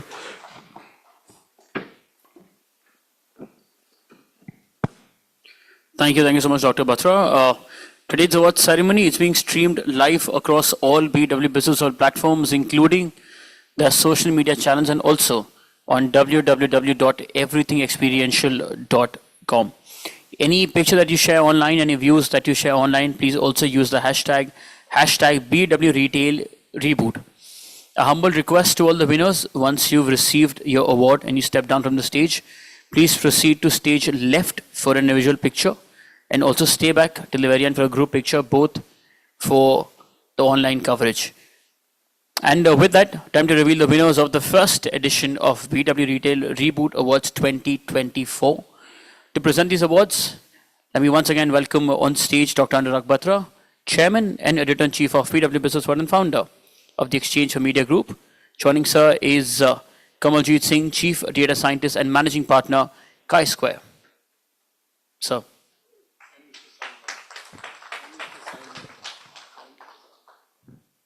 And also Mr. Sahil Malik, the founder of Tamil Nadu. Everybody please once for these gentlemen.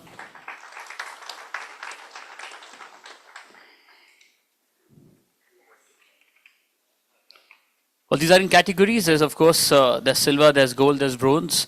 Not all the categories have all three. But let's see, how does it go?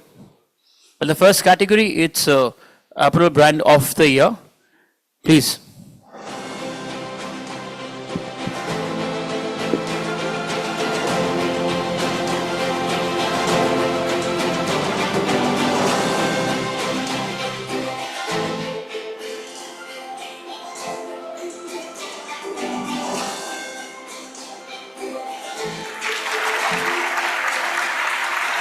XYXX Apparels and the agencies. That's all strategic consultants.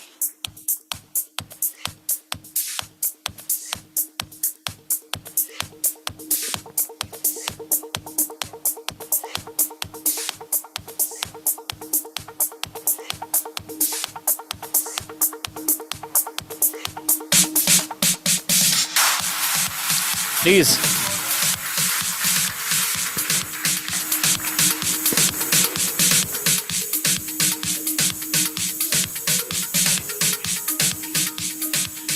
Thank you. And now for the gold, please.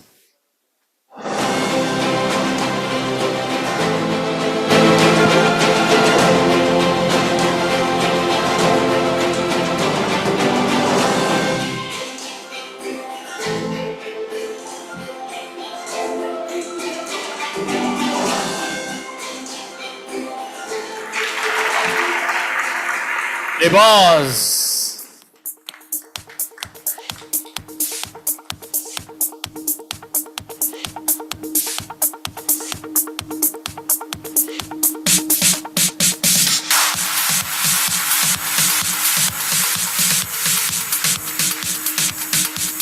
Congratulations. Congratulations. Our next category is Apparel E-Retailer of the Year. There's only a silver in this, and that goes to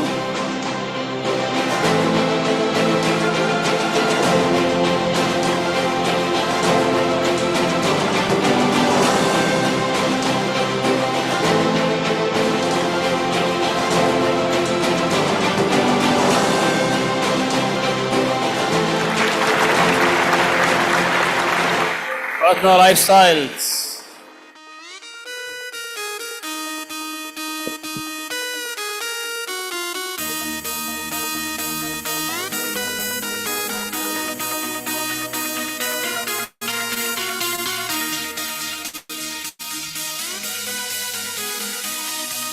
Everybody for the winner. Congratulations, sir. Our next category is Beauty, Cosmetic and Personal Care Brand of the Year. Please.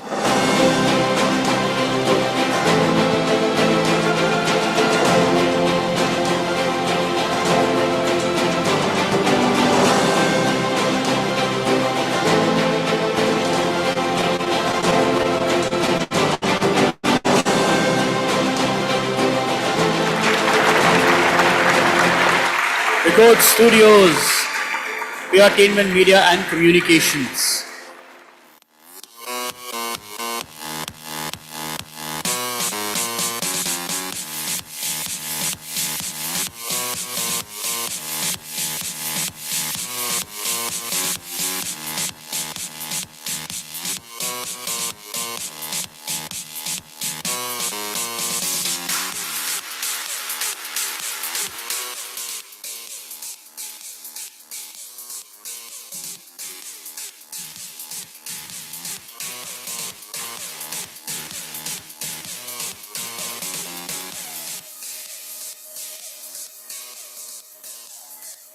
Congratulations.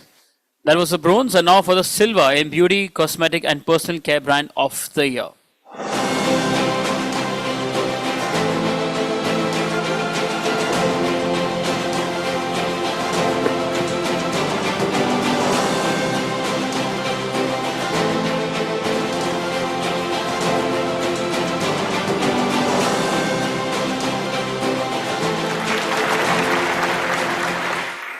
Osai Glow, Beauty, Cosmetic and Personal Care Brand of the Year, silver.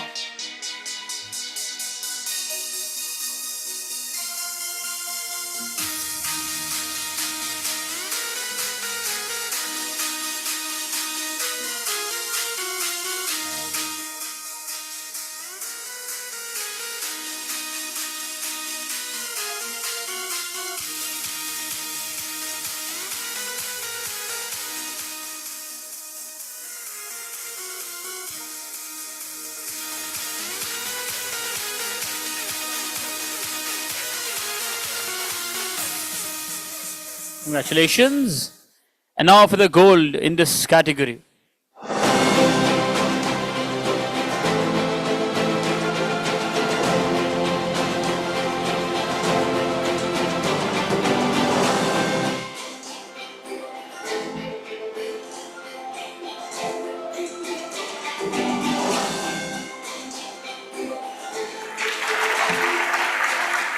Skin inspired.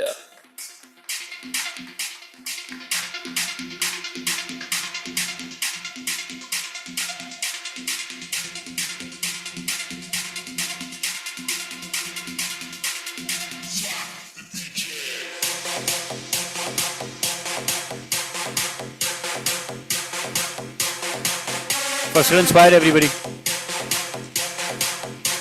Congratulations. With that, our next category, it is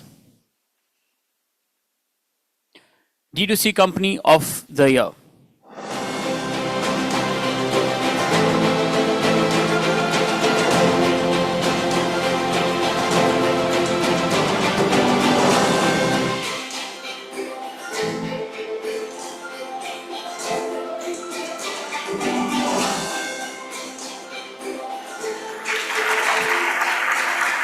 And the silver goes to Noise.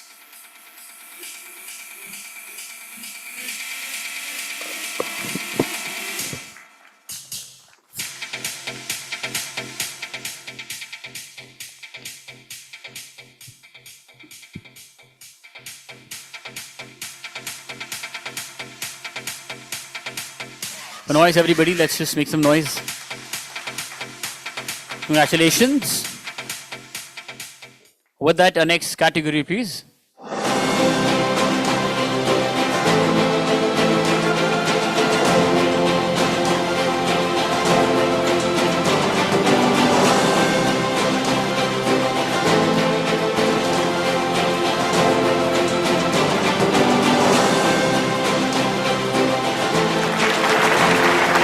Mason Sia.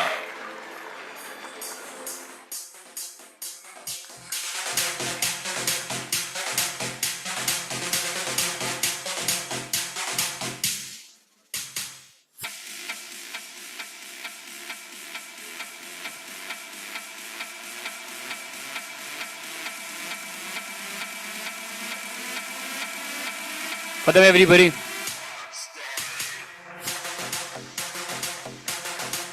Yes.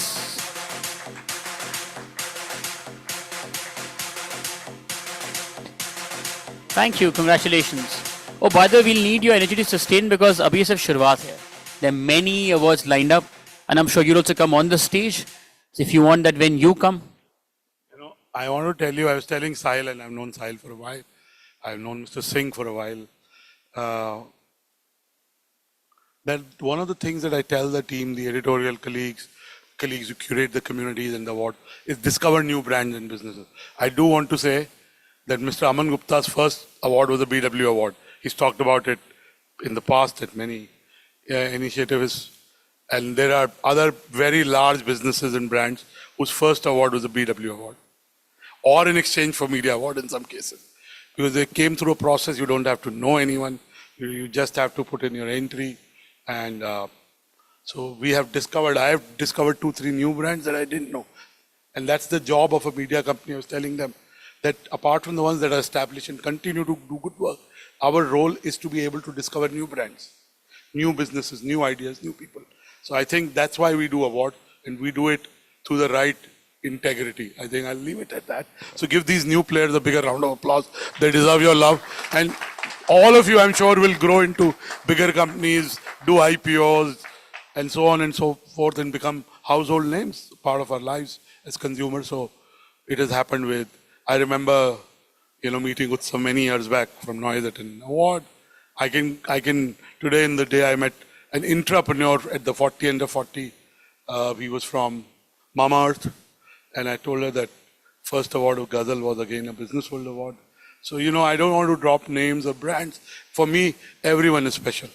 Anyone who's there, anyone who's an entrepreneur, making an effort and is at our platform, they're equidistant to me. So I just want to say, please give them some love. And with that, our next category, Best Customer Insight Strategy.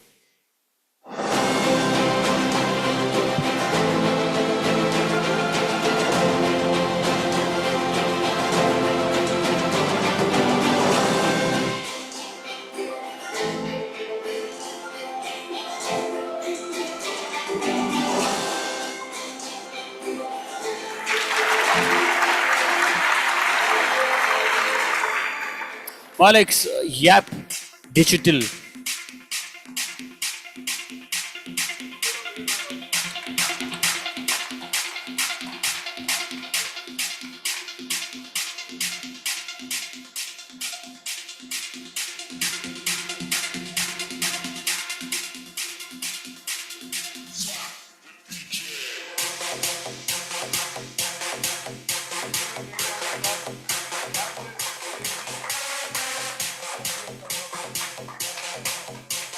Congratulations.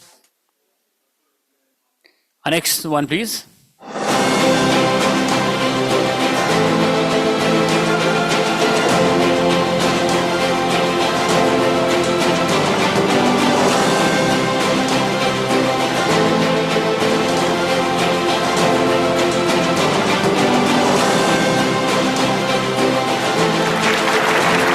It's Yap Digital again, and this time it's Dorf Cattle Chemicals.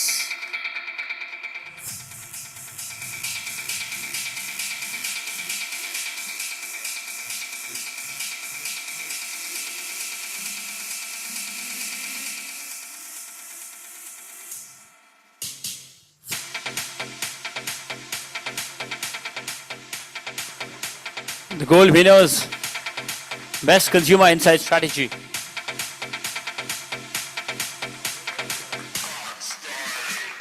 Thank you, congratulations. With that, our next category is Best Use of Festive Marketing.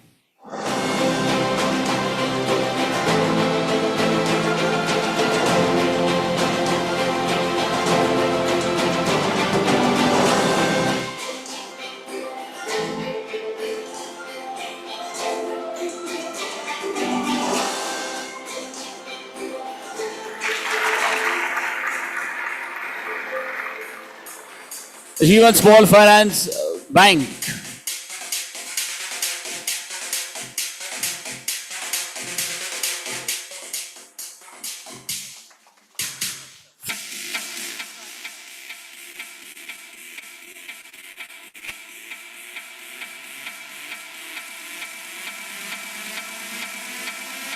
For them, please.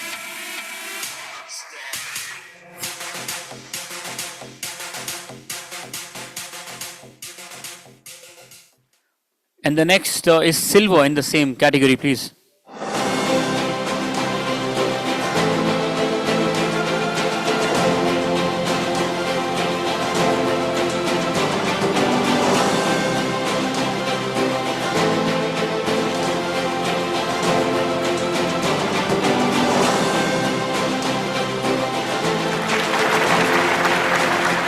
Relaxo Footwear.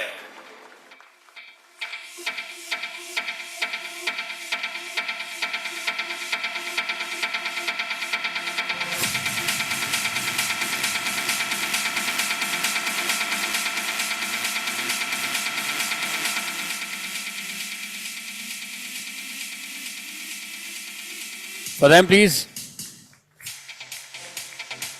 Silver. Congratulations, guys. The next is the gold in best use of festive marketing.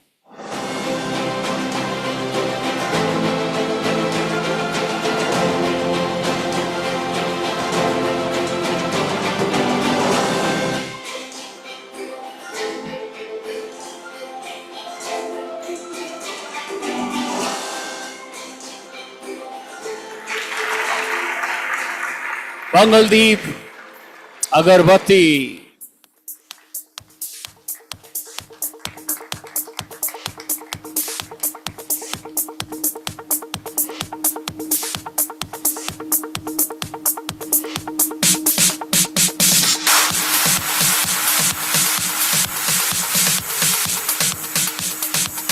Let's please give them a round of applause, everybody. Congratulations. Next is the best use of technology and the bronze in this.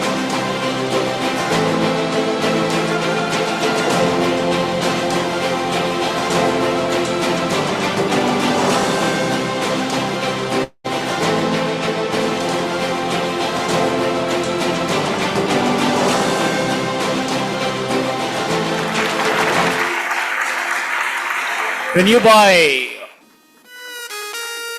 best use of technology, bronze.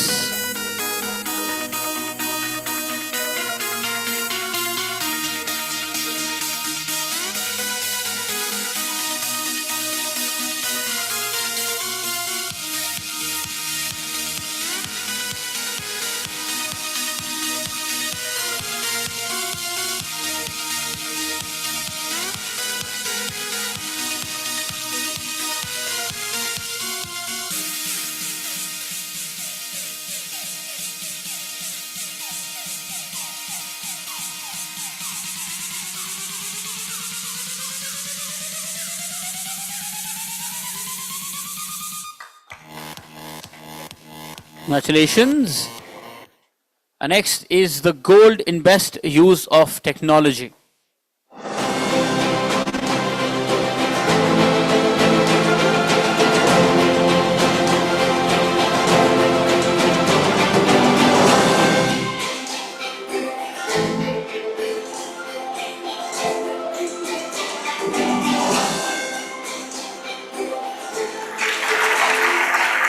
Sunfeast Dog Fantasy Biscuits. The agency is Initiative Media.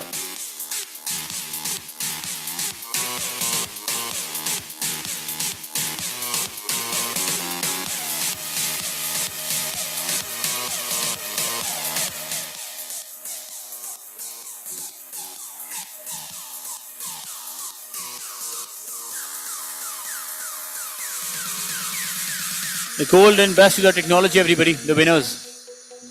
But you can clap, or you should rather. And you must, you definitely must. Thank you. Next is the best use of video, and the silver one that goes to.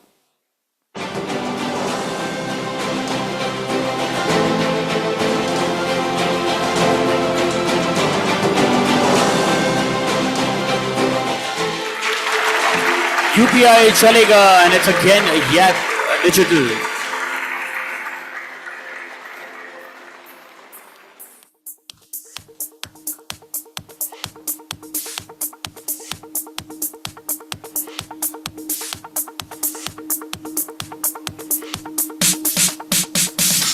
Everybody for them, please.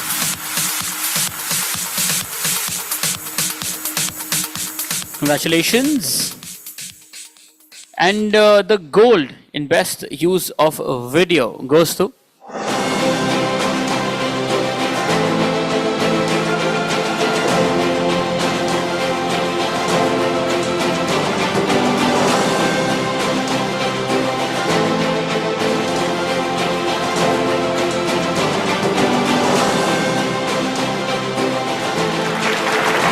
I'll be back, guys. Yeah, digital for general stainless steel this time.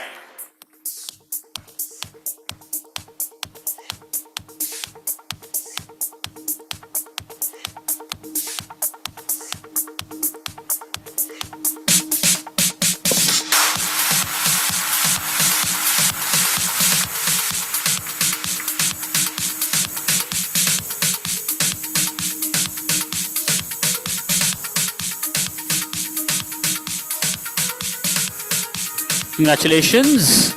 And not just one, we rather have 2 gold in the best use of video category. And the second gold goes to.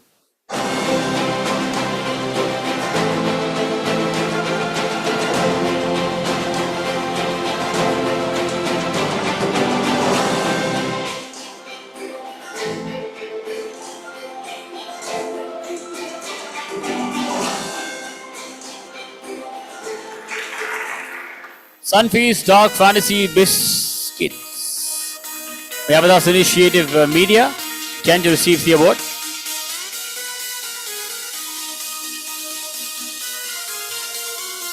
He's from IDC.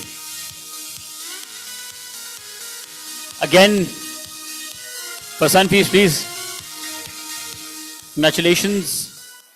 Next is Consumer Durable and Electronic Brand of the Year. And the bronze in this category goes to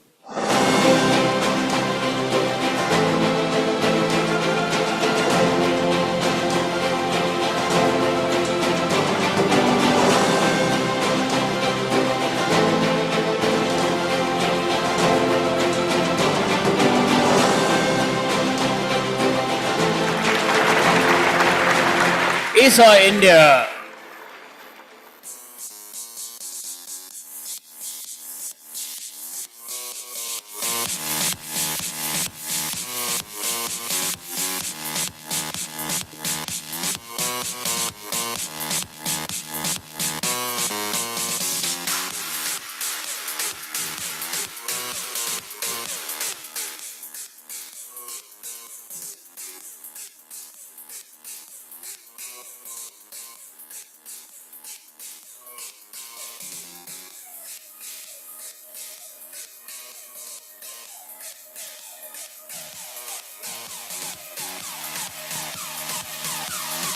ISA India, everybody.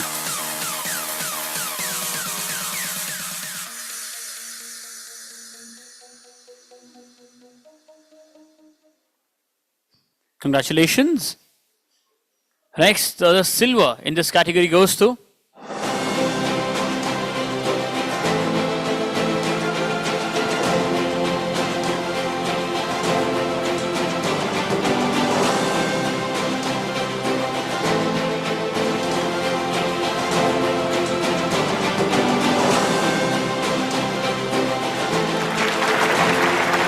Winston.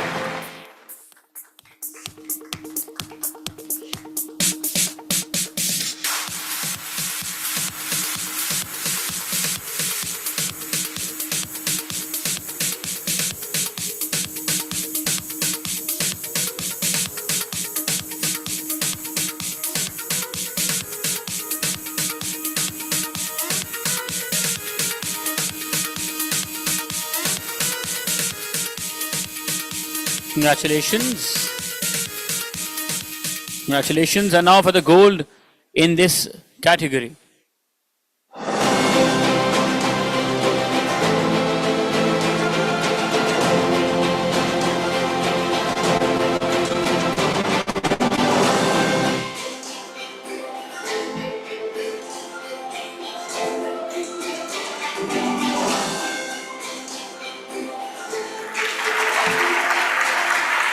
Solico Gadgets, VSpark Communications.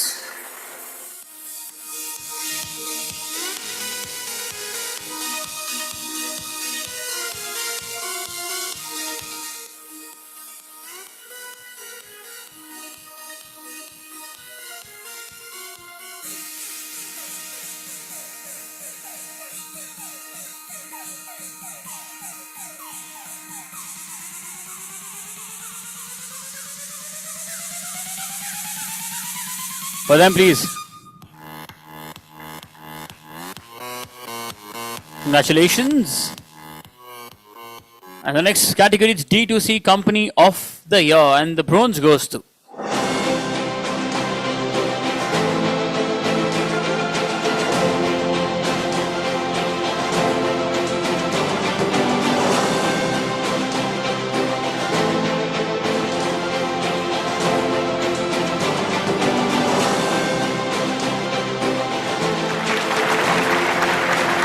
Pride of Cows.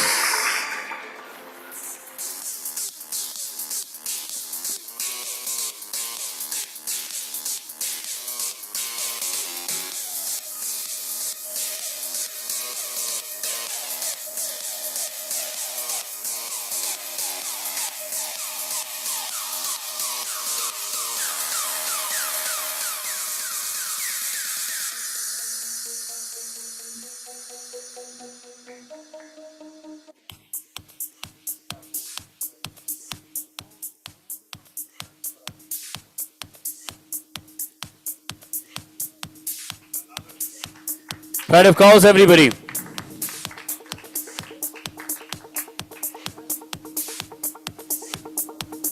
Congratulations. And not just one, but we have 2 bronze in this category, DTC Company of the Year, in the second bronze.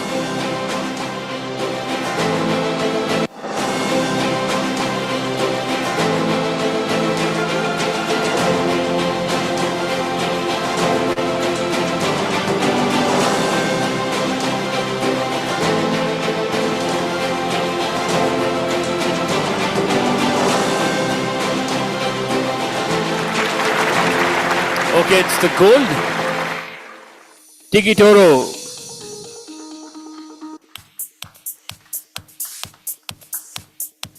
TDC Company of the Year Gold.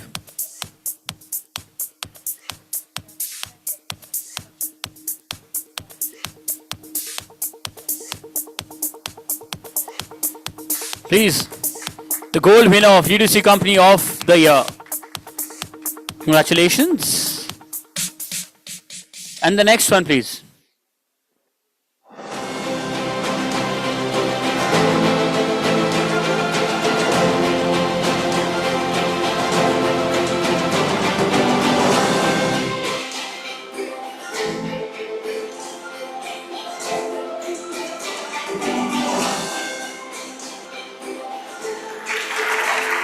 IGP Joint Ventures.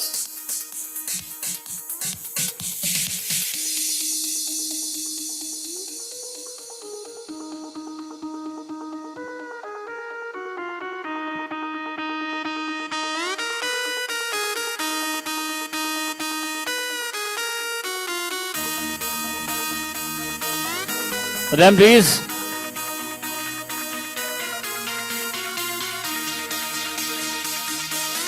Congratulations. Thank you so much, Sahil sir, for helping us with the awards. Once for him, everybody. Thank you. Sir, aap abhi ho.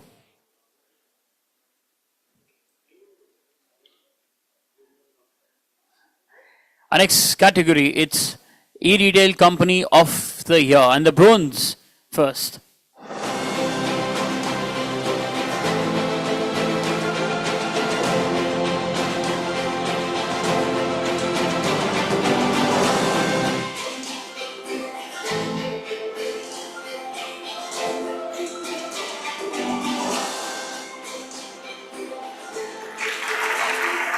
Oseglo.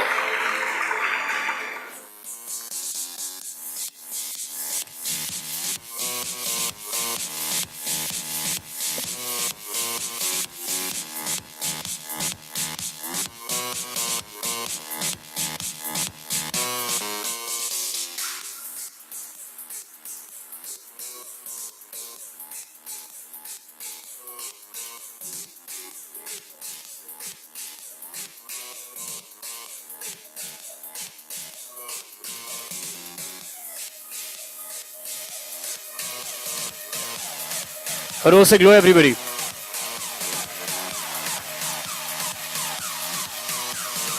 Congratulations. You have a second bronze in this category as well, and that goes to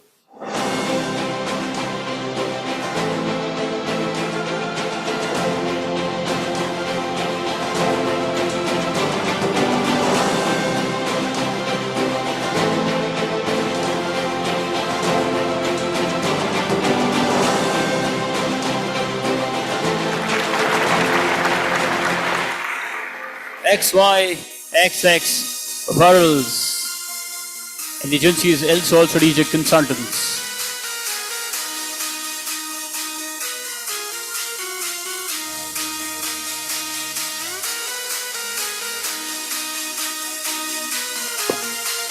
For them, please.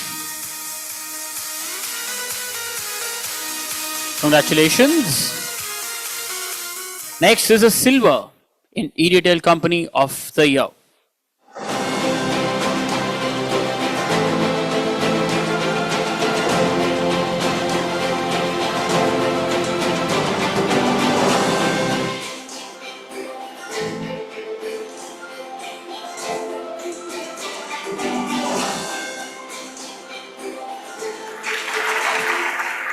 Naomi, what's the story communications?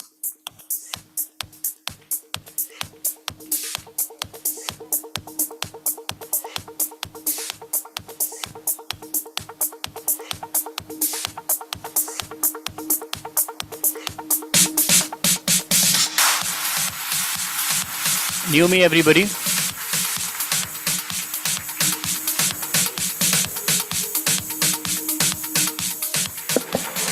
Congratulations. Now we have 2 gold in e-retail company of the year category. The first one.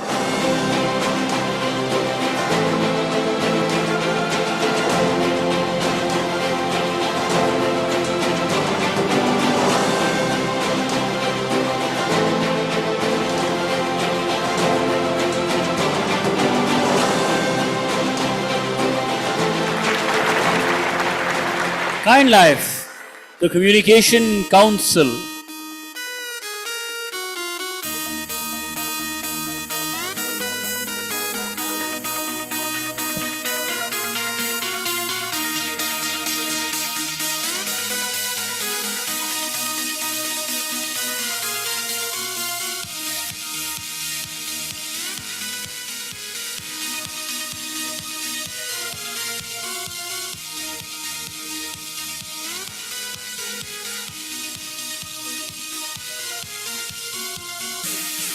Kind Life.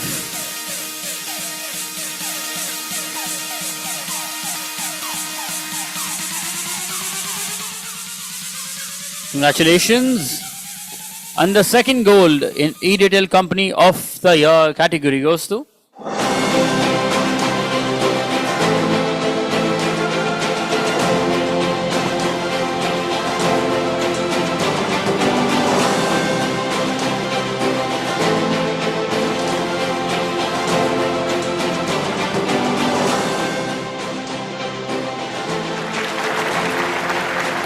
Bold, PR Pandit was red.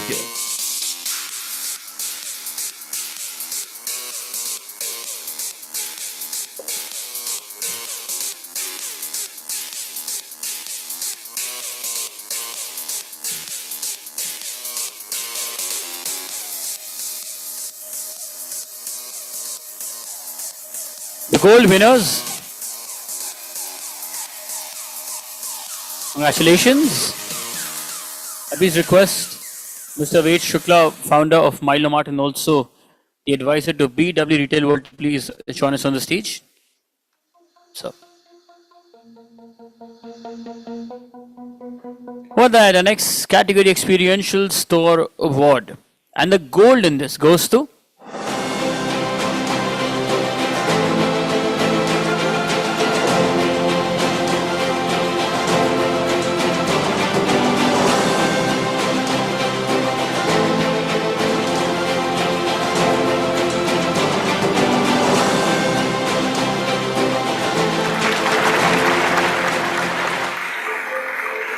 Marble Center International, Madison, PR.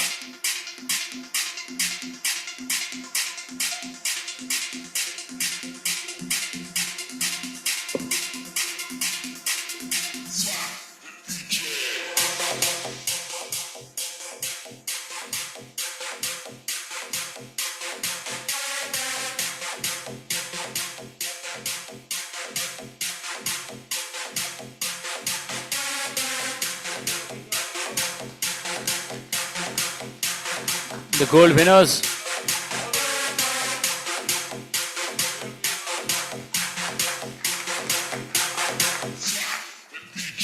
Congratulations. Next, it's fashion and accessories brand of the year and the gold. And that goes to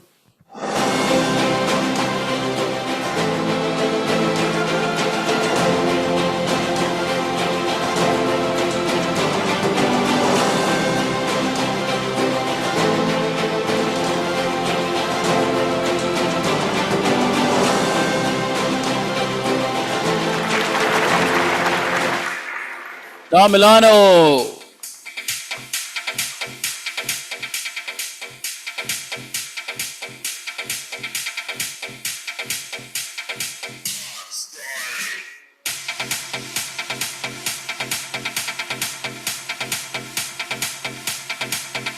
I'm sure it came to your mind that Sahil was on the jury and he's winning an award. If a brand or category comes from where you have conflict, the jury member recuses. It's not part of the decision, and that is like the team knows it. It happens auto. So just want to tell you that if he would have won, it is because of the other jury members, he wouldn't have been part of it. So I do want to say that. And my knowing him, I mean, I met some people today.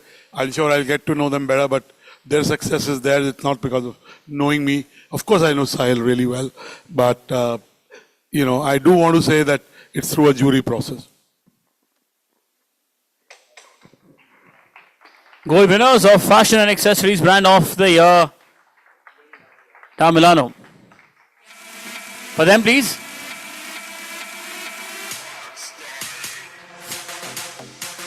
Congratulations. I feel I go to Dubai, go to Bahrain, I see that store. I feel an Indian brand in fashion is doing it. I'm sure there are many other shores that are way too. So I feel very happy about it. And retail and fashion has been the domain of Italians and Americans and European brands. So to be able to do it at that price point, at that scale, I think you truly deserve an accolade. God bless you. Congratulations. Alex, it's a fitness and sports brand of the year, and the bronze, and that goes to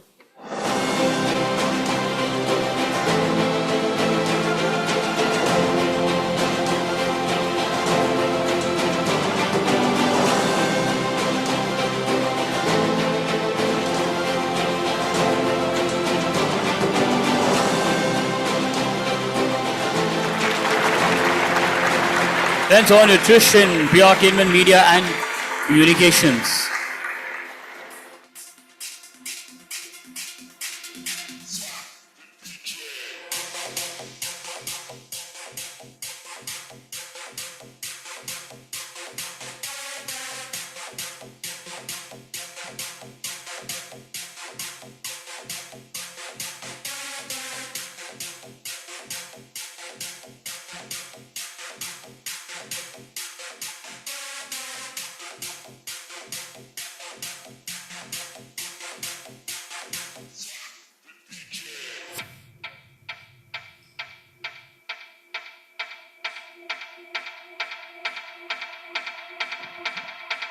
For them, please.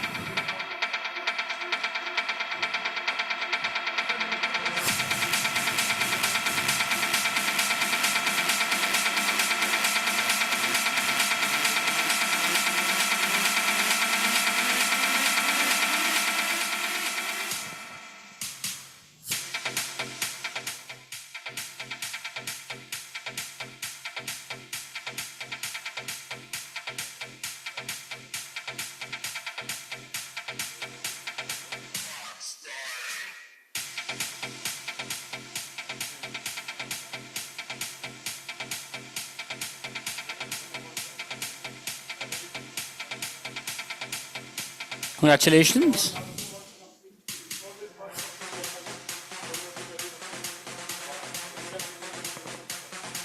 Congratulations. And the next one, silver in fitness and sports brand of the year.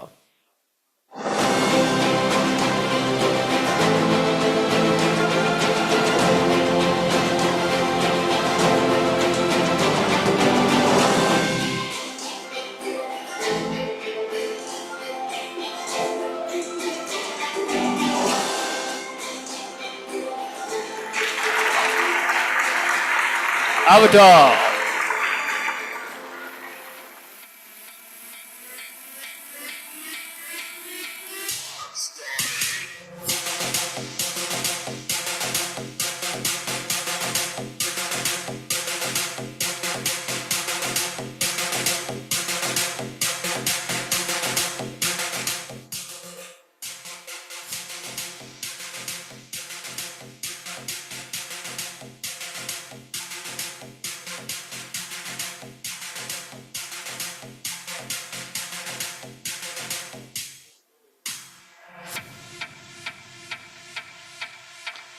For them, everybody, fitness and sports brand of the year, silver.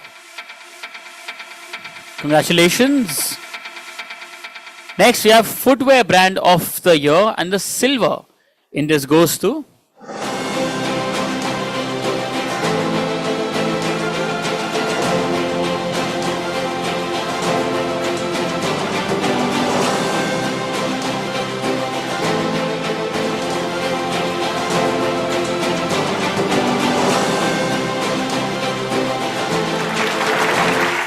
Okaru International.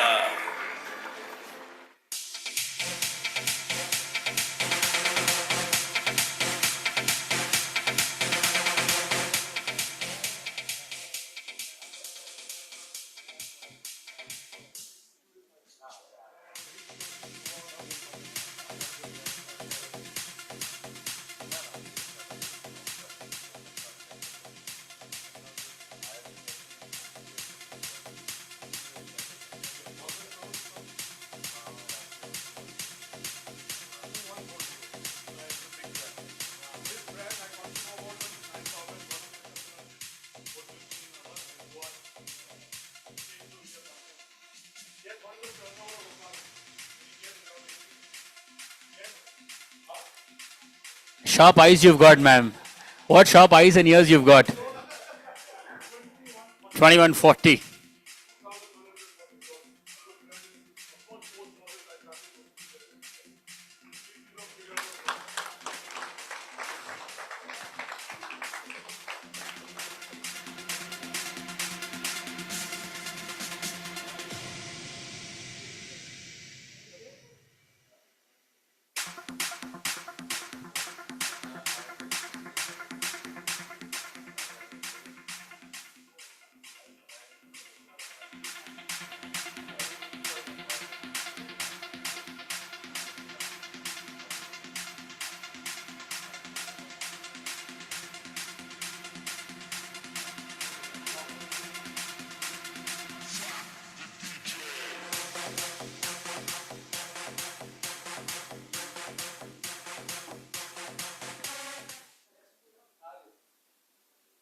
Congratulations. Winners, don't forget your individual picture and then, of course, a group picture in the end as well.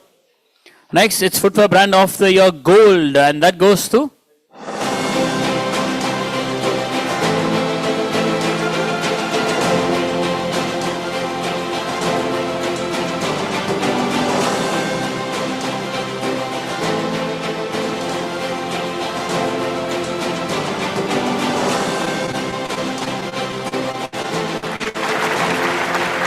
Campus Activewear. Ad Factors PR.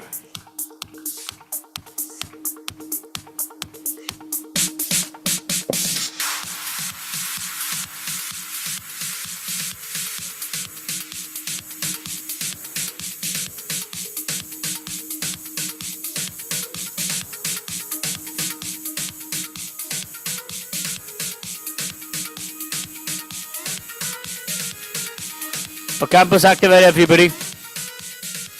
Gold and footwear brand of the year. Congratulations. Next category is grocery brand of the year gold. Please.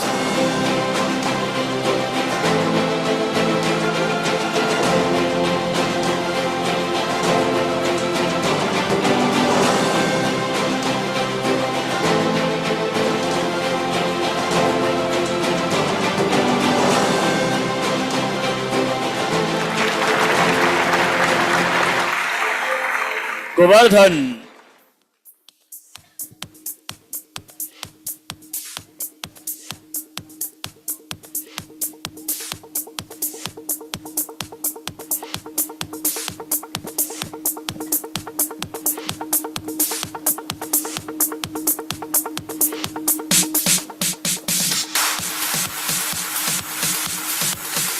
Grocery brand of the year, ladies and gentlemen. Congratulations. Next, it's home and lifestyle brand of the year.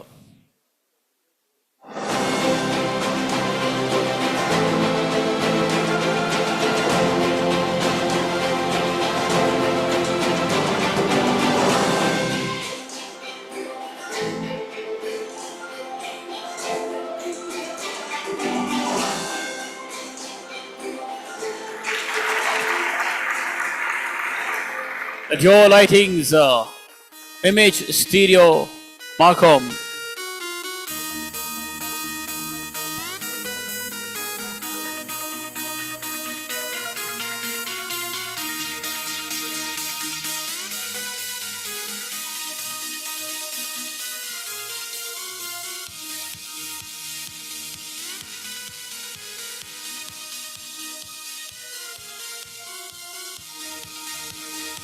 For them.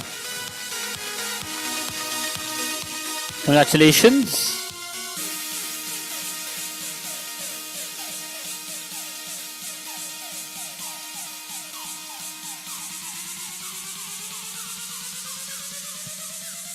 Next, it's Gold for Home and Lifestyle Brand of the Year.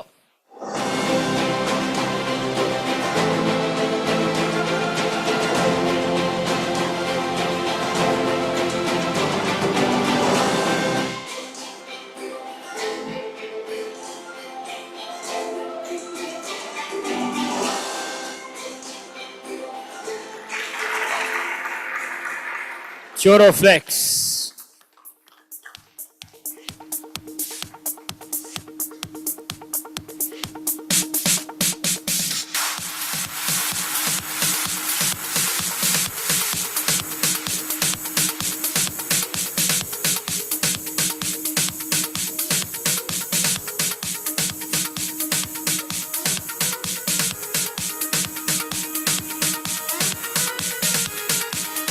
Flex, everybody.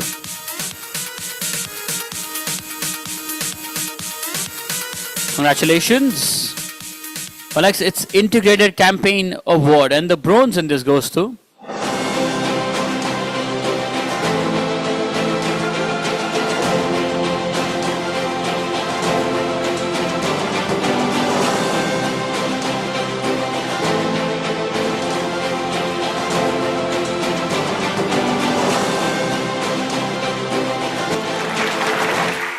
Sunfeast Yippee Noodles Initiative Media.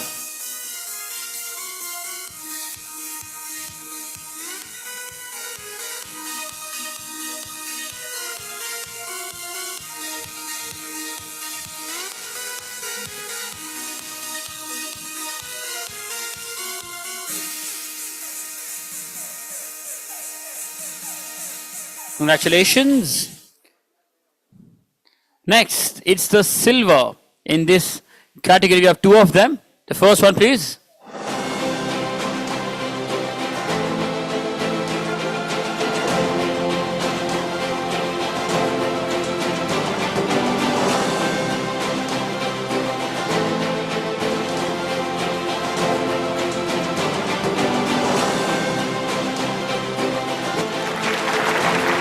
UPI Safety Awareness. Yep. Digital again. Also, winners, please stay back for the group picture. We need that for the online coverage and also for their editorial bits as well. For them, please.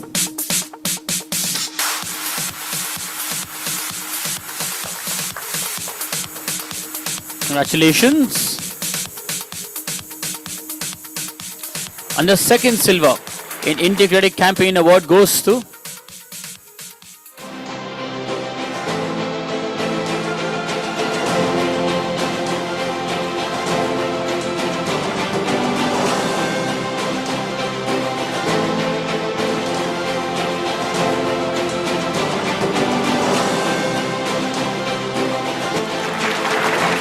Distillery International Avian Wheat.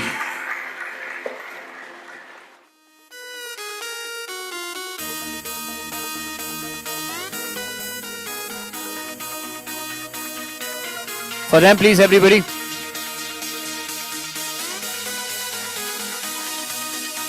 Congratulations. And now for the gold in Integrated Campaign Award category.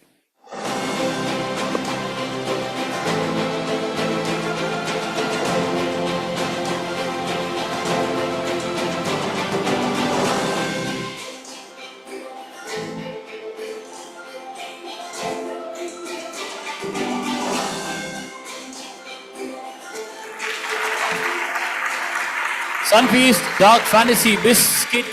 It's Initiative Media again. The goal this time.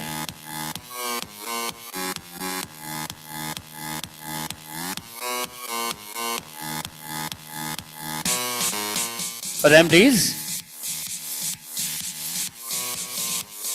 Congratulations. Next category is logistics partner. Logistics partner of the year, and the silver, and that goes to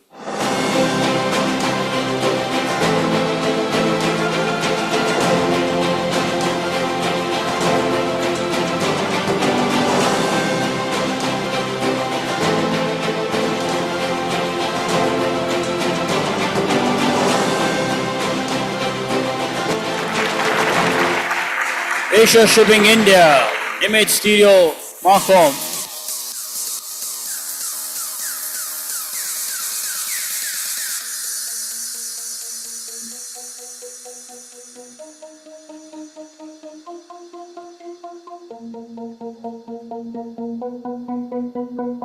For them, please. This is partner of the year, silver. Congratulations. And now for the gold in logistics partner of the year.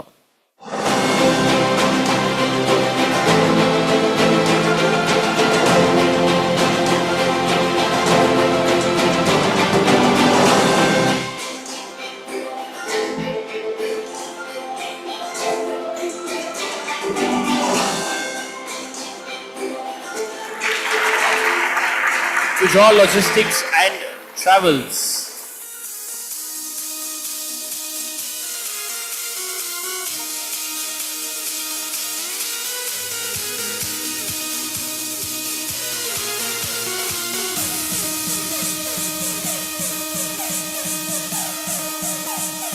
Gold winners, everybody. Congratulations. Next, it's Mom and Child Care brand of the year, and the gold in that goes to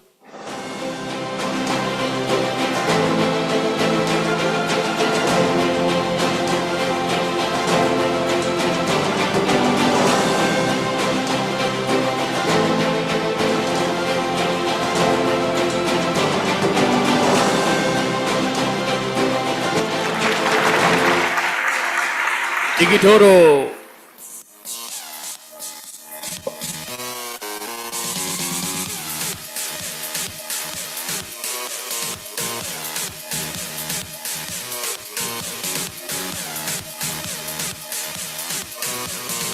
For them, everybody, gold winners, Mom and Child Care brand of the year.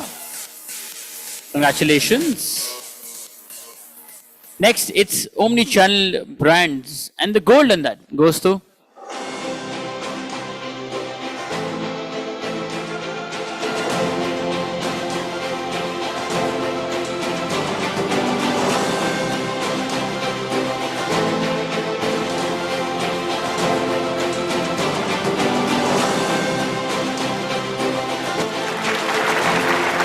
The Honest Home Company, Zintac Retail.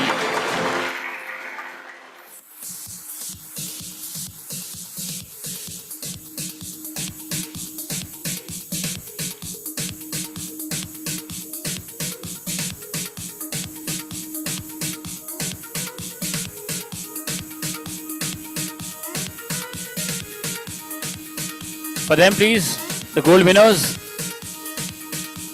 Guys, you're supposed to clap, congratulate them. आपका ही वक्त आएगा. Congratulations. Next, it's out of home advertising, and the bronze in that goes to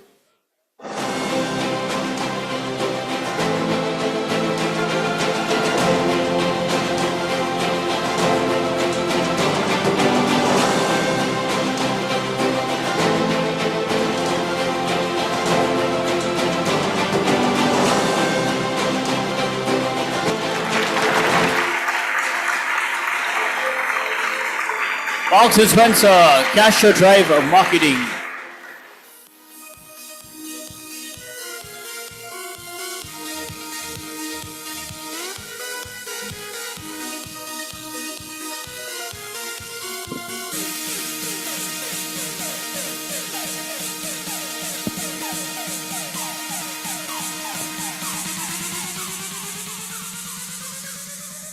Next, it's the silver in out-of-home advertising, and that goes to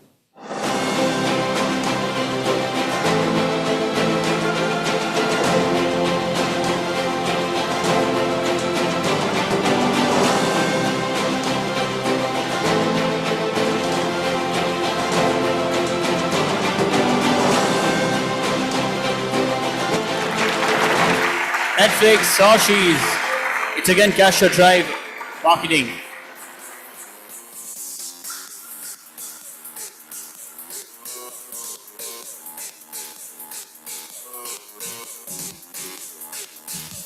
For them, please.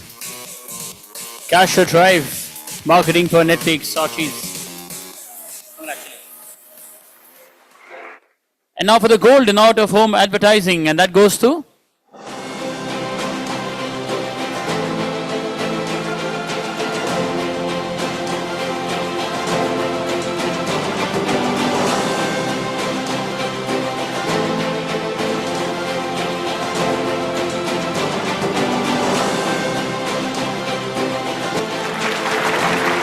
KitKat, Walk the Talk Communications.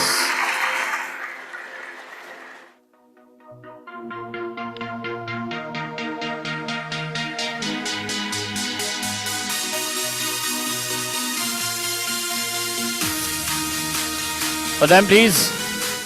Gold winners out of home advertising.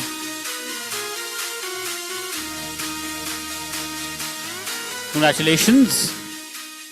Next, it's payment gateway of the year, and the gold in this goes to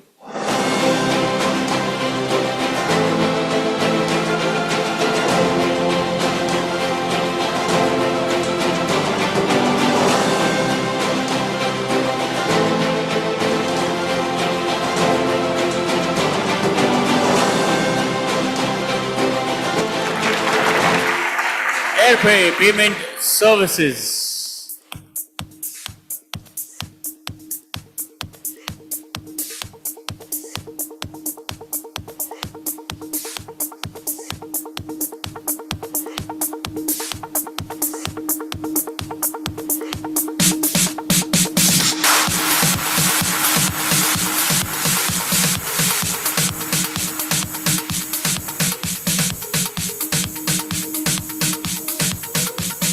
Gold winners, everybody.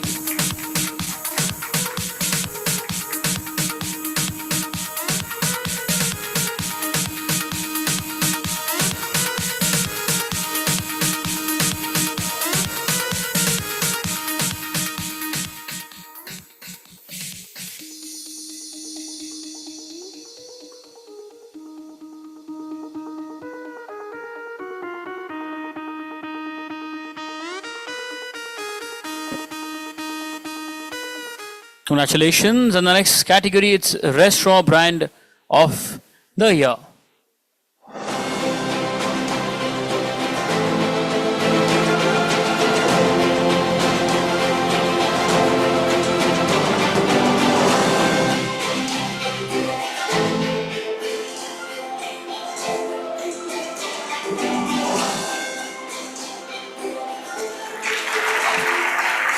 Scuso, ISO Magic.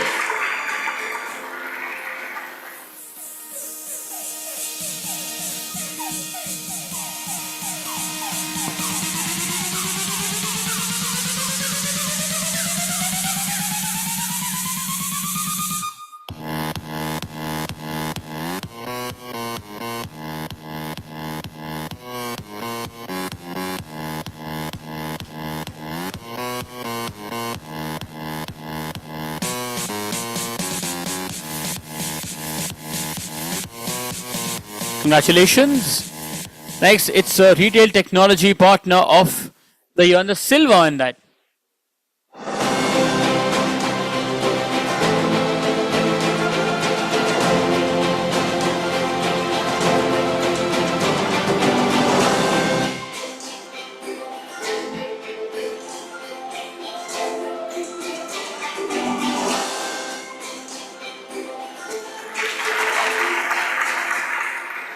The Revolution Tech, Zalon.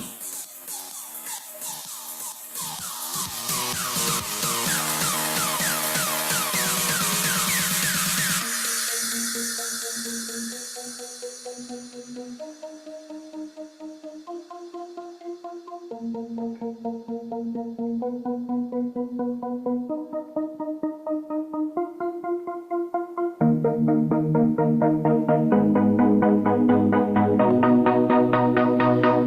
them, everybody. Silver Retail Technology Partner of the Year.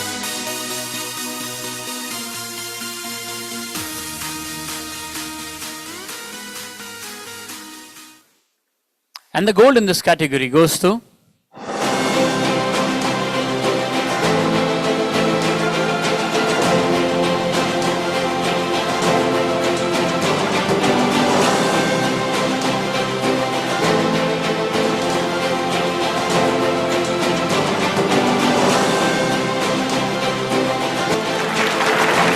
Capture CX.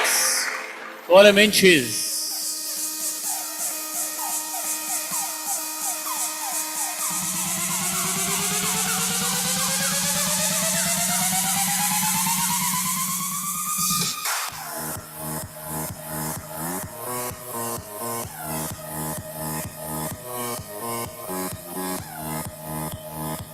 Gold winners of Retail Technology Partner of the Year. Congratulations. Next, it's use of social/digital media, and the bronze in that goes to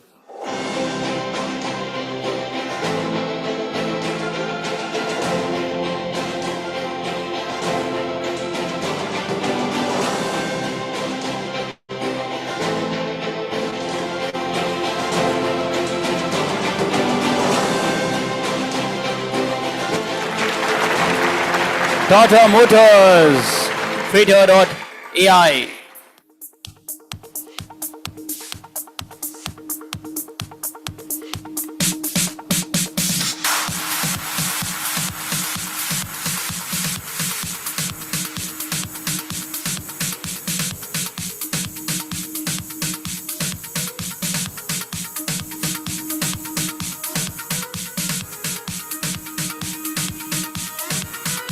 Congratulations. And the second bronze in this category goes to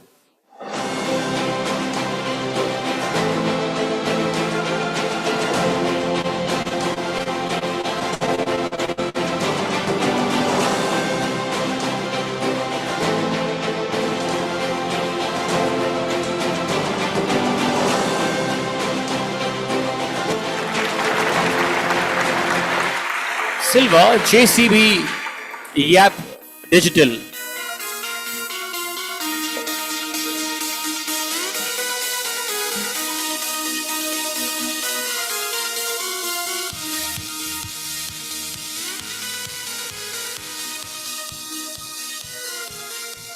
Congratulations.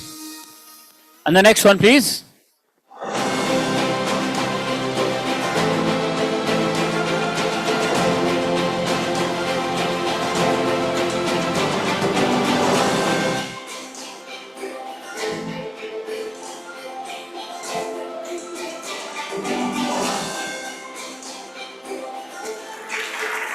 Sunfeast Dog Fantasy Biscuits. Initiative Media.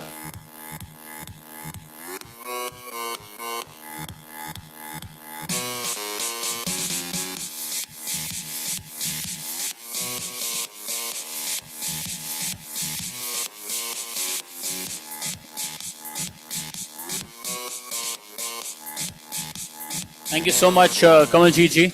Thank you. Once for him, everybody. Oh, he's there, he is. Thank you so much. Thank you. Please request Mr. Niranjan Singh, Chairman, SRAPCL and also of ICCPL to please join us on the stage and help us present awards.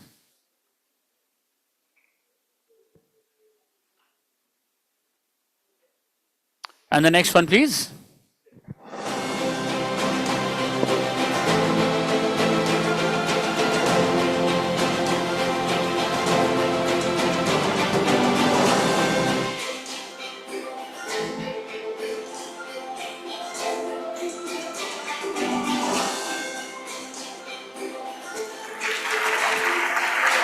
It's again Sunfeast Dog Fantasy Biscuits, Initiative Media.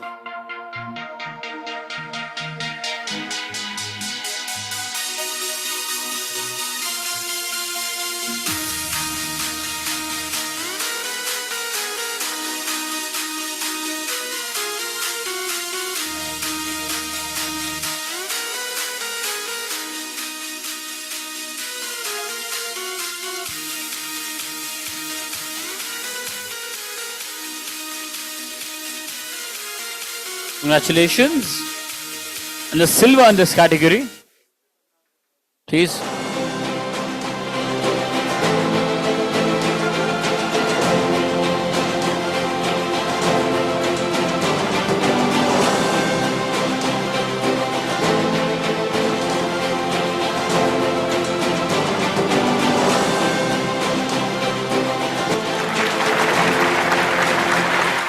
This time it's Sanfi's Yippee Noodles, again initiative media.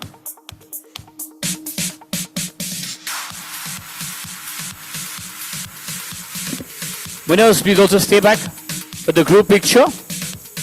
Approximately 15 more awards. And then we have the group picture. Congratulations. And the gold in this category goes to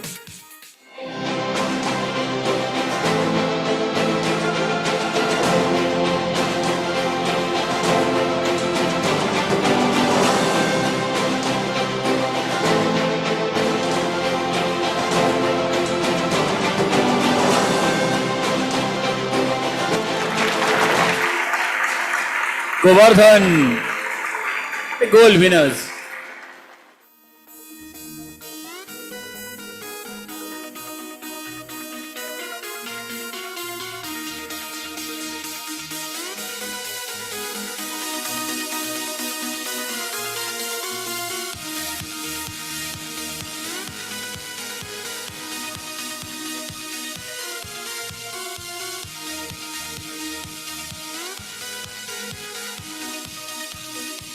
Congratulations. And next, it's Wellness Brand of the Year category.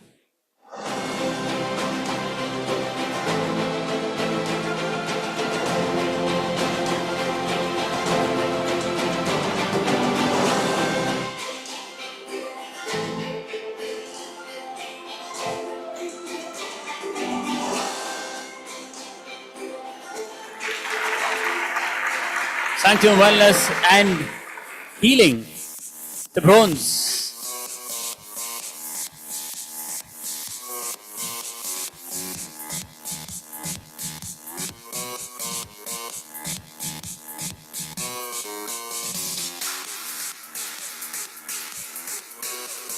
For them, please, everybody, the bronze winners.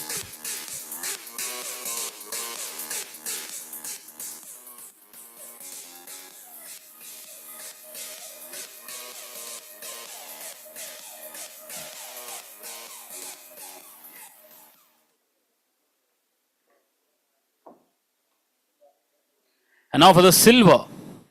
And that goes to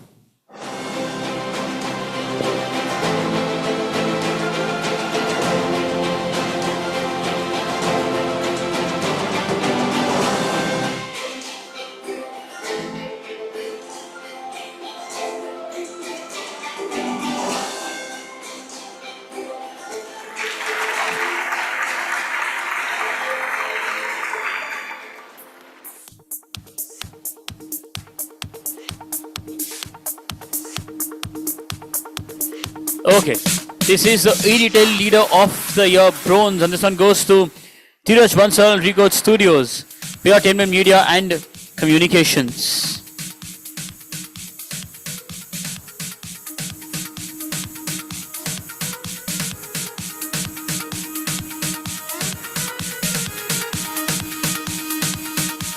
And the next one, please.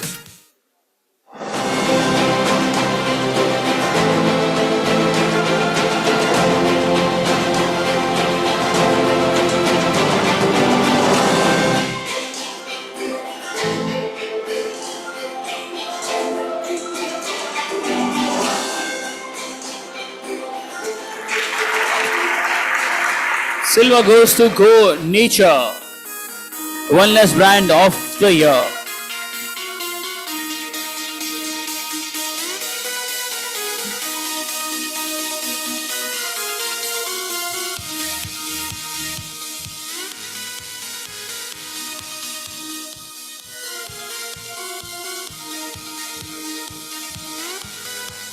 For them, please, everybody.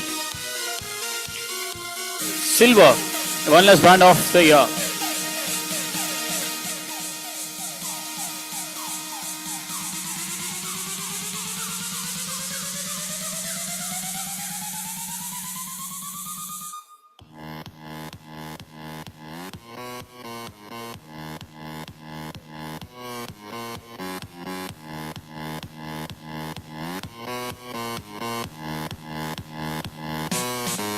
Congratulations. And the next one, please.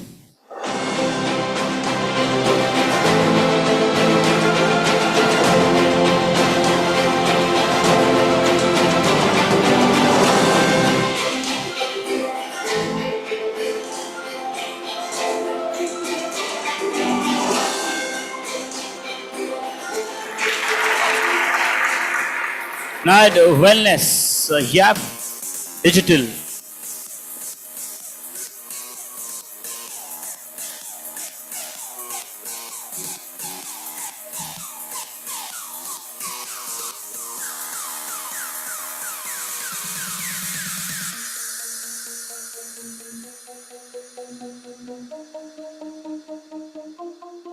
Congratulations. And the next one, please.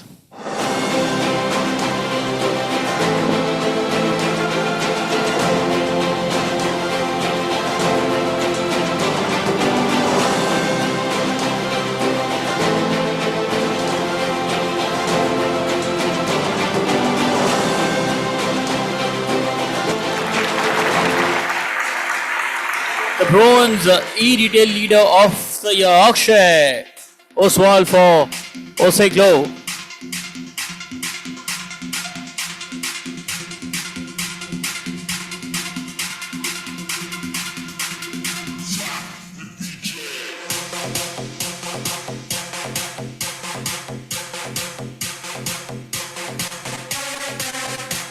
Akshay, everybody. Congratulations. And the next one, please.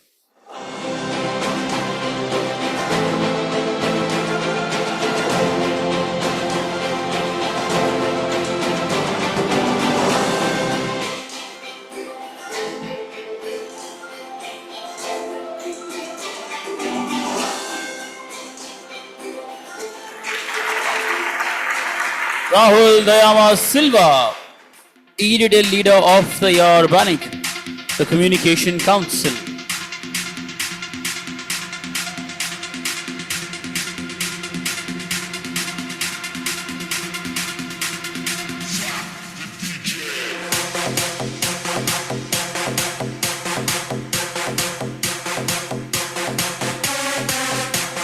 Rahul, everybody. Congratulations. Winners, just a reminder, individual picture and then a group picture in the end as well. And the next one.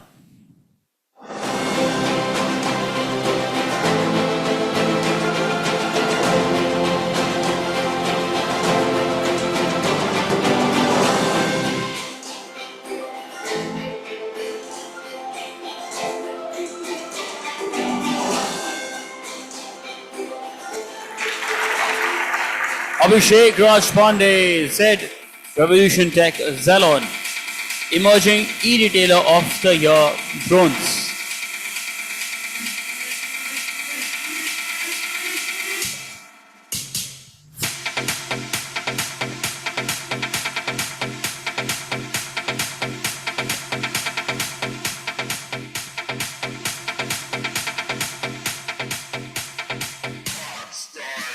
For Abhishek, everybody, please. Everybody. Individual awards. Congratulations. इसी के साथ our next, it's emerging e-retailer of the year, gold.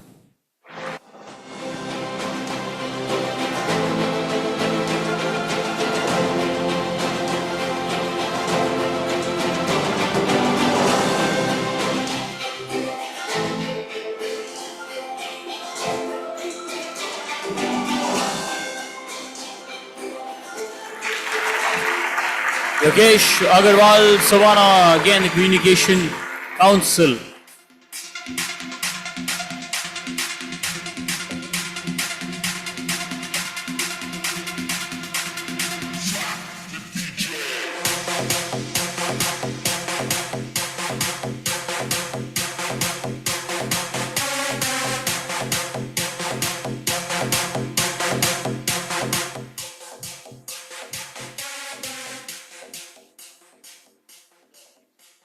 Okay, and the next one.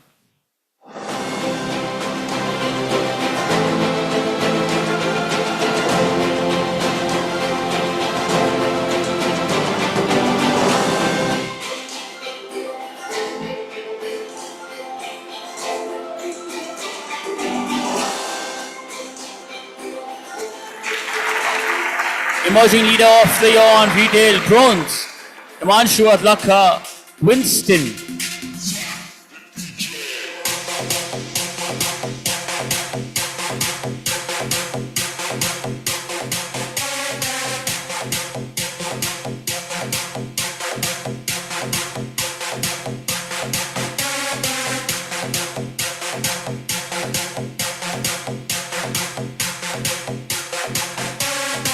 Himanshu, everybody. It is clap now, people. All of you winning. Thank you. Next, it's the silver for Emerging Leader of the Year in Retail.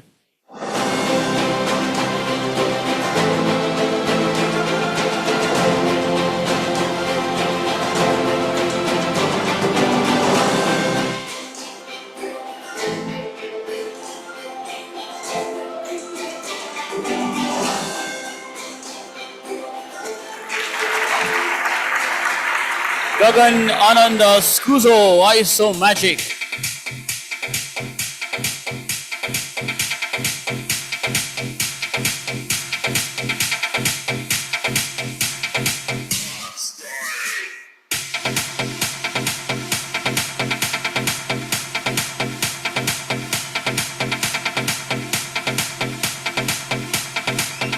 Congratulations.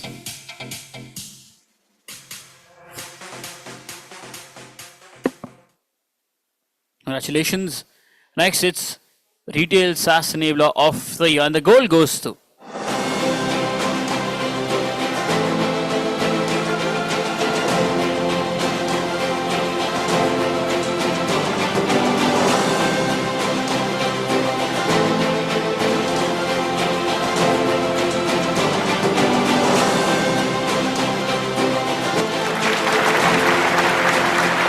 Bluebird.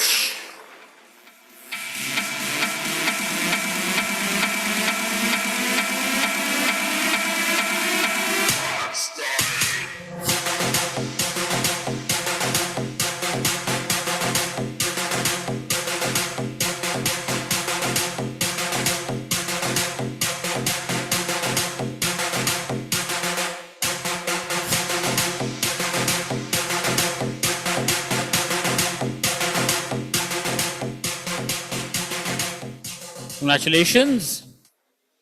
And next is Retail Company of the Year, and the silver goes to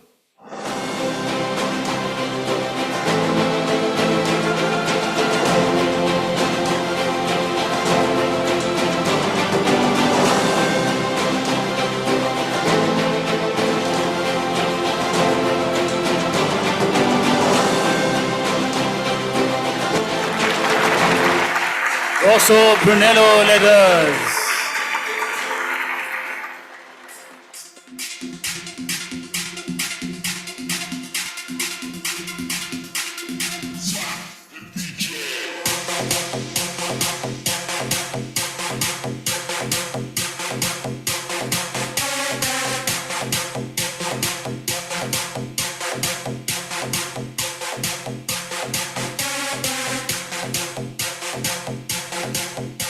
Congratulations.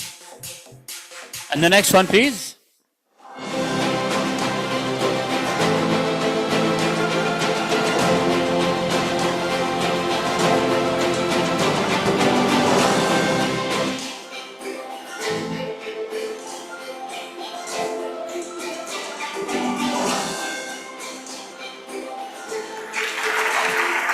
Access Finance, Evolution Core Digital and Interactive Consultancy. Best Customer Insight Strategy, bronze.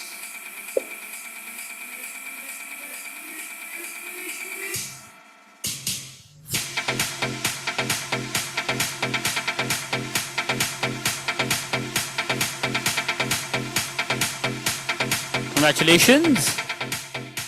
And the next one, please.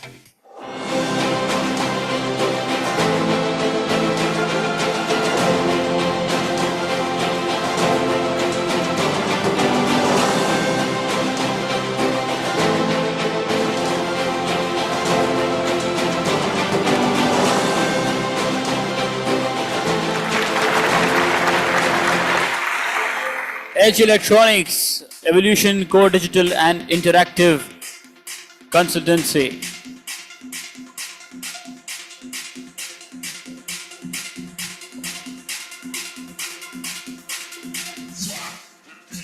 Congratulations.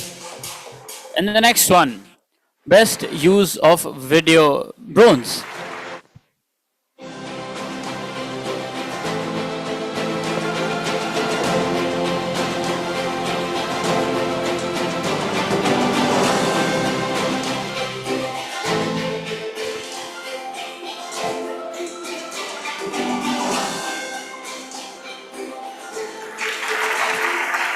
Luminous Sport Technologies.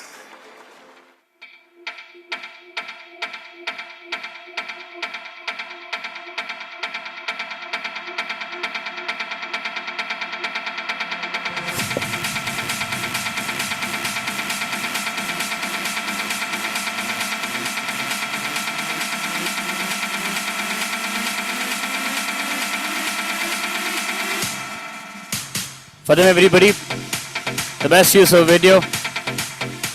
Thank you, guys. The constant support is all throughout. Thank you. Next, please.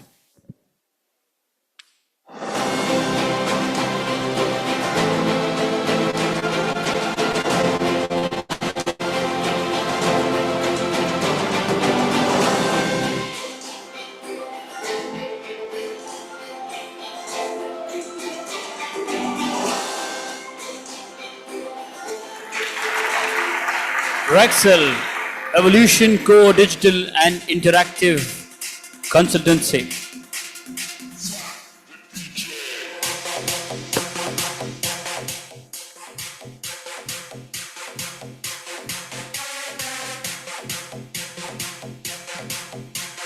Congratulations, and now down to our last five.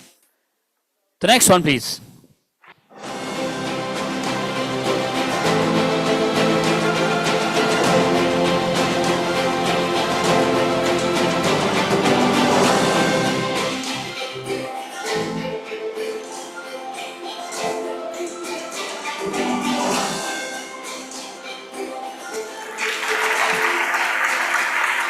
Luminous Power Technologies. Use of social/digital media, silver.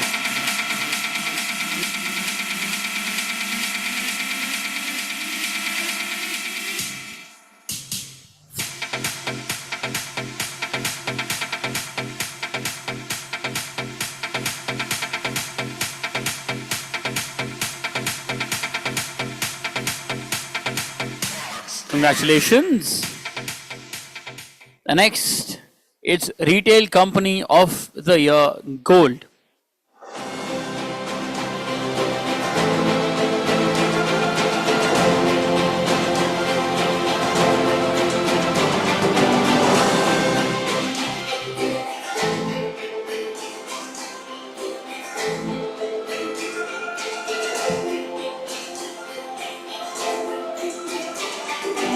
Reliance Digital, India's largest.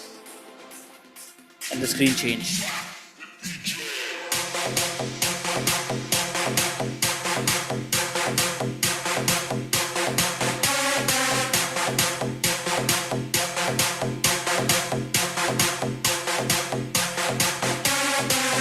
Retail Company of the Year, everybody.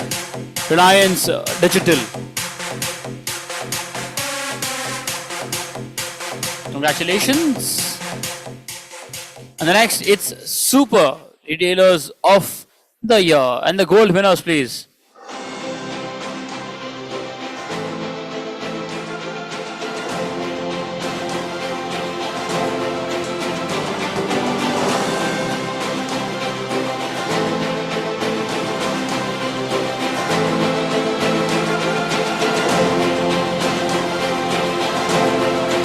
We will have to be back. It's Reliance Digital again. Super Retailers of the Year, gold winners.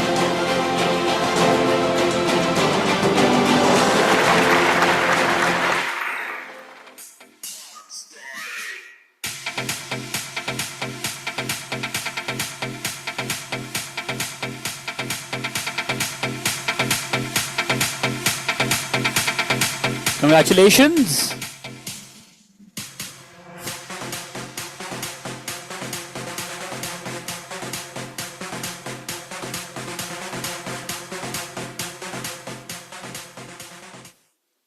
Next, it's Retail Leader of the Year, Bronze. And that goes to?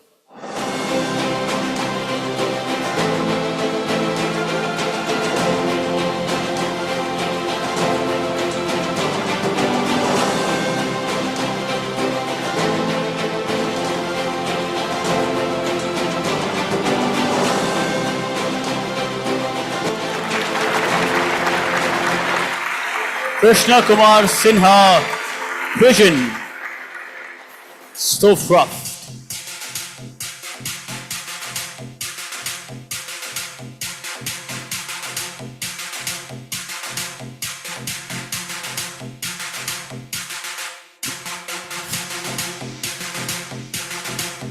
Congratulations, sir. And the last one, gold for Retail Leader of the Year.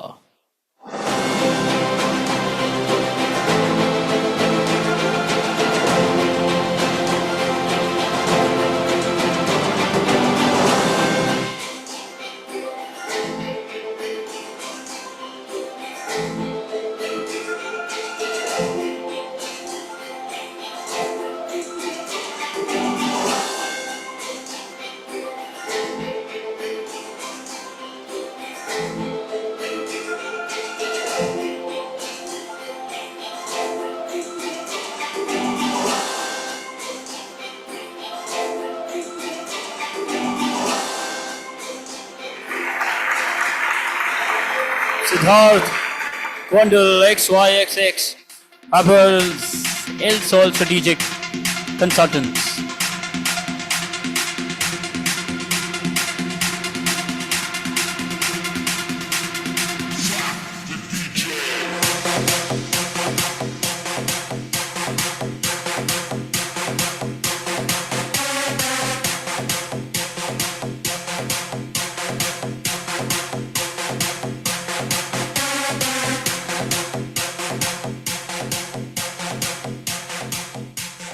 Congratulations to you.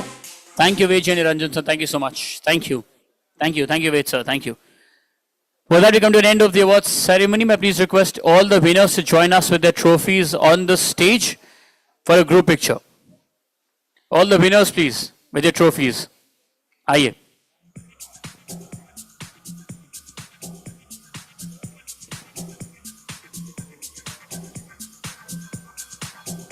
All the winners with their trophies, please. I would request all of you to join us on the stage.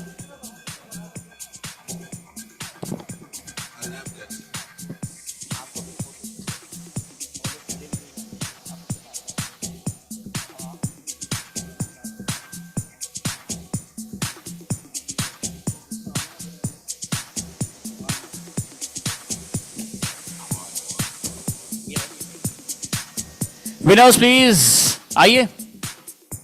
Come, please come.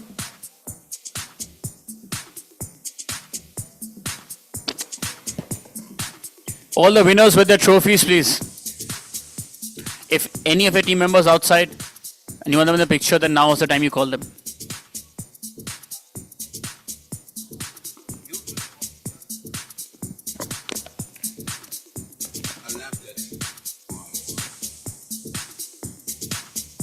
We might need to squeeze in a semicircle types.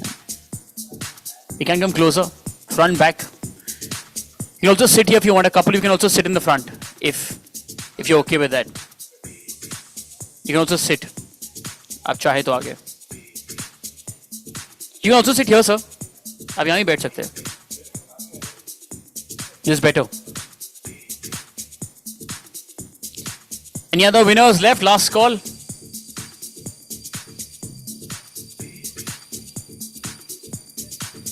Winners on the stage. Winners on the stage.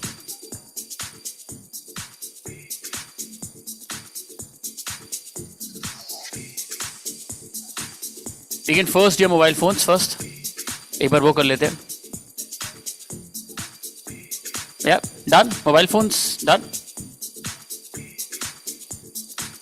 Done. Sure, now the main camera, please.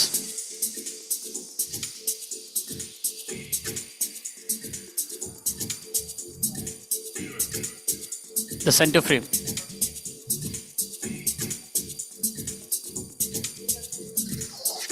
Smile, guys.